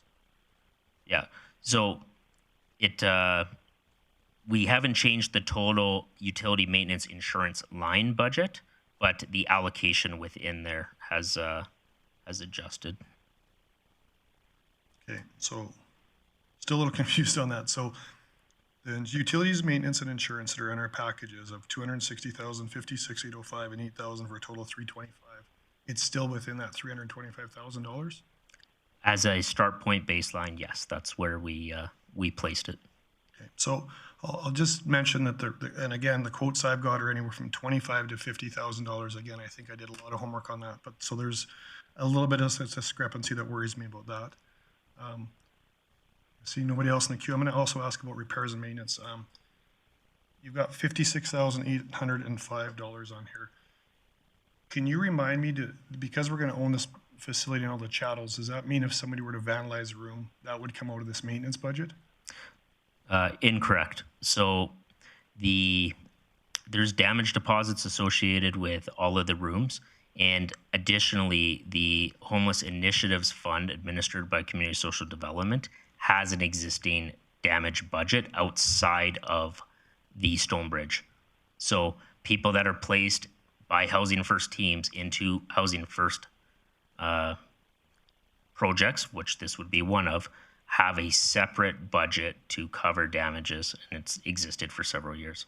Okay, so this will be, I guess, it's not just the $3 million we're looking at it being a total expense.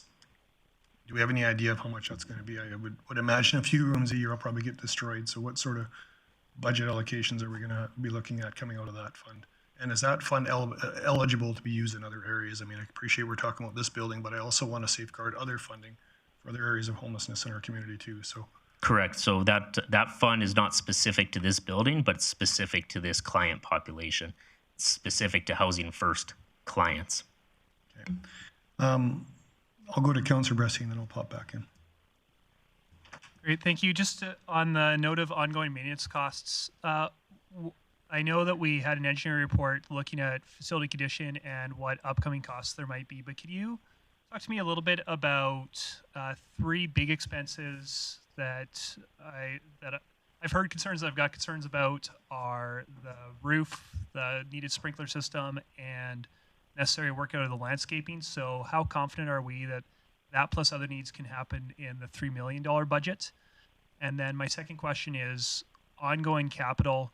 The way we're treating our existing city facilities is we've got a facility condition report with a 25-year capital plan for those, and we're transferring to reserves every year to cover that. Would the idea be to bring this facility under that existing plan, or would it have its own line? And what kind of budget are we doing for that on an annual basis? So the intent is to get the project to a place where it has its own capital reserve and its own capital plan, where the revenues are offsetting the capital expenditures.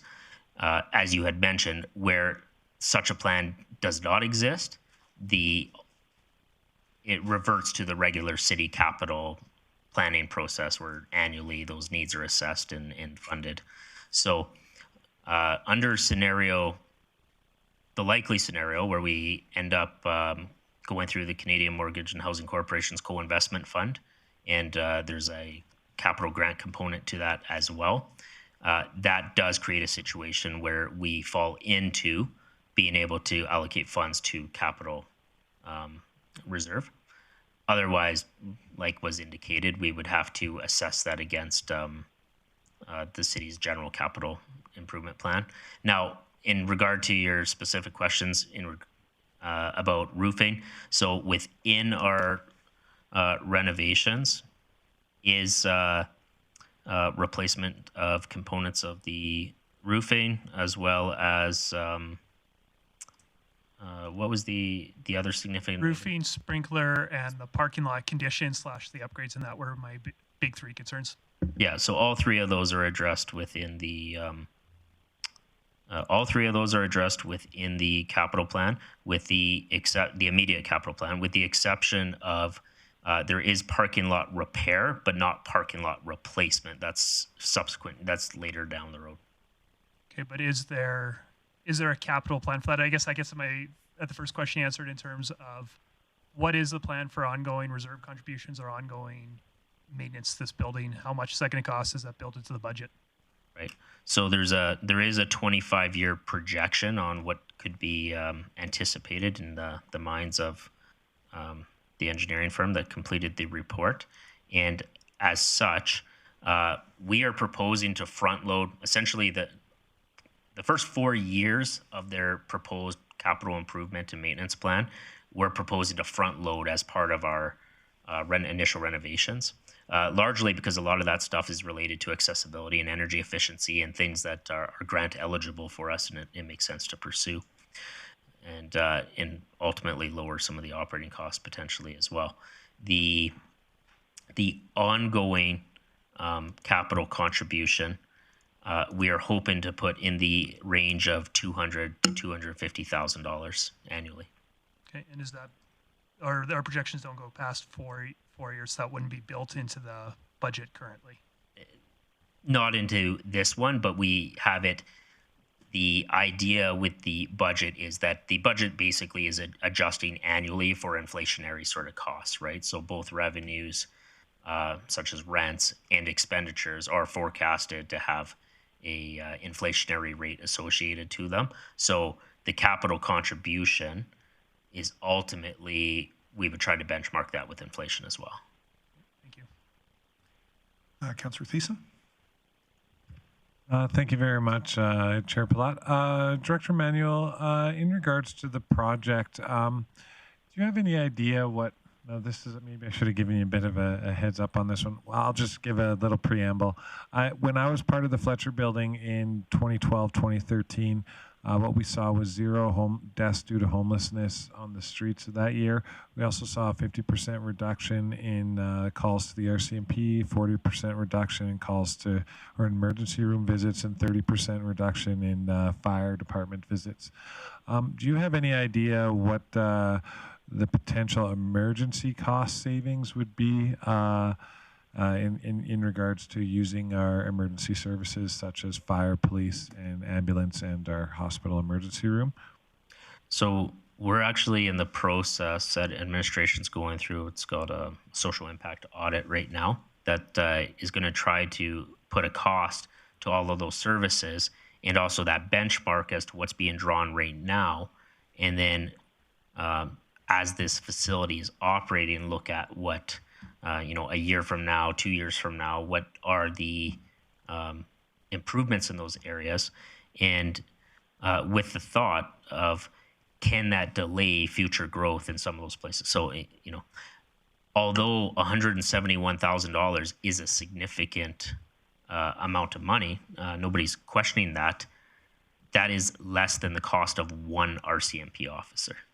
So if by servicing this population reduces our need to bring in either more RCMP officers, and not just RCMP officers, it's an assortment of other positions that could be associated too. We believe and we're hoping to prove that there's a value proposition to be had there. So as far as that value proposition, is it potential that by addressing homelessness through this project that we might find those savings through a reduction in our emergency services usage? That's certainly the intent we have in not only achieving better outcomes for those that are facing or experiencing homelessness, improving the community impacts, but also being more effective with the funds that are being allocated to address these problems. Okay, thank you. Thanks, Councillor Thiessen. Councillor Friesen, please. No, go ahead. I'll come back. I'll put my hand up later. Okay, thanks. Still thinking. Councillor Bressy, and then Councillor Minhas, please. Great, thank you. Get into some operational questions. I may as well mix it up and keep Director Manuel on his toes. So some operational questions. What is intended in terms of monitoring and addressing concerns in the community? Is there any intention to provide security to the community? Is there any intention to help with upgrades for security improvements in the community? Is there any intention to have a regular ongoing forum for neighbors in the area to bring up concerns so we can address them? Just how are you going to, on an ongoing basis and at startup, help the community not just be, but also feel safe with this around them? Thank you for the question.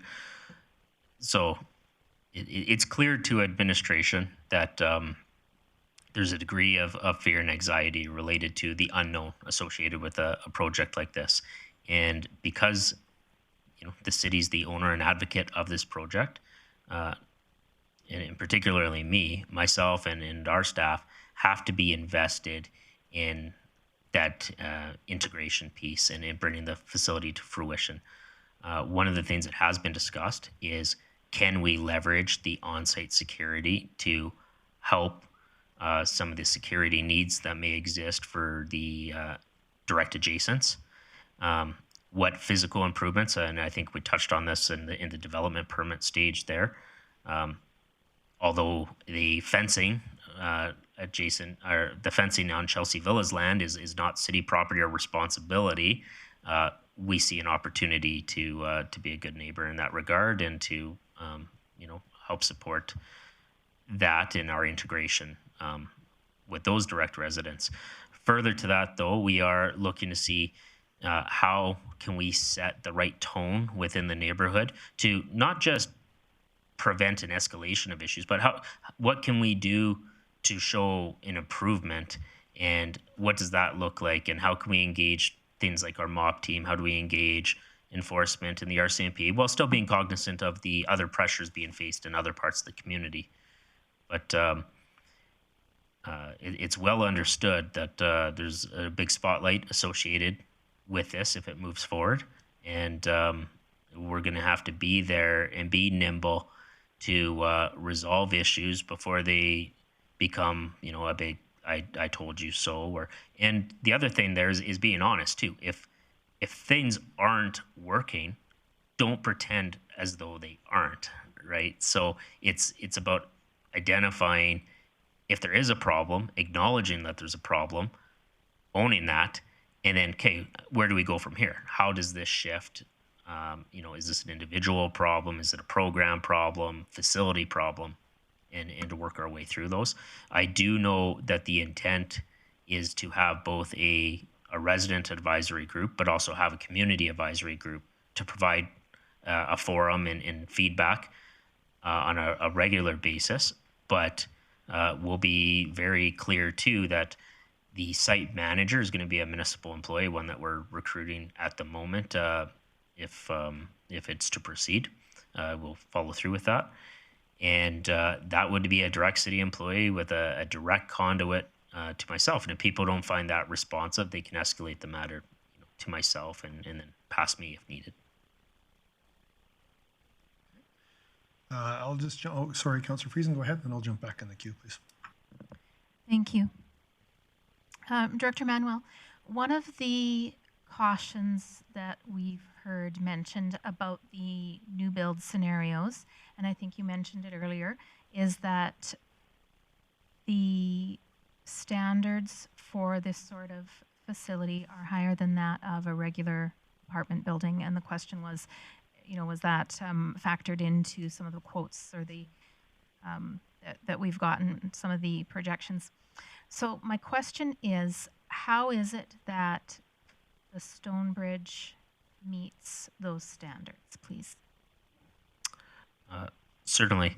So as was mentioned, there are improvements that will need to be made. One of the key ones that we want to do is sprinklering. Like sprinklering is something that will absolutely be on our list of top priorities.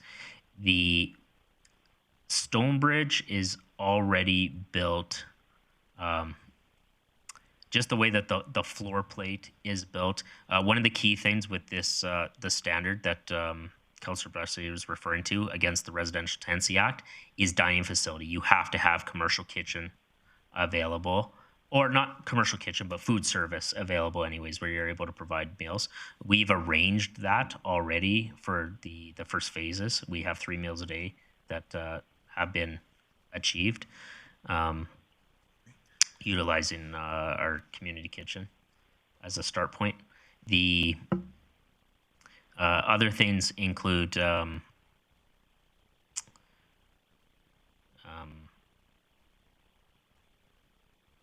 drawing a blank at the second there, but the it is something that the operations team that's been working from community social development around these standards believe is achievable. We've engaged the city's complex projects teams, which includes fire and building codes and so on, to have those initial discussions and what would be required from their ends.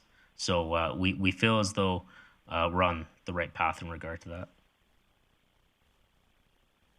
So the expectation is that those improvements are handled in that 3 million estimate for the renos. That is correct, yeah. Thank you. Thanks, Councillor Friesen. Councillor Minhas, did you still want to get in the queue? Yeah, I think Eunice asked me the question. What I was going to ask you is to meet the provincial code for the building for the care center, but I think Chris, you did. But my other question then would occur. You said this will recover the 92% the cost, the people living in there. Is that included with the $171,000 tax revenue we're going to lose, or that's the extra on top if city has to pay for it? Okay, that sounds similar to Councillor Palat's question, which was, there's not $171,000 lost in tax revenue. It's $84,000 is what's lost in tax revenue. And as was mentioned, it will be council's decision whether we sell buildings or not. Certainly this, by taking the tenants out of our existing buildings, it creates a path for us to do that if we so choose. And that those sales proceeds would ultimately offset that at some point. Now, at what point that is would be dependent on when those buildings sell and what they sell for. The other thing I should note, maybe perhaps with property tax as well, is The city's just done over $40 million of investment downtown with its downtown phases, streetscape improvements, and so on. If we don't support doing something, and it doesn't necessarily have to be this, but if we don't do something in regard to the downtown and concentration of basically social issues down there, that investment is going to have a more limited return on investment likely than if those issues don't exist. Director Minor, I need some clarification on this 84,000. I'm just thinking through my head. This is a $13.5 million building that was appraised at. Just thinking through an SB subdivision appeal board I was on, there was a property tax base and there's a potential revenue stream, I believe, with hotels. 84,000 seems incredibly low to me. I thought when we were originally talking about this in camera, the number was closer to 175, but I could be wrong. But anyways, can you explain to me how it's only $84,000 on a $13.5 million building? So that number came from Mr. Smith, our taxation assessment manager. Unfortunately, he's not here. Now, I do understand on hotels particularly, taxes are heavily tied to performance, I understand. And I suspect that's probably a large part what's at play here. Now, that's one of the other things is the removal of 125, because there's 125 guest suites in this hotel. The removal of those rooms from the market has the potential to improve the performance of other hotels in the city, potentially. What that impact is, I'm not sure. So I guess, and that's another concern here. So I guess best case scenario, it's only $84,000. If the market was good and this hotel was occupied, would we not be in the more than $175,000 range of what we'd collected on this? I would assume it's possible. Okay. Councillor Thiessen? Thank you very much, Chair Palat. Director Manuel, just a quick question in regards to a lot of the staffing costs. So initially, we would be moving over 36 residents, and then an additional 42 residents into phase 2. That all appears to be happening according to the project phasing within this calendar year. What are our triggers for that, and how will those triggers inform the appropriate level of staffing that needs to go into the building? Good question. So phase 1's the movement of existing staffing teams in conjunction with existing Housing First participants. So phase 1, we know the tenants and we know the staff already. Phase 2, the trigger for phase 2, the target for phase 2 had been to coincide with our winter emergency response. So in the October of every year, there has to be a determination as to whether we need to pay and fund additional overflow shelter space. The hope and the goal was not to have to do that this year if sufficient housing space existed. That being said, we've made a commitment that we will do a phase, we'll assess how that phase is going before we move to the next phase. Some timelines being what timelines are. We're not going to move to the next phase until the appropriate either staff and supports or renovations and those sorts of things are in play. Now, in conversation, or not, a point raised was the challenge of finding these additional staff to come online here. Well, as I mentioned earlier, as of July 31st, several staff that have been employed providing tenant supports and outreach to homeless populations are going to be without jobs that they will, I'm sure, gladly apply to work in opportunities such as this. Now, would those be with other service organizations or directly with the City of Grande Prairie? So the client service delivery on the floors themselves is anticipated to be contract service providers.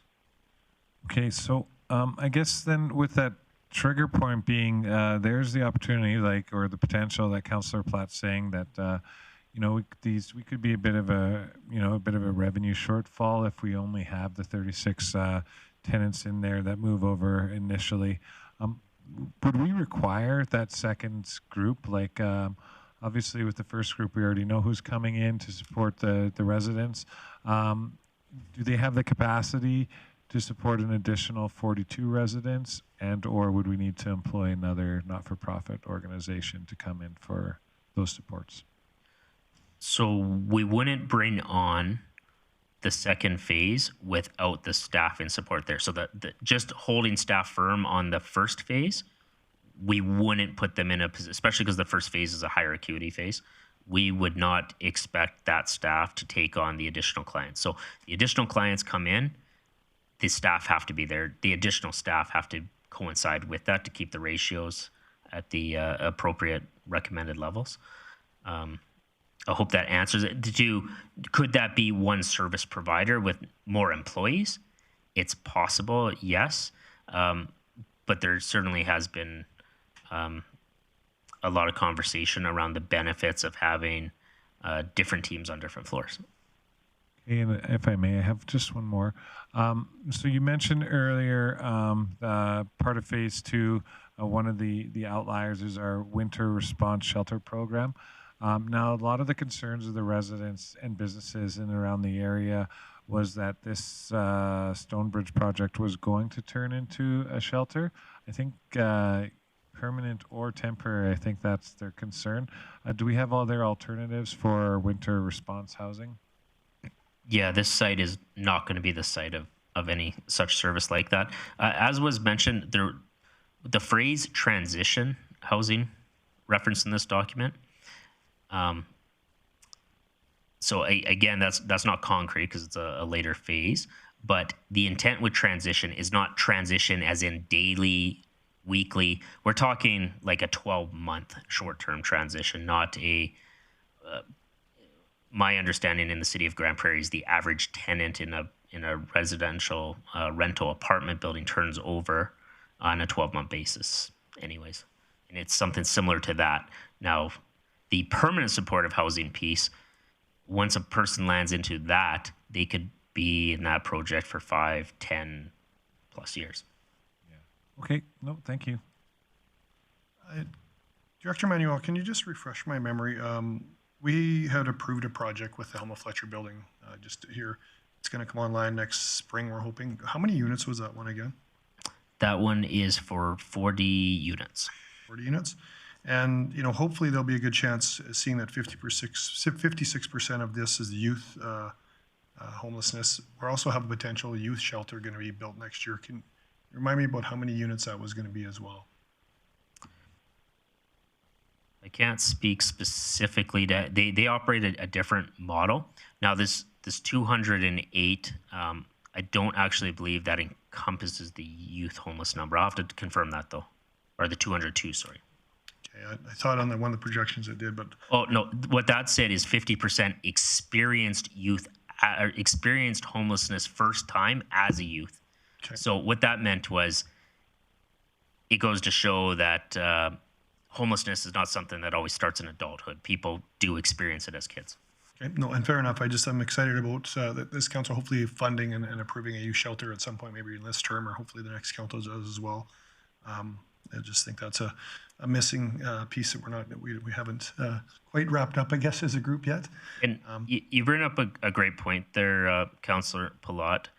With this is a large project and a large opportunity. And what I mean by that is a 42 unit build, had one got approved in Avondale or Gateway, would still see us facing many of the issues that we believe we're facing today.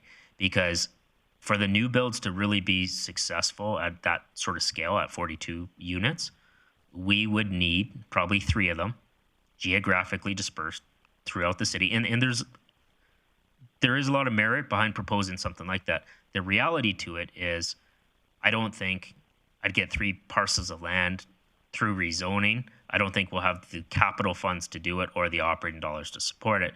So with those out of play, between that P3 project and potentially Stonebridge if it proceeds, we really are in a enviable position where to address the chronically homeless issues, the facilities are there, if it happens. Just a question back on the food services. We're saying there's going to be 3 meals a day, yet there's no cost associated in our reports of that at all. So how are we getting 3 meals a day to these folks when there's no money allocated in a report for it at all?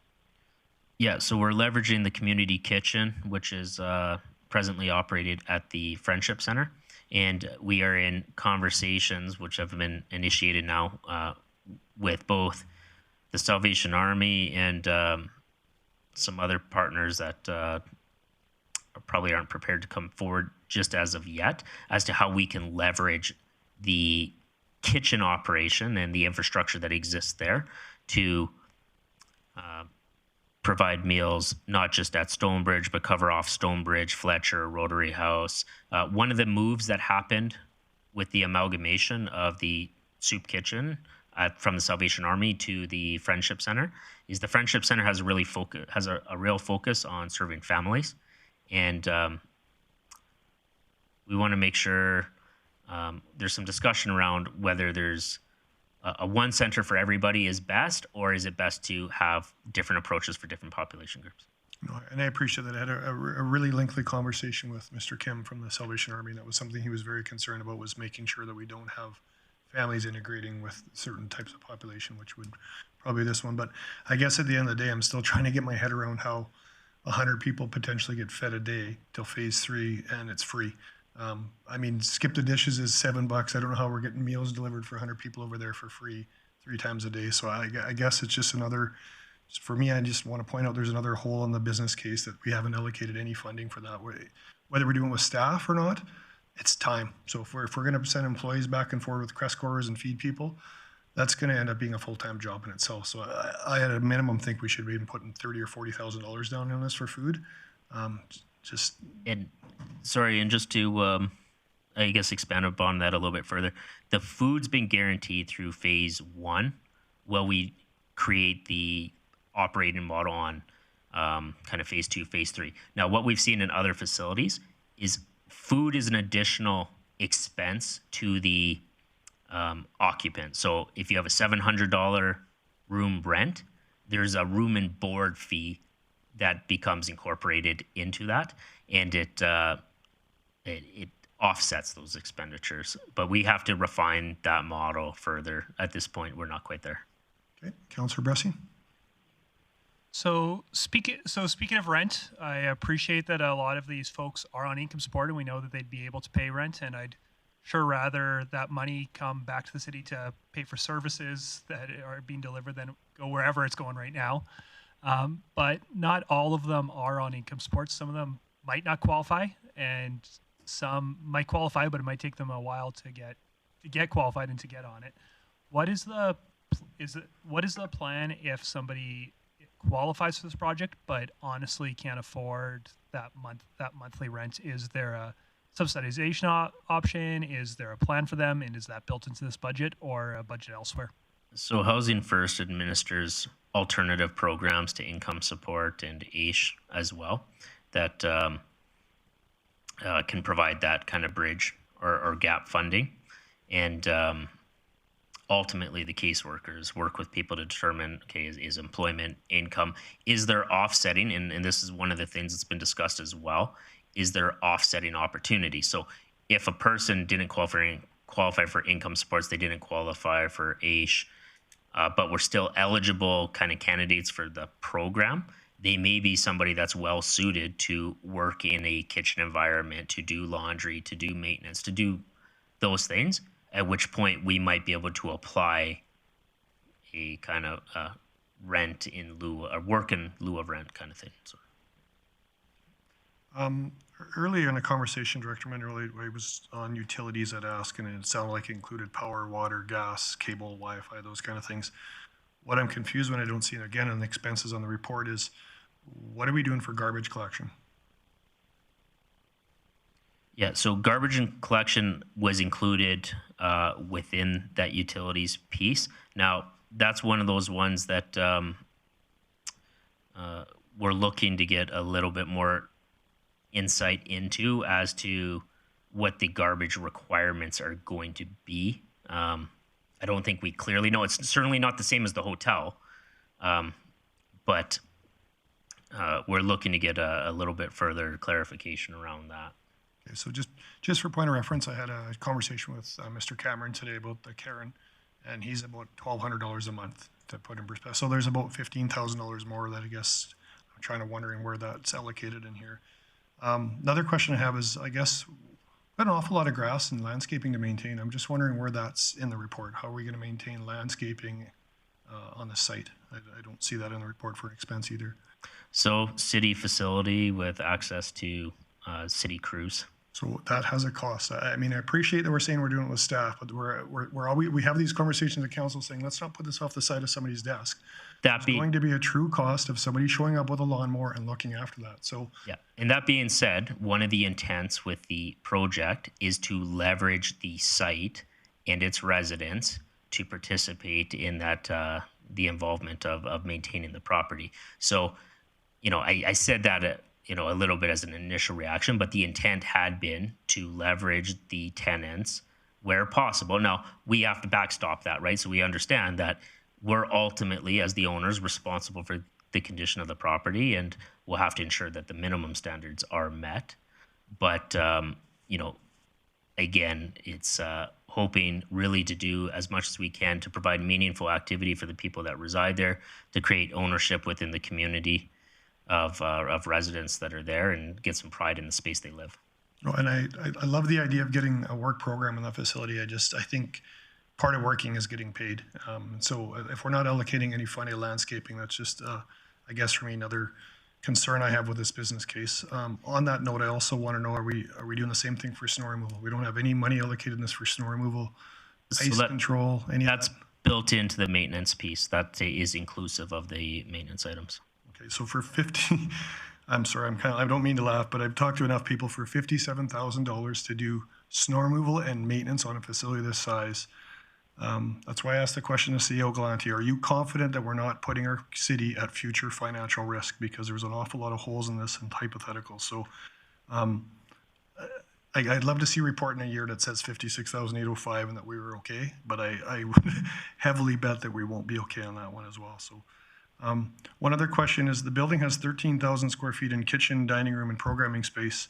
Nowhere in the report do I see who pays for the common area on that.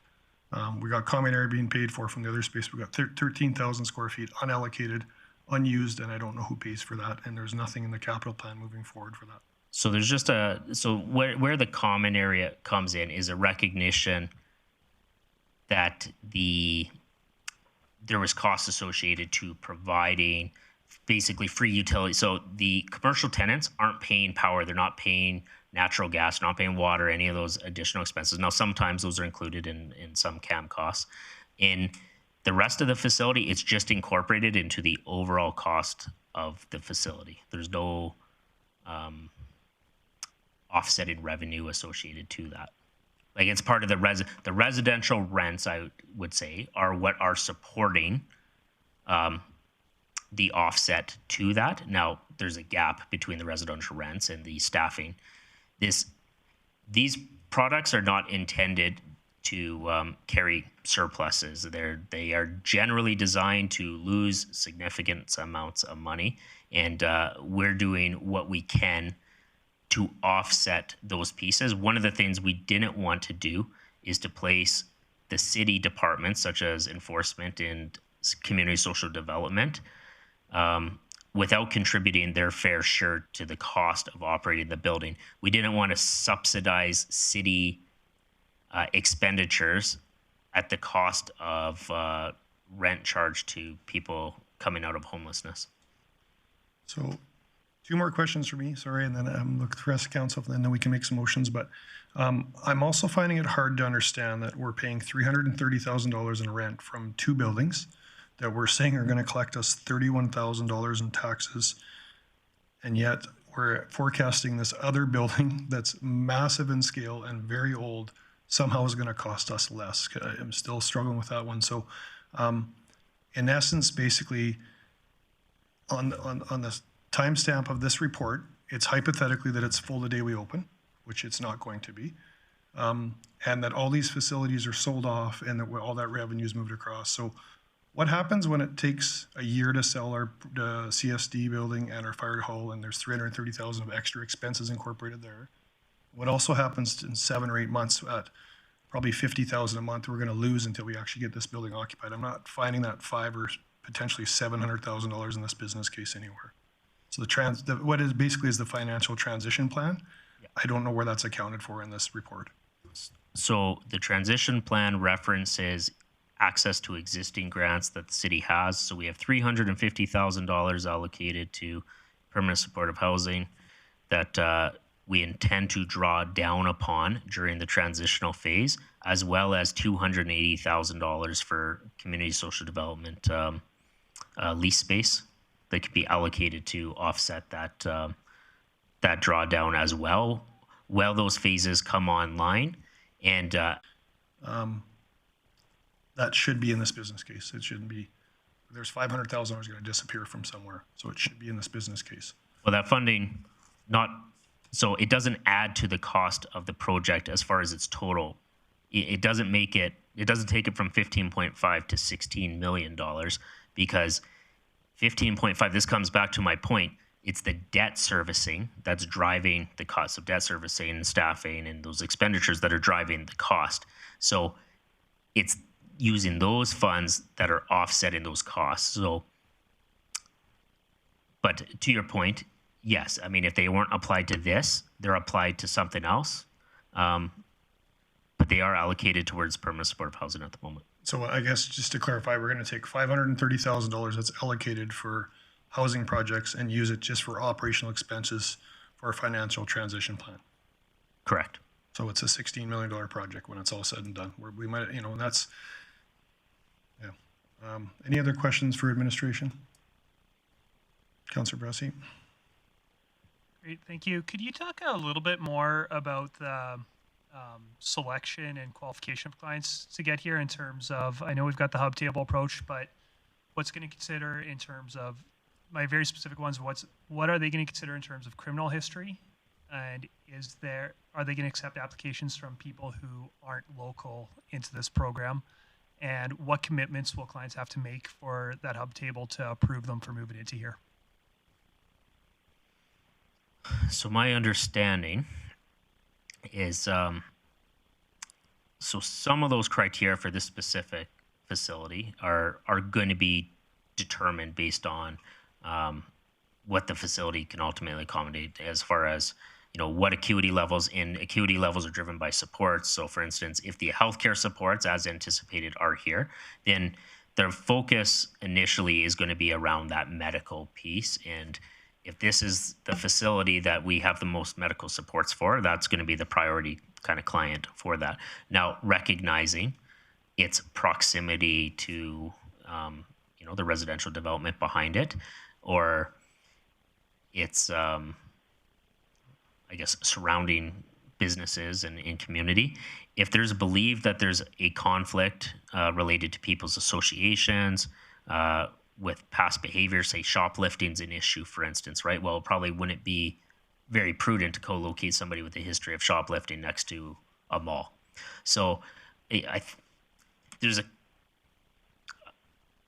all of the, presenting factors of a client that's being assessed, I think are going to have to be weighed against the location of the facility. I think some of that work will still need to be developed ahead of actually placing anybody here, just to identify what specifically the matrix will be. Now, there's been a team that's been at work at this particular aspect of things, because it's not just the city. The city has a seat at the table, but there's several other agencies and organizations involved. And I can't say I have intimate knowledge at this point as to, so I'm speculating somewhat. I have a high level understanding that there is criteria, and that criteria can certainly be influenced by us. And is what's the intention if, I hear a lot of concerns about we're just going to draw people from other communities, this is going to bring a lot of people to here instead of solving our problems here. What's the intention in terms of that, if there's people that aren't already in our community applying to get in, will there even be opportunity for somebody outside of our community to apply to get in? Oh, fair question. So I wouldn't say that there's never a case where somebody outside the community couldn't come in, but that's usually done on an exchange basis, right?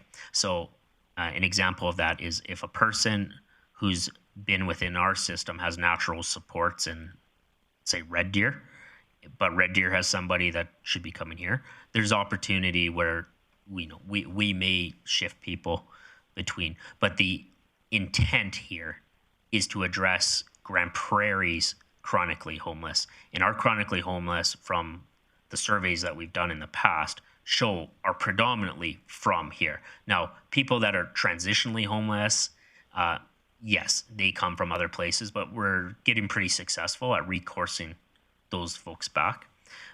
Part of the opportunity here is we plan on sharing our experiences and our successes and challenges that we face with other municipalities, with the intent of building greater provincial and national capacity, as opposed to Grande Prairie just trying to do it on our own. In fairness, we're one of the last ones to the game in this one, right? These other communities have supportive housing and are building it as we speak. Okay, Councillor Thiessen. Yeah, thank you, Chairman Plott. I'm gonna let Director Manuel off the hook here for a second. I'm just gonna go quickly back over to snow removal. And this is a message or a question for City Manager Galante.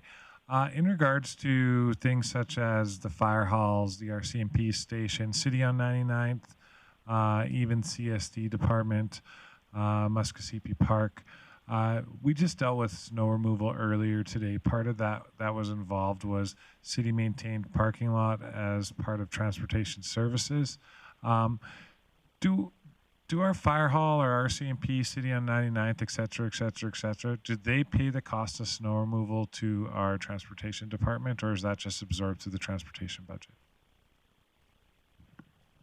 Thank you, Mr. Chair. My understanding is that that is part of the transportation general budget. I don't think there is a cross charge from each facility specifically for snow removal. It will be a very minor amount, so there will be more the administrative burden to do the cross charge. That will be my recommendation. I'm not so familiar with that level of detail on the financial system. Maybe CFO Whitewood may respond, but it will be a very minor cross charge. Yeah, and actually the only reason I ask you, Mr. City Manager, and not Director Glavin or Ms. Whiteway, is because I know that in the past we had cross-department charges, at least in transit. I know that we dealt with that at the 100th anniversary. I was like, what are we doing? We're charging ourselves for this. It's like robbing ourselves to pay ourselves. You know what I mean? So this is just, I guess, kind of a commentary on another city, potentially city-owned building. With the potential disposal of City on 99th, whether that happens immediately or within a year or two, and same with the old fire hall, those will be things that'll be struck off our transportation snow removal maintained parking lot schedule as priority 1 or priority 2. I would imagine something like this would fall into priority 2, and there wouldn't be a cost associated with it. So I think I'm just adding this commentary to push back a little bit on Councillor Platt saying, hey, we didn't charge this when we already have a built-in budget to take care of and maintain city-owned facilities, especially with snow removal in our parking lots. The other thing that I just want to add in regards to snow removal and what worked really well at the Fletcher building is part of those make work agreements that Director Manuel was talking about earlier. We had a couple tenants that worked on a rotation to clear snow during the summer and do some weeding in the garden, which we only had a month or two to do while I was there, and then we were shut down. But those were all built into the agreements. And I see something like the Stonebridge, the snow shoveling that would happen there would probably be just at the main entrance and where the residents would hang out in the foyer. We wouldn't expect them to shovel the entirety of that parking lot. But if it required to be cleared, that would be absorbed by our already established transportation budget. So thank you. Just one last question for me, and then I'll go to Councillor O'Toole. I'm just going to come back to a conversation I had a month ago at Parkside Inn, where Parkside Inn wasn't full a month ago. We had 28, I believe, out of 32 units. Yet in this report, we're going to show up with 90% occupancy consistently. We historically know what happens in summertime with people wanting to move in tents, and yes, we all want to believe they're going to live there. What certainties do we we're going to have we're going to hit 90%? You know, we've had reports showing in our community in the last 10 years. We've had 3 years where residential landlords aren't getting 10% occupancy. So again, it's another big line item. 10% could be a $100,000 difference in loss a year. I mean, what guarantees or how confident are we that over a 10-year stretch, we're going to be able to consistently maintain 90% occupancy, especially when we're looking at a third of those units being transitional in nature? Oh, fair question. So the 10% vacancy was based off industry best practice from other supportive housing facilities. So that's what we utilized. Part of this, and it speaks to the homeless strategy, is encampments can exist when no alternative is in place. When there's an alternative, we can take a hard line on encampments. That's why with COVID last year, you did not see a tent city, and why this year, up until this point, we have been extremely diligent and aggressive at ensuring that encampments don't take place. So I don't see encampments being an alternative to the housing, one that at least we would accept on the enforcement side of things. There was, you had a first part of that question, Councillor Palat. And yeah, I'm just curious how we're so short units yet Parkside Inn isn't full. And speaking to them, they had mentioned to me there's about 30-ish clientele that are probably out of our 208 that they wouldn't admit back into their units. So are we trying to house 208 people knowing that 30 of them already are identified in our system that we're probably not going to want in our facilities? So that was a fair question. And so a number of the people that weren't successful in Parkside, the reason they weren't successful in Parkside was primarily related to the Parkside facility and it not being able to accommodate the high acuity needs. There really is people that need more medical support than what Parkside was able to accommodate at its site. Now, it goes to say, though, as was said, not everybody is going to be offered a place to be, in that some people just aren't at a state where they would be successful. And we're not going to try to force that to happen and compromise everybody else is success. In regard to Parkside having vacancy, that's primarily been at a direction from us because we didn't want to put people in a facility we knew had to conclude operation in short order. It's very disruptive, we've found, with this client group to put people, to try to stabilize them, to get them a routine, and then to pull that rug out from underneath without an alternative in place. We weren't comfortable encouraging that to happen. Okay. Councillor Thiessen. Hey, just wanted to get back inside the building there. So in regards to, obviously we're dealing with hotel room space, so there's going to be some rooms with 2 beds, fold out couches and stuff like that. As far as the furniture, are we planning on using all those beds, or with the extra beds, would we place those in storage on site in case they needed to be replaced? Fair question. So part of the furniture is actually the surplus furniture, like you said, because we're not going to keep 2 beds in a room. We intend to reallocate that excess furniture to the Fletcher project, because that project comes unfurnished. So, and then where there's surplus in addition to that, it would be to hold in reserve for future replacement purposes. Okay, thanks for that. And just for clarity's sake, for myself, as far as actually renovating the rooms, that isn't our intention at all. It would be mainly all the facade, the roof, and maybe the boiler or other stuff like that. So for some accessible rooms, the intent is to create better accessibility for some of the rooms. We had a discussion. Ultimately, carpet at some point will be replaced with more resilient kind of commercial vinyl flooring. But we don't want to execute that until you don't want to rip up carpet that's only 3 years old for the sake of just ripping up carpet. So if there was a reason to do so because of a specific unit, we would, but that's one of those things we intend to do over time as opposed to initially. The rooms themselves are in really good shape, having fairly recently been renovated. They actually have vinyl coverings on the wall, which makes the wall more resilient than typical drywall had been. So in large part, most of the rooms are turnkey. There are some that we wish to make some additional improvement to. And when we get to some of the units in future phases, we're looking at doing some cooking enhancements as well. Okay, no, that's good. I have one more question though, if I may. So it was brought up earlier today by one of our delegations that one of the biggest issues that faces housing such as this is fire as a big risk. Now, many people who live on the streets have experienced homelessness or require transitional or permanent supportive housing.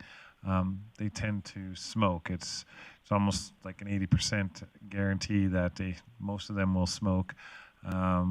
So what are our plans for that? I know the windows in the hotel, they don't open per room. How would we address a client who is living in this complex who chooses to smoke in their room? Would that be an eviction? Would that be a warning system?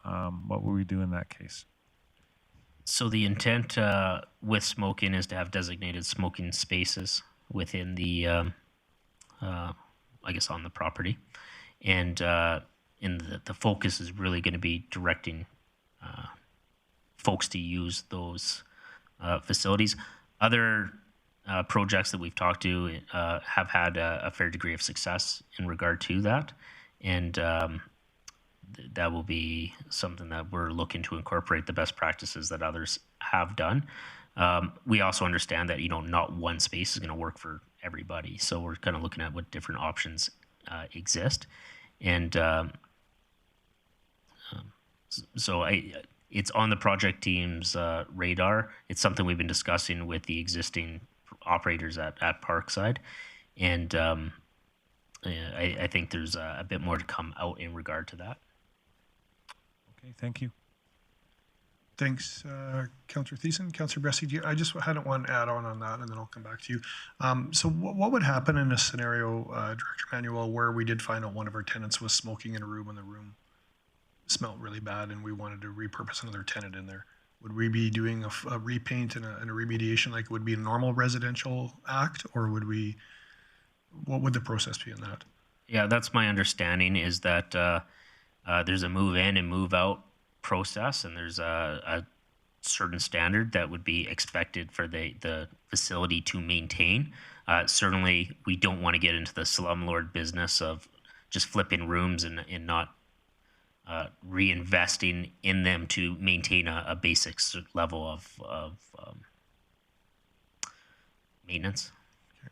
Just another one on educational purpose around my questions asking on this. I was told from a couple different property managers about $1,000 to $1,500 is about what they say it costs to get a smoking room back to non. So again, looking at that $56,000 maintenance budget, I'm still struggling with that. Councillor Bressie? Great, thank you. Just knowing that about 50% of these clients are likely to be Indigenous, and how important culturally appropriate supports are, especially since most of them are dealing with the fallout of residential schools and other actions by our government. I appreciate that there's Indigenous space in the building and that there's physical consideration for that, but in terms of conversation with elders, conversation with the Indigenous community, what are the plans operationally for indigenization of programs here and making sure that they're Indigenously appropriate and have the best chance of success with Indigenous residents of the building? So we have a member of Angela Sutherland's team that's fully engaged on those working groups and working with elders and we have meetings scheduled with Horse Lake in the coming week here.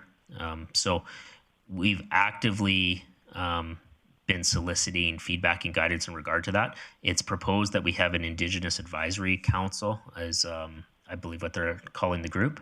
And they also have ceremonial planning underway right now where if the project's to proceed, but ahead of us doing any sort of work, one of the comments, or not comments, but directions we received was that before we turn a screwdriver or weld a hammer, that we want to smudge the facility. And so we're trying to be very in tune with what those needs are and not assuming that we know anything. And we also understand there's a broad perspective of thoughts and opinions from different segments. So we're trying to be respectful of as many as we can. Great, thank you. You touched on it, but I just want to be crystal clear. Has provision been made to make sure that smudging is possible as part of the cultural programming in this facility?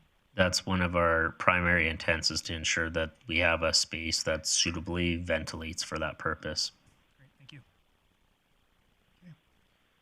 I think we might have got through all of our questions here. It looks like from Councillor O'Toole. No, it seemed like I wasn't asking any questions, but I spent a lot of time with Director Manuel over the last month or so. But if there is no other questions, I would be willing to go ahead with business. Sorry, Councillor O'Toole, I'll just come back to you on that. Councillor Friesen has another question. Thank you, Chair Palat. Director Manuel, the intent of the high needs supports includes, to my understanding, medication delivery, that sort of support. Has it been allowed for in the renovations to have like a locked medication room and those kinds of precautions around that? Yeah, so basically the reason that we reduced the number of rooms, the actual number of rooms available was 125 rooms. We reduced the number of rooms available for two purposes. So we have dedicated program office space within the facility off of the floors, but we want to have staff support on the actual units that people are living in. So we've reallocated some of those rooms specifically for that direct client support on the residential wing. And there is considerations for things such as what you're referring to there. Thank you. Also, as residents move toward healthier outcomes and potentially also moving out of addiction, if they were to go to, say, an inpatient or rehab, residential rehab, would their room be held for them? How does that work? That's a great question, and that absolutely. So the answer to that is yes, that we would hold their room, and that's been a problem with other models in the past at times. As long as we know what's going on with an individual and it's in alignment with what the project team believes is appropriate. Yes, we will hold rooms if the circumstances warrant it. Now, if somebody just disappears and ghosts us and the rent's not being paid, that's a different story. But if somebody's seeking treatment services and they're away for 60 days because of that, we're not gonna throw them out. Thank you. And I think just one more question again along the recovery lines. Have you contemplated also potentially having support meetings like 12-step groups within the building? We absolutely have, and recovery is a critical component to what's hoped to be achieved at a place such as the coordinated care campus. Sorry, Councillor O'Toole, I'm going to come back to you in a minute. Councillor Minhas had his hand up on there. So Councillor Minhas, go ahead, please.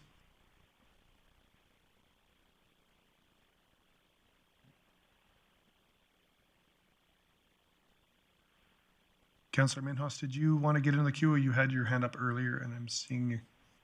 Yes, I do.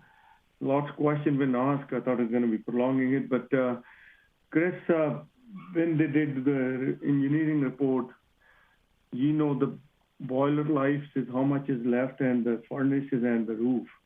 Those are the big expenses. It's bothering me. The maintenance is so low, 57,000, like Wade said earlier. I just need to know if those things are new, then it might be right, but I don't think so. Okay, if I correct me if I'm wrong, as I understand it, that the question was about that maintenance line again. I think one of the important things with the maintenance line is when it comes to those room repairs, that the damage is caused by tenants. It is important to note, and this is something that in fairness, probably could have been articulated better within the document, but there is a separate budget outside of just this project that covers those repairs, and it covers them for all Housing First projects, including this is the money we use to fix apartments that get broken from people today in market units and so on.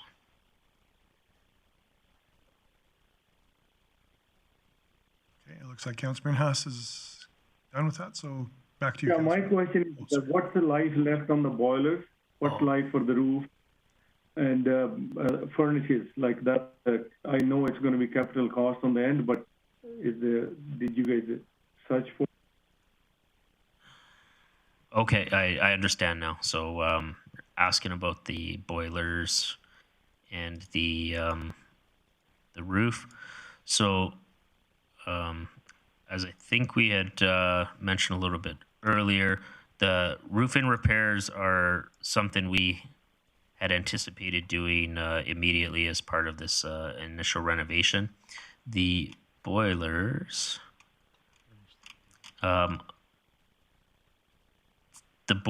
appear to be in good shape. They're not within our 5-year plan, which means they're further out. That means they were assessed to be in condition that didn't warrant their repair at this point.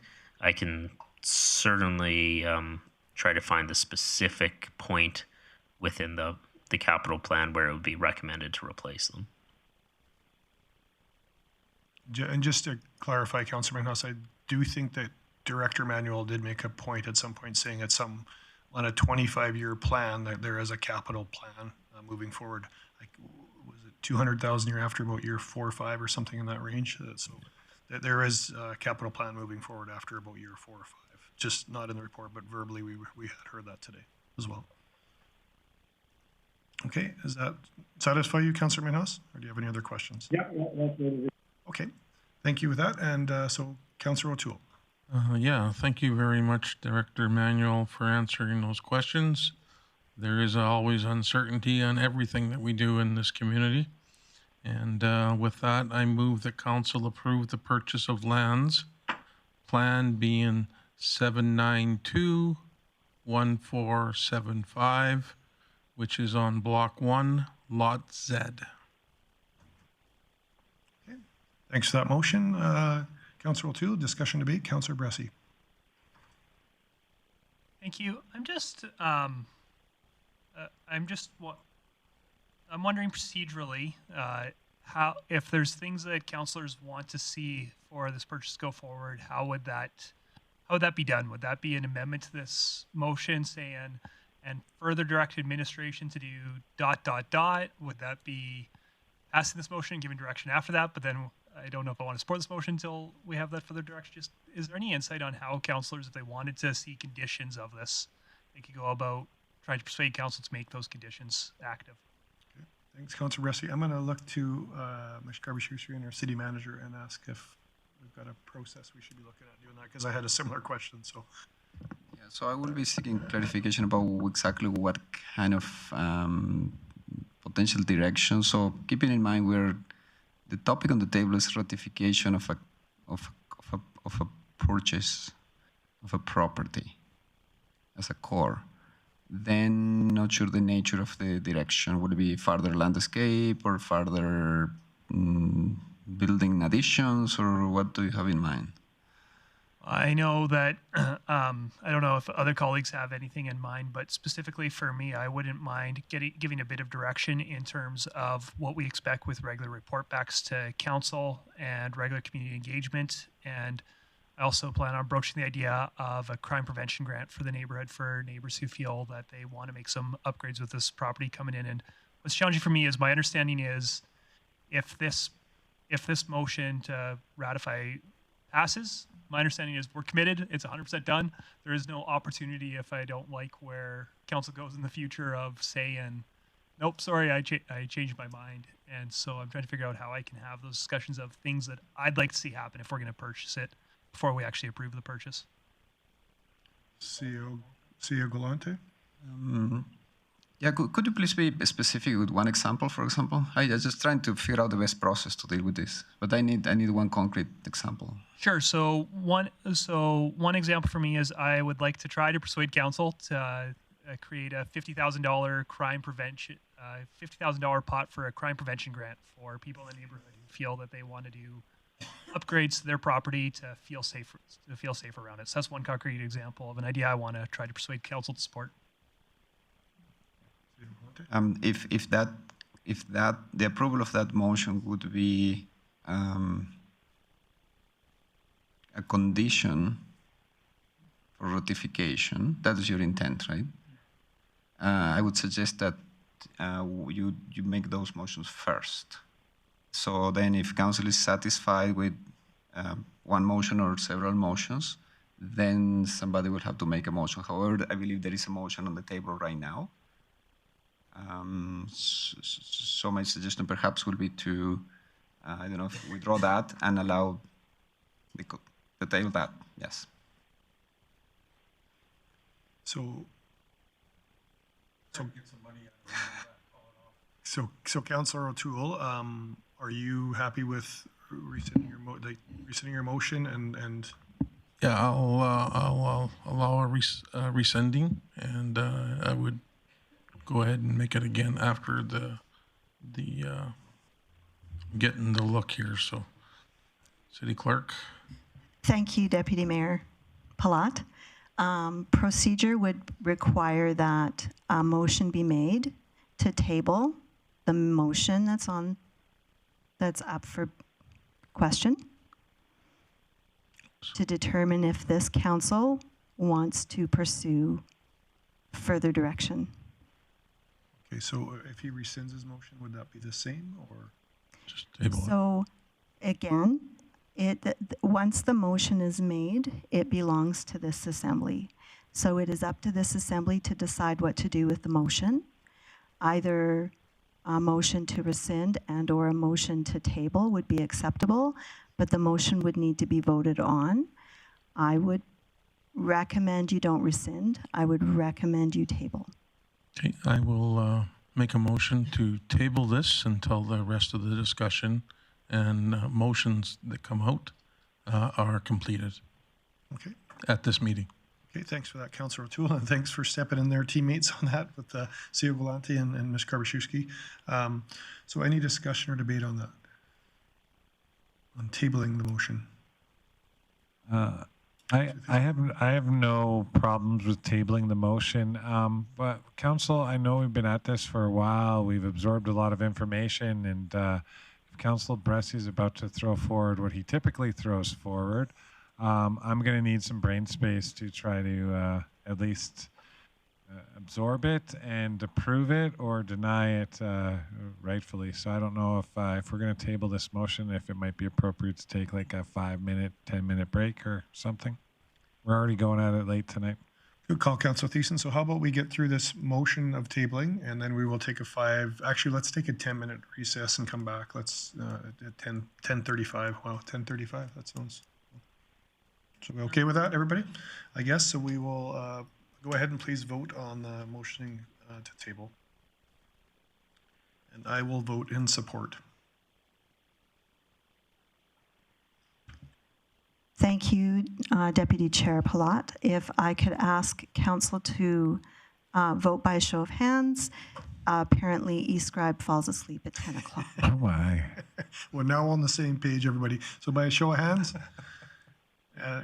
And that's unanimous. Thanks, everybody. So we'll just take a 10-minute recess and we'll just try to come back here at about 10:35. Thank you. I need a chocolate bar or something. Holy man.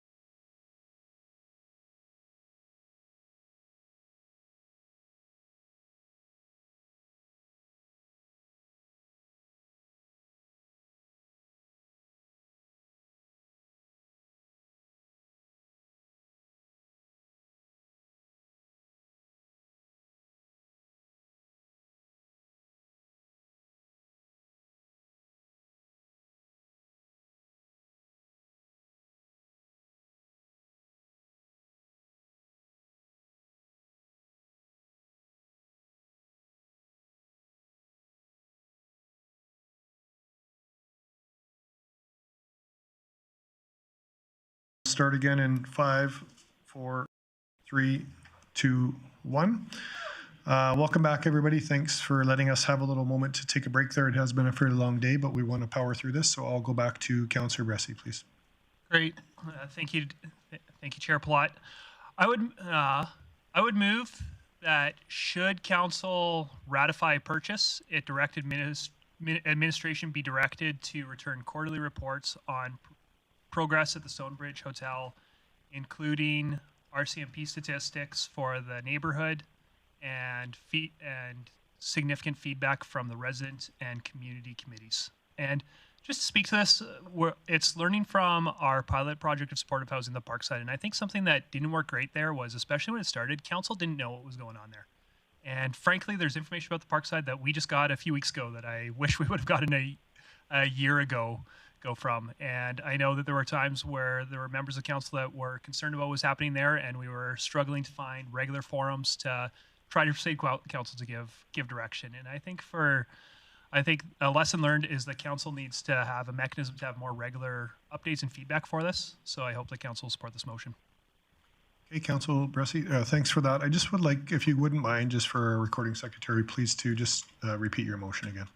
Yeah, so my motion was I move that should council approve or ratify purchase, it direct administration to return quarterly reports to the appropriate standing committee that include RCMP statistics for the neighborhood and significant feedback gathered from the community and resident advisory committees.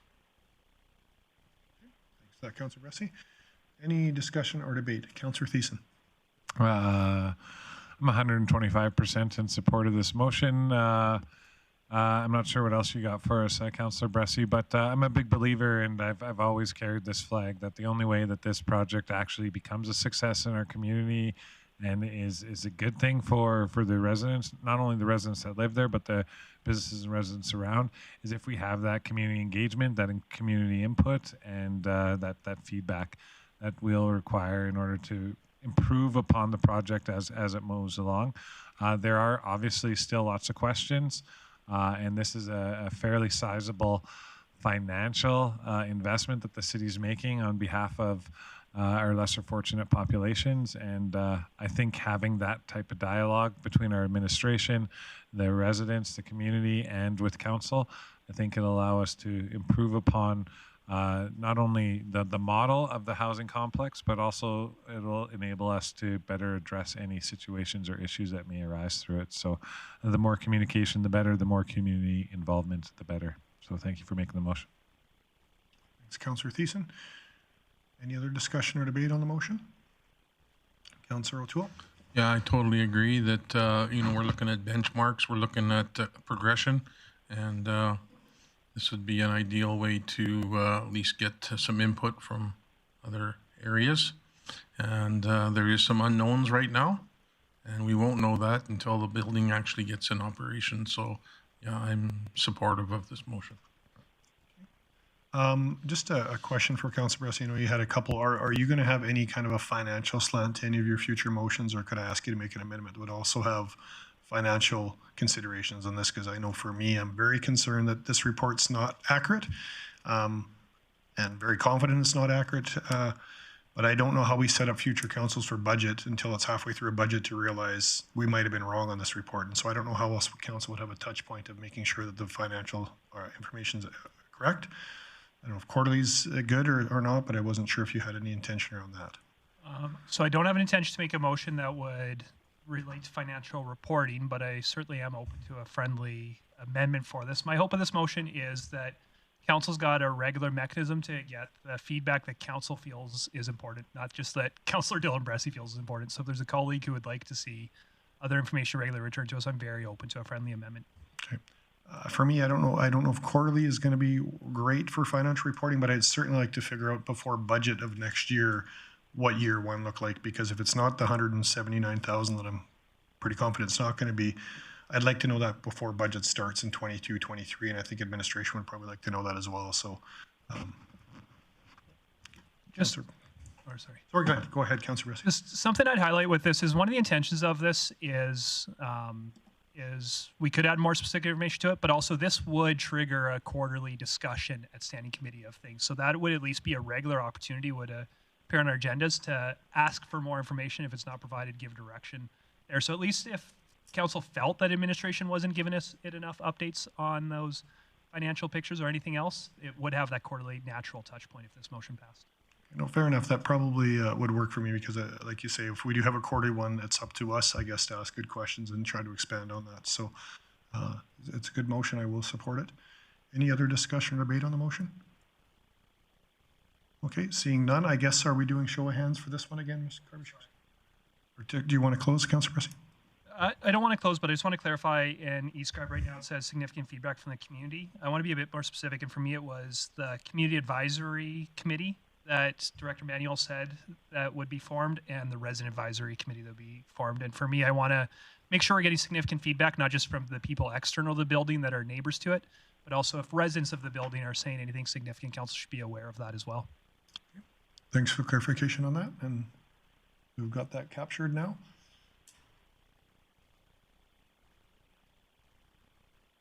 Thank you, Deputy Mayor Palat. Yes. Okay, thanks for that. So are we voting with a show of hands again, Ms. Carbish?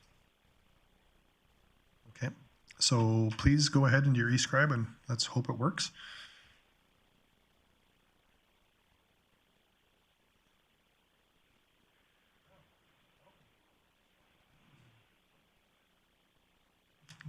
So Councillor Plot's in favor. Councillor O'Toole's in favor. Councillor Minhas. Councillor Minhas in favor. Thanks, everyone. And that carries. Councillor Bressy, you got another trick up your sleeve here? Yeah, I've only got one more, and I'm kind of curious what you folks think about this. And I would move that should council ratify this purchase, administration be directed to set aside $50,000 for crime prevention grants for nearby properties. And to speak to this, I really do think that if this is done properly, and I'm getting confidence that it will be done properly, that it won't have a big, significant and negative impact on the neighborhood. That being said, for me, I've said all along on my time on council, it's not just important that people are safe, they also feel safe. And I know as I've talked to businesses and residents in the community, they've said, well, if this happens, I guess I'm going to upgrade this fence, or I guess I'm going to put cameras over here, or I guess I'm going to make sure that this light bulb that kind of sucks has an expensive LED light bulb in it. And as they're saying that, it's something that might help with issues on their property, but I know will make them feel a lot safer with their property. And I think it's appropriate for us to, there's so much fear of the unknown for these people. I think it's appropriate for us to partner with them in doing what will make them feel better on their property. Okay. Thanks, Councillor Bressy. Just a question for administration. Do we need to identify a funding source for this today, or?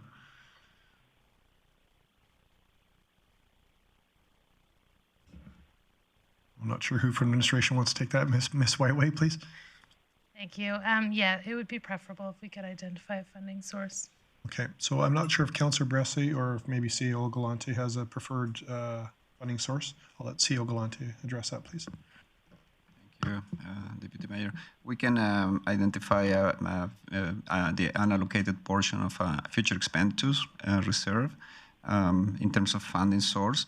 Just to be clear about the intent of the motion, is just to earmark the funding. We're not discussing administration of the program or design of the program in terms of cameras or lights, or so. That will be I'm assuming administration will design something and bring it back to a committee for approval. Yeah, and I know for me personally, I don't know what the rest of council feels, but I know for me, we've done similar grants in the past, including just this year, and I was really happy with how those went, and I heard good things from the people that applied and received them, and so I'm not being specific in how this is administered, because I think administration probably has that well underhand if we give this direction. Okay. Fair enough. Councillor Thiessen, did you have a comment? Yeah, just a question again around intent. So with this $50,000, would that be available immediately, or would you look for the report and suggestions for like the 2022 year, or would this be available as of 2021? My hope for it is that this would be something that would be maybe not immediate as in tomorrow, because I know administration would need to take time to design this program and get forms and all of that, but sooner rather than later. It would certainly be sometime before phase 2. I'd hope that people are able to get it, but sooner rather than later would be my hope for this. Okay, just to speak to that, I can be in support of this motion. I too, with the community safety grants, did a lot of great work in and around the core. Largely, it went to video surveillance and some lighting and stuff like that. That may be improvable. Maybe even, as you suggested, perhaps fixing fences and stuff like that. And it looks like I would imagine we'd have enough time, probably even before phase 1 commences. And the moving of those clients or residents that this money, or at least how we're going to administer the program, which I think would be fairly similar to the old program, could be put to use. So I think that gives the administration enough lead time. So for those reasons, I can support this. Thanks, Councillor Thiessen. I'm just going to go to Director Manuel, please, as well. And that was precisely going to be my recommendation. Is just last summer we ran the crime mitigation grants. It was well received process wise. We have the criteria defined. I think it's going to be appropriate to what's discussed here. If we choose to follow that process, that criteria, those matrices, I think we can move this very quickly to be responsive to the point you're trying to make. Okay. Thanks for that.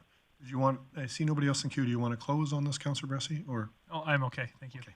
Thanks. So we'll call that question. So please, for those of you that have e-scribe working, please hop on there and vote. Councillor O'Toole in favor. In favor. Councillor Platt in favor.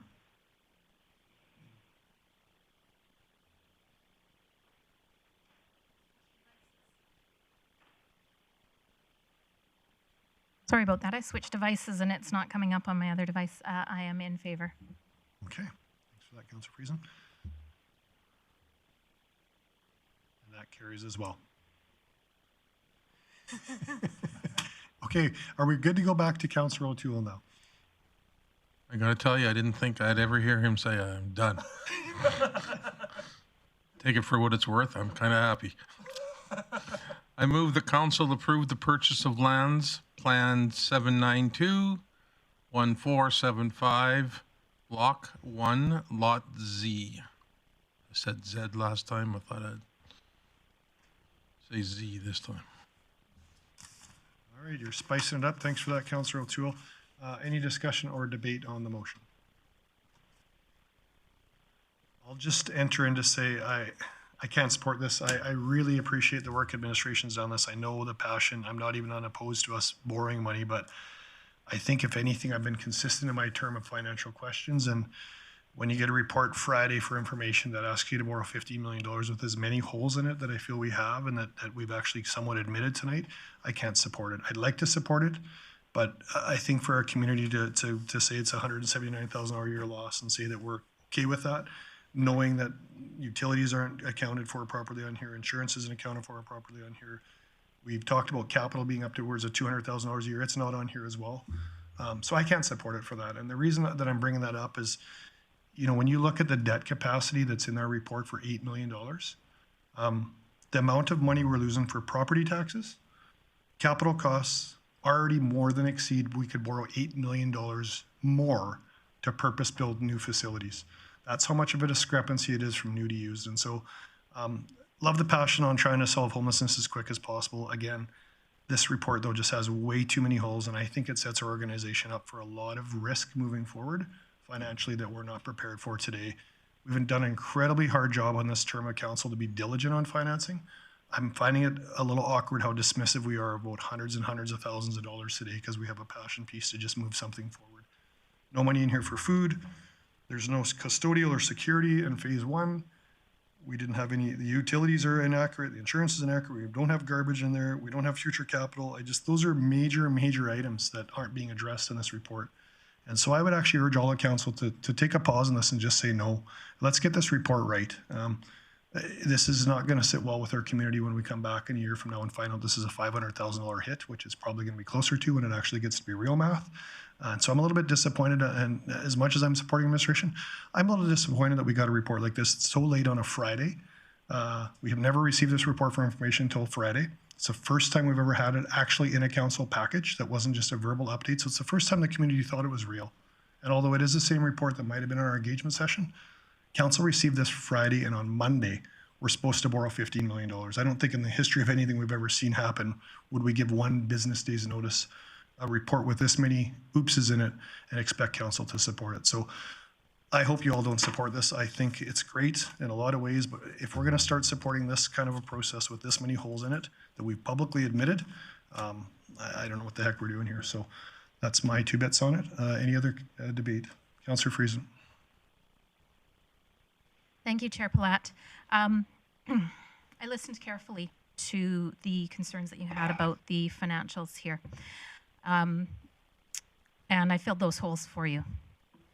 I took, first of all, the estimate, the worst case scenario estimate of the $170,000 expense to the city per annum, and compared that to our budget of some $215 million a year. And at that, we would be, it would cost us about 0.08% of our budget. That's 0.08. That's less than 1/10 of our budget. Filling the holes with the $500,000 that you throw around, although I don't agree that we are so far off as you think that we are, and also a number of those items that you suggested belong in that number would be true of any facility, not just this one, including food and snow removal and those sorts of things. So I filled all that in, and I included the grant funding that Councillor Bressy just successfully moved. And that total comes to 0.26% of our annual budget. 0.26% of our annual budget. And I'd like to suggest that 0.26% of an annual budget is not too much to spend on the second greatest concern of our residents. In our 2020 resident satisfaction survey, homelessness, reducing and providing programs for homeless persons was the second highest concern. Now, doing this also impacts the greatest concern of Grande Prairie residents, and that is regarding crime rates and lowering crime rates. Not only does it do all of that, but it improves the experience of residents and business owners across the city. We know that what I have heard as I've listened, I've spent hours sitting with business owners and on the telephone and emailing with residents around the facility, the proposed facility. Everything that I've heard that is a concern to them is true of what we notice of the street level behaviors of homeless people. And the fact is, if we proceed with this facility, we don't have those people being homeless anymore. And those behaviors are reduced throughout the city. So to spend probably less than 0.1% of the budget, maybe 0.25% of the budget on the 2 top concerns of residents, and something that we've worked for years and years and years on, I don't think is too much to ask. I will be supporting this motion. Thank you. Councillor Bressy. Great, thank you. I don't know if any decision in my life literally I've spent as much thought and sleepless nights and walks around my neighborhood and conversations with people as how I'm going to vote in the next 5 minutes or half hour, depending on how long we go. So it definitely is a weighty and an important decision for us. I know that for me, right from the start, from before I was even elected, supportive housing was a top priority for me. It's for the people that are in it. I think that people should have a realistic chance to get better. I think that if people are engaging in criminal behavior, they should be held accountable for that. There are lots of people living on the street that have no realistic hope ever in our current system of getting better. They should be provided that. I also want us to have a community where there is less social disorder. And at the Police Advisory Committee, I sat down and I listened to Mr. Curry, Mr. King, Mr. Kokish all talk at length about how much they saw this as a needed thing for policing operations and for improving crime in our neighborhood. And also, frankly, I want to spend less taxpayer money, and we're spending a giant amount of taxpayer money on chronic homelessness right now. So looking at two numbers just for comparisons is, one is there was lots of comparison about built new versus this one. And I think there are really good cases to be made for built new. That might even be worth waiting 2 to 3 years, because that is how long we'd be waiting, 2 to 3 years for built new. And I think it's fair enough if somebody still supports built new over this. But I do want to acknowledge that built new, we've had 2 presentations in the last week, and both of them have shown that built new would be more expensive than this project. The one we heard today was $135,000 per unit. And the one we heard last week was $150,000 per unit plus the cost of land. I'd argue that those were not as good as this one because they didn't have that co-location of enforcement services and CSD. I'd also point out that neither one of them included a kitchen, neither one of them included finished common space, neither one of them included fixtures and furniture, and neither one of the people presenting on those seemed to be aware of the needs of a medical facility that falls under legislation other than the Residential Tenancy Act, and those additional costs were not built into either of those. So I just think it's worth acknowledging that a built new, at least up front, is significantly more expensive than what we're considering right now. But an even more significant number to me is the ongoing cost of this, including debt service. And the city directly spends about $5 million a year for 202 people who are chronically homeless. That's about $25,000 per person per year. From what I know of Rotary House, assuming they've got a budget of about $1.5 million, if you add the Rotary House funding the province gives, that's actually $33,000 per person per year being spent on homelessness. It's a huge amount of money, and that's the direct money. That doesn't include increased costs to RCMP, increased costs to fire, increased costs to parks departments, cleaning up encampments, and all increased costs to the hospital, increased costs to the justice system. $33,000 per year of direct costs. When I look at this one, Councillor Plot, I did some math and I was going incredibly generous with those numbers. I took the subsidy that the report itself calls for. I added not the $85,000 of lost property tax revenue that we'd lose this year, but the $175,000 that we'd maybe lose in a really good year for hotels. I added the $200,000 ongoing capital costs that are needed for this, and I assumed a 10% vacancy in this building. And what that shows is that's $21,970 per person per year. So even if this goes 20% higher than it is anticipated to go with all those costs that I just said I added, we're still spending the same amount per person per year as we're spending right now. But to actually get them into housing, give them a realistic chance of getting healthy and reducing their interactions with police and parks department and emergency medical care. And for me, it's just a no-brainer that if we can save this much money per person per year and get much better results, we do it. Thanks, Councillor Bressy. Councillor Thiessen. Thank you very much, Councillor Platt. I was going to throw off some of my own numbers here, but it looks like my colleagues, Councillor Bressy and Councillor Friesen, already pulled out their calculators in dispute. I think what we need to start doing, though, is I think we need to just make a good recognition, and I think Councillor Bressy did a good job of that. The costs of homelessness on our community are huge. He didn't even mention the runoff costs of people who are so fed up with the system that they have no respect for anybody's property or anybody's space or time. And those come with costs as well. Sometimes they come with nightmares when people end up being in such a down and out state that they're defecating on some people's properties. I am an eternal optimist. I'm a big believer in housing people. When I got on this council, that was my number one priority. It stayed that, and at a time when it wasn't trendy to house people. But I'm also a realist. I do know this is going to cost us. It's going to cost us property taxes. It's going to cost us money. And as part of being a realist, I'd like to say that we're going to put 78 people into the Stonebridge this year. I got my fingers crossed for that, but only if we can do it right. I've been a part of a project that had great success in rehabilitating people and giving them stability in their house, and then we pulled the carpet from underneath them, and I watched them go 10 steps backwards. I don't want to make those mistakes again. I don't want to make them for the people that are going to be living in the Stonebridge. I don't want to make it for the organizations that are going to be supporting the Stonebridge. I don't want to do it for the surrounding businesses and residents in and around the Stonebridge, and I definitely don't want it to fail on behalf of all the residents of the city of Grande Prairie and their taxpayer dollars in making homelessness a worse issue after we tried to make it better. So I'd just like to stress that I think we need to do this right. I think Councillor Palat does bring some valuable questions, as does all of our delegations and all of our concerned residents in and around this.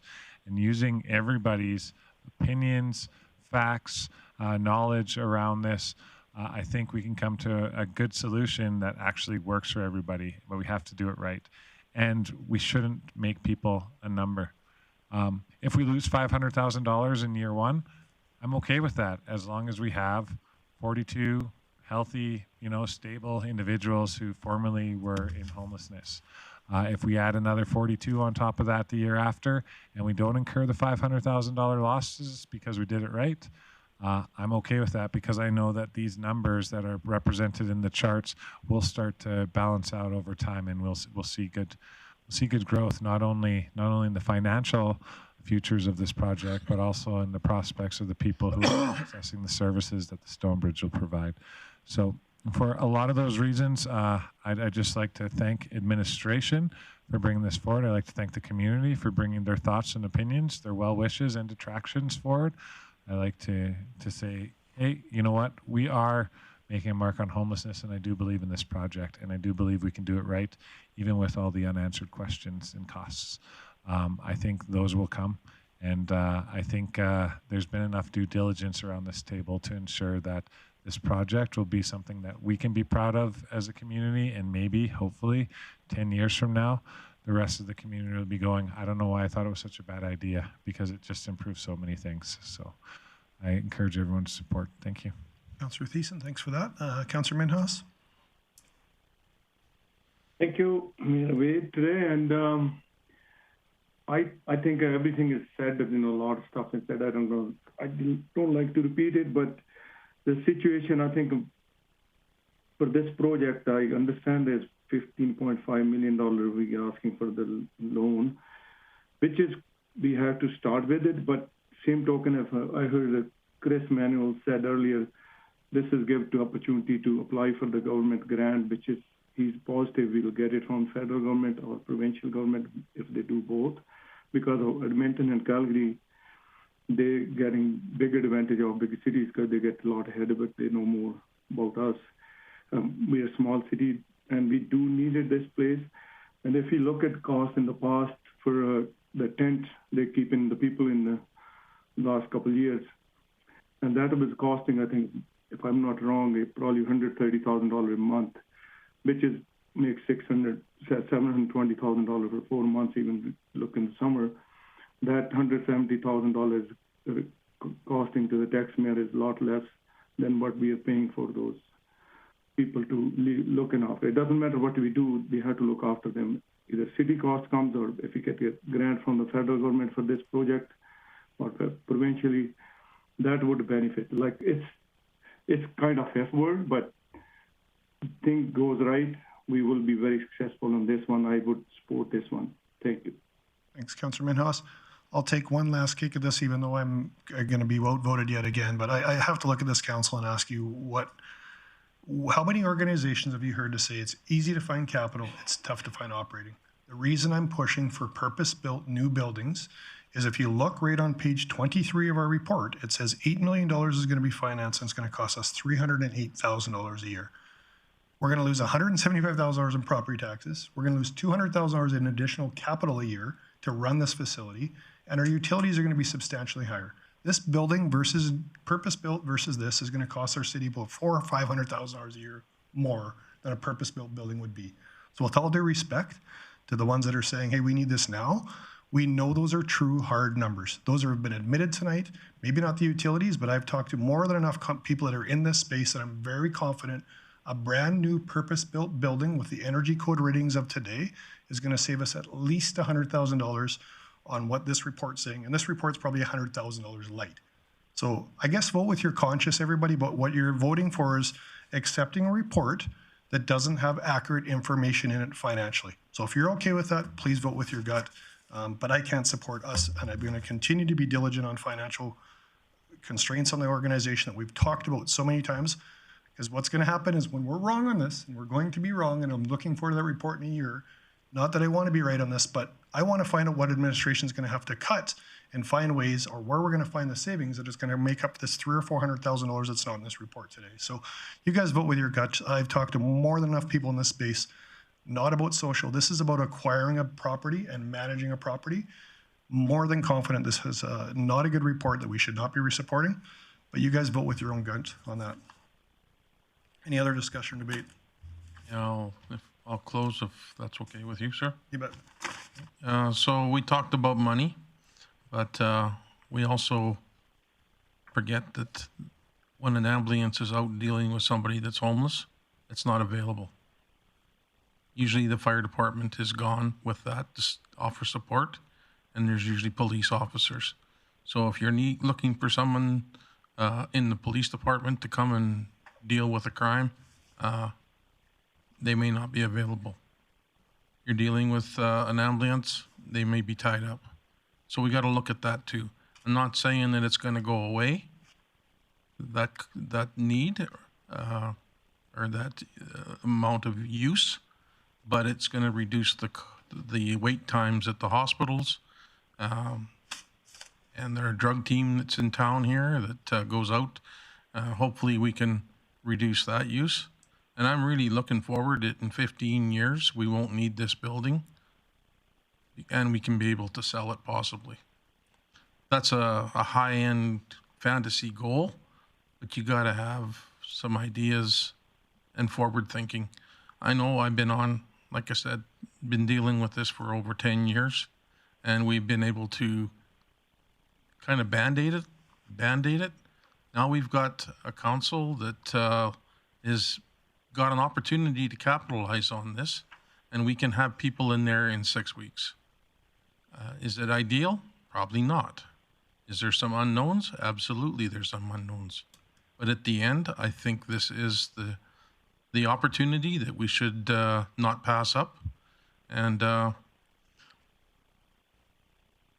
we'll know in the fall if I agreed with this and the report card comes in after the vote that I'm not on. I know it was a bad mistake for me politically. I know my wife is not too happy that I'm going this way. Well, it's been pretty quiet around the house. But at the end of the day, have I lost some friends? I think I might have. But I truly believe that the phone calls that I got for support from individuals, businesses, are saying go for it. Now, I'm not going to go on and on and on. We've all got our decisions to make. Mine is to buy the building. Thank you. Thanks for that close, Councillor O'Toole. For those of you that are e-scribe is working, please hop on there and vote. Councillor O'Toole is in support. Councillor Menhoff in favor. Councillor Plott, I don't know how many ways you can say very, very opposed, but opposed. Councillor Brassey in favor.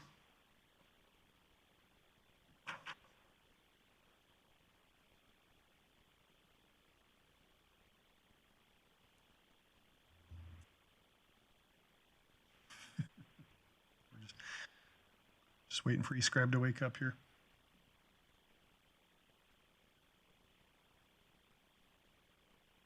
Getting tired today.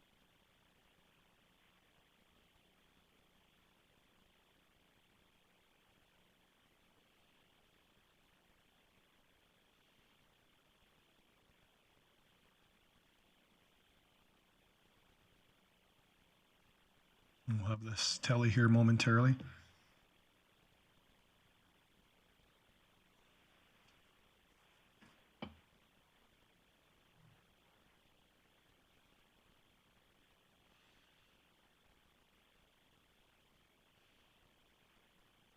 Let's just do it with a show of hands, Ms. Karbashewski.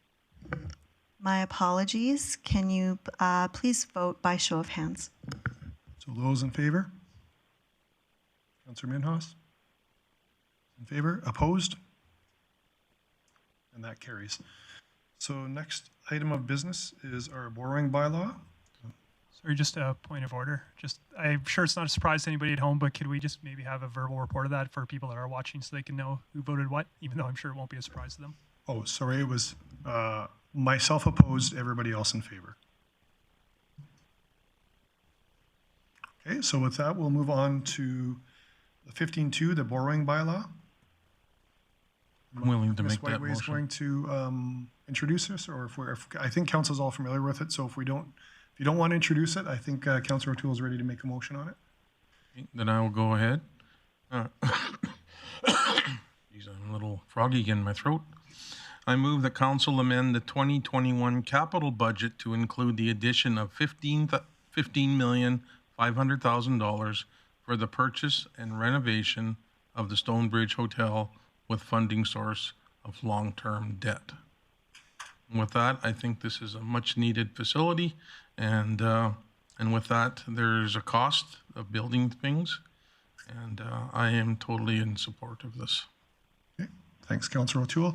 I just have one question for CEO Galante. Have you ever seen in the history of a city with less than one business day's notice, a city taking on $15 million in debt from a report? We got this report 5:30 on Friday. Deputy Mayor, I would appreciate a level of respect to myself and to the rest of administration. No, I'm not going to answer this question because we have been talking about this for years. So can I ask administration when this report was put in our packages and when it was live to the community? Can administration speak to that, please? Point of order, Mr. Chair. I think I'd agree that I'm not. My point of order is I agree. I'm not comfortable with this line of questioning. Well, I appreciate some people who think that I'm being disrespectful. I'm trying to understand. Am I wrong that we got this report Friday at 5:30? So may I respond to that? Yep. I don't know where you've been, Councillor Palat, but I've been looking at these numbers for weeks now, and I've been talking to members of our business community about these numbers for weeks now. So I'm not quite sure where you've been, but I know that I sure didn't just get this on Friday, and I've sure been thinking about this a lot longer than the last 3 days. Fair enough. We normally would be course of information to receive something for information, but not. So anyways, I'll move on. I won't support it.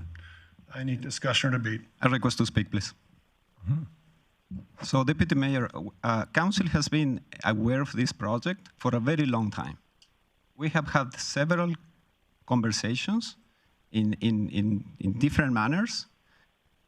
Of course, going through the confidential process that the real estate transaction deserves. We have followed the proper procurement protocols, but it's completely incorrect what you're saying that on Friday at 5 p.m., this is the first time you receive information about this. And I'm personally offended with this comment. Oh, you'd be offended. I'm speaking for the rest of the administration as well. Mr. Manuel has been working with this for a very long time, and this council has been involved for years in the development of the housing corporation initially, Avondale rezoning, Gateway site. So this is not the first time you're seeing this. And it's completely inaccurate that you're saying that this is the first time you're seeing this case on Friday afternoon. Even the business case has been explained and presented several times in different forms, in confidential basis with council, again, following the proper protocol for confidentiality in a real estate transaction like this. So it's a very unfortunate that this conversation is happening at this level. We're all professionals here, and we deserve respect as well. Thank you. I'll respectfully disagree, Councillor Thiessen. Thank you very much, Chair Palat. I also will respectfully disagree with the chair. I disagree with the chair, actually. Let me make that abundantly clear. I know that Director Manuel has been popping up these ideas since before COVID. And he's been looking towards finding solutions. And I know how much hard work our administration has put on into bringing this to us. They've kept council very informed. They've kept the public as informed as possible. In fact, in this short time frame, there's been so many public consultations that some of our larger projects, as Councillor Bressie alluded to earlier, like our downtown project, didn't receive. I think we have to show the appreciation for our staff because we tasked them with this. I alluded to earlier about our affordable housing strategy, and the one part that I said that got shot down was the Municipal Housing Corporation, which inside that actually said that we would need to borrow money in order to create the housing stock, and that was shut down. I'm very sad to see that that this has become a divisive issue from the chair to our administration. I don't think it's right, and it's probably not within proper protocol. I know that our administration has worked diligently to provide us the answers that we've requested and go beyond, above and beyond some of those questions to ensure that we had as much information as we could make in order to deal with the public in a front-facing meeting. As far as what Councillor Bressie and CAO Galante said, yeah, I've been looking at these numbers and dissecting them since the beginning of June. We're now in the middle of July. So as the second it hit the public, it hit our council, and administration was very good to us as far as making us aware so that if we were at those public engagement sessions or if we were going around the community, which many of us were and have been, that we would have the right information and that we could at least find those holes that you so speak of.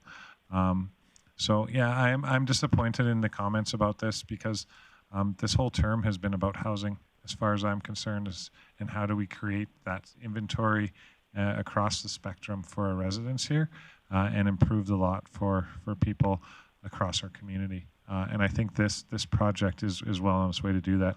I'd just like to throw out my heartfelt thanks to our team, our complex projects team, for the time that they put in, including tonight, which is well over time. And I know I'm talking lots and bringing even more over time, but I truly appreciate everybody whose hands have come together in this, whose thought power has come together in this, and whose heart has come together in this, not just at the direction of council, but on the behest of the entire community for the most positive and beneficial outcome for all. So I will support this wholeheartedly, and I will reject the comments of the chair.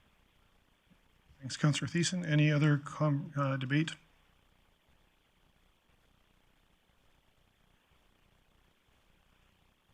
Seeing none, I guess we can vote, please. Deputy Mayor Palat, if we could vote by a show of hands, please. Sounds good. So all those in favor? So that's Councillor Minhas, Bressie, O'Toole, Friesen, and Thiessen, and opposed is myself. So that carries. So we'll move on to delegation business, please. And I'll look for any motions that could be arising for delegations. Councillor. Are we going to do bylaw 1440? Oh, sorry, my apologies. I popped off e-script. My apologies. No, I can make that motion. Thanks, Councillor O'Toole. I move the council give first reading to bylaw C-1440 being a borrowing bylaw. Thanks for that, Councillor O'Toole. Any discussion or debate? Seeing none, I'll call the question. All those in favor? So Councillor Bressie, O'Toole, Minhas, Friesen, and Thiessen are in favor, and Councillor Palat is opposed. And that carries. Thanks for that catch, Councillor O'Toole. And with that, we'll move on to delegation business. Councillor Friesen. Thank you. I'll begin with the first delegation that we had, who was Grant Vaskovich, and I move that we receive his presentation for information. Okay, thanks for that, Councillor Friesen. Any discussion or debate on that?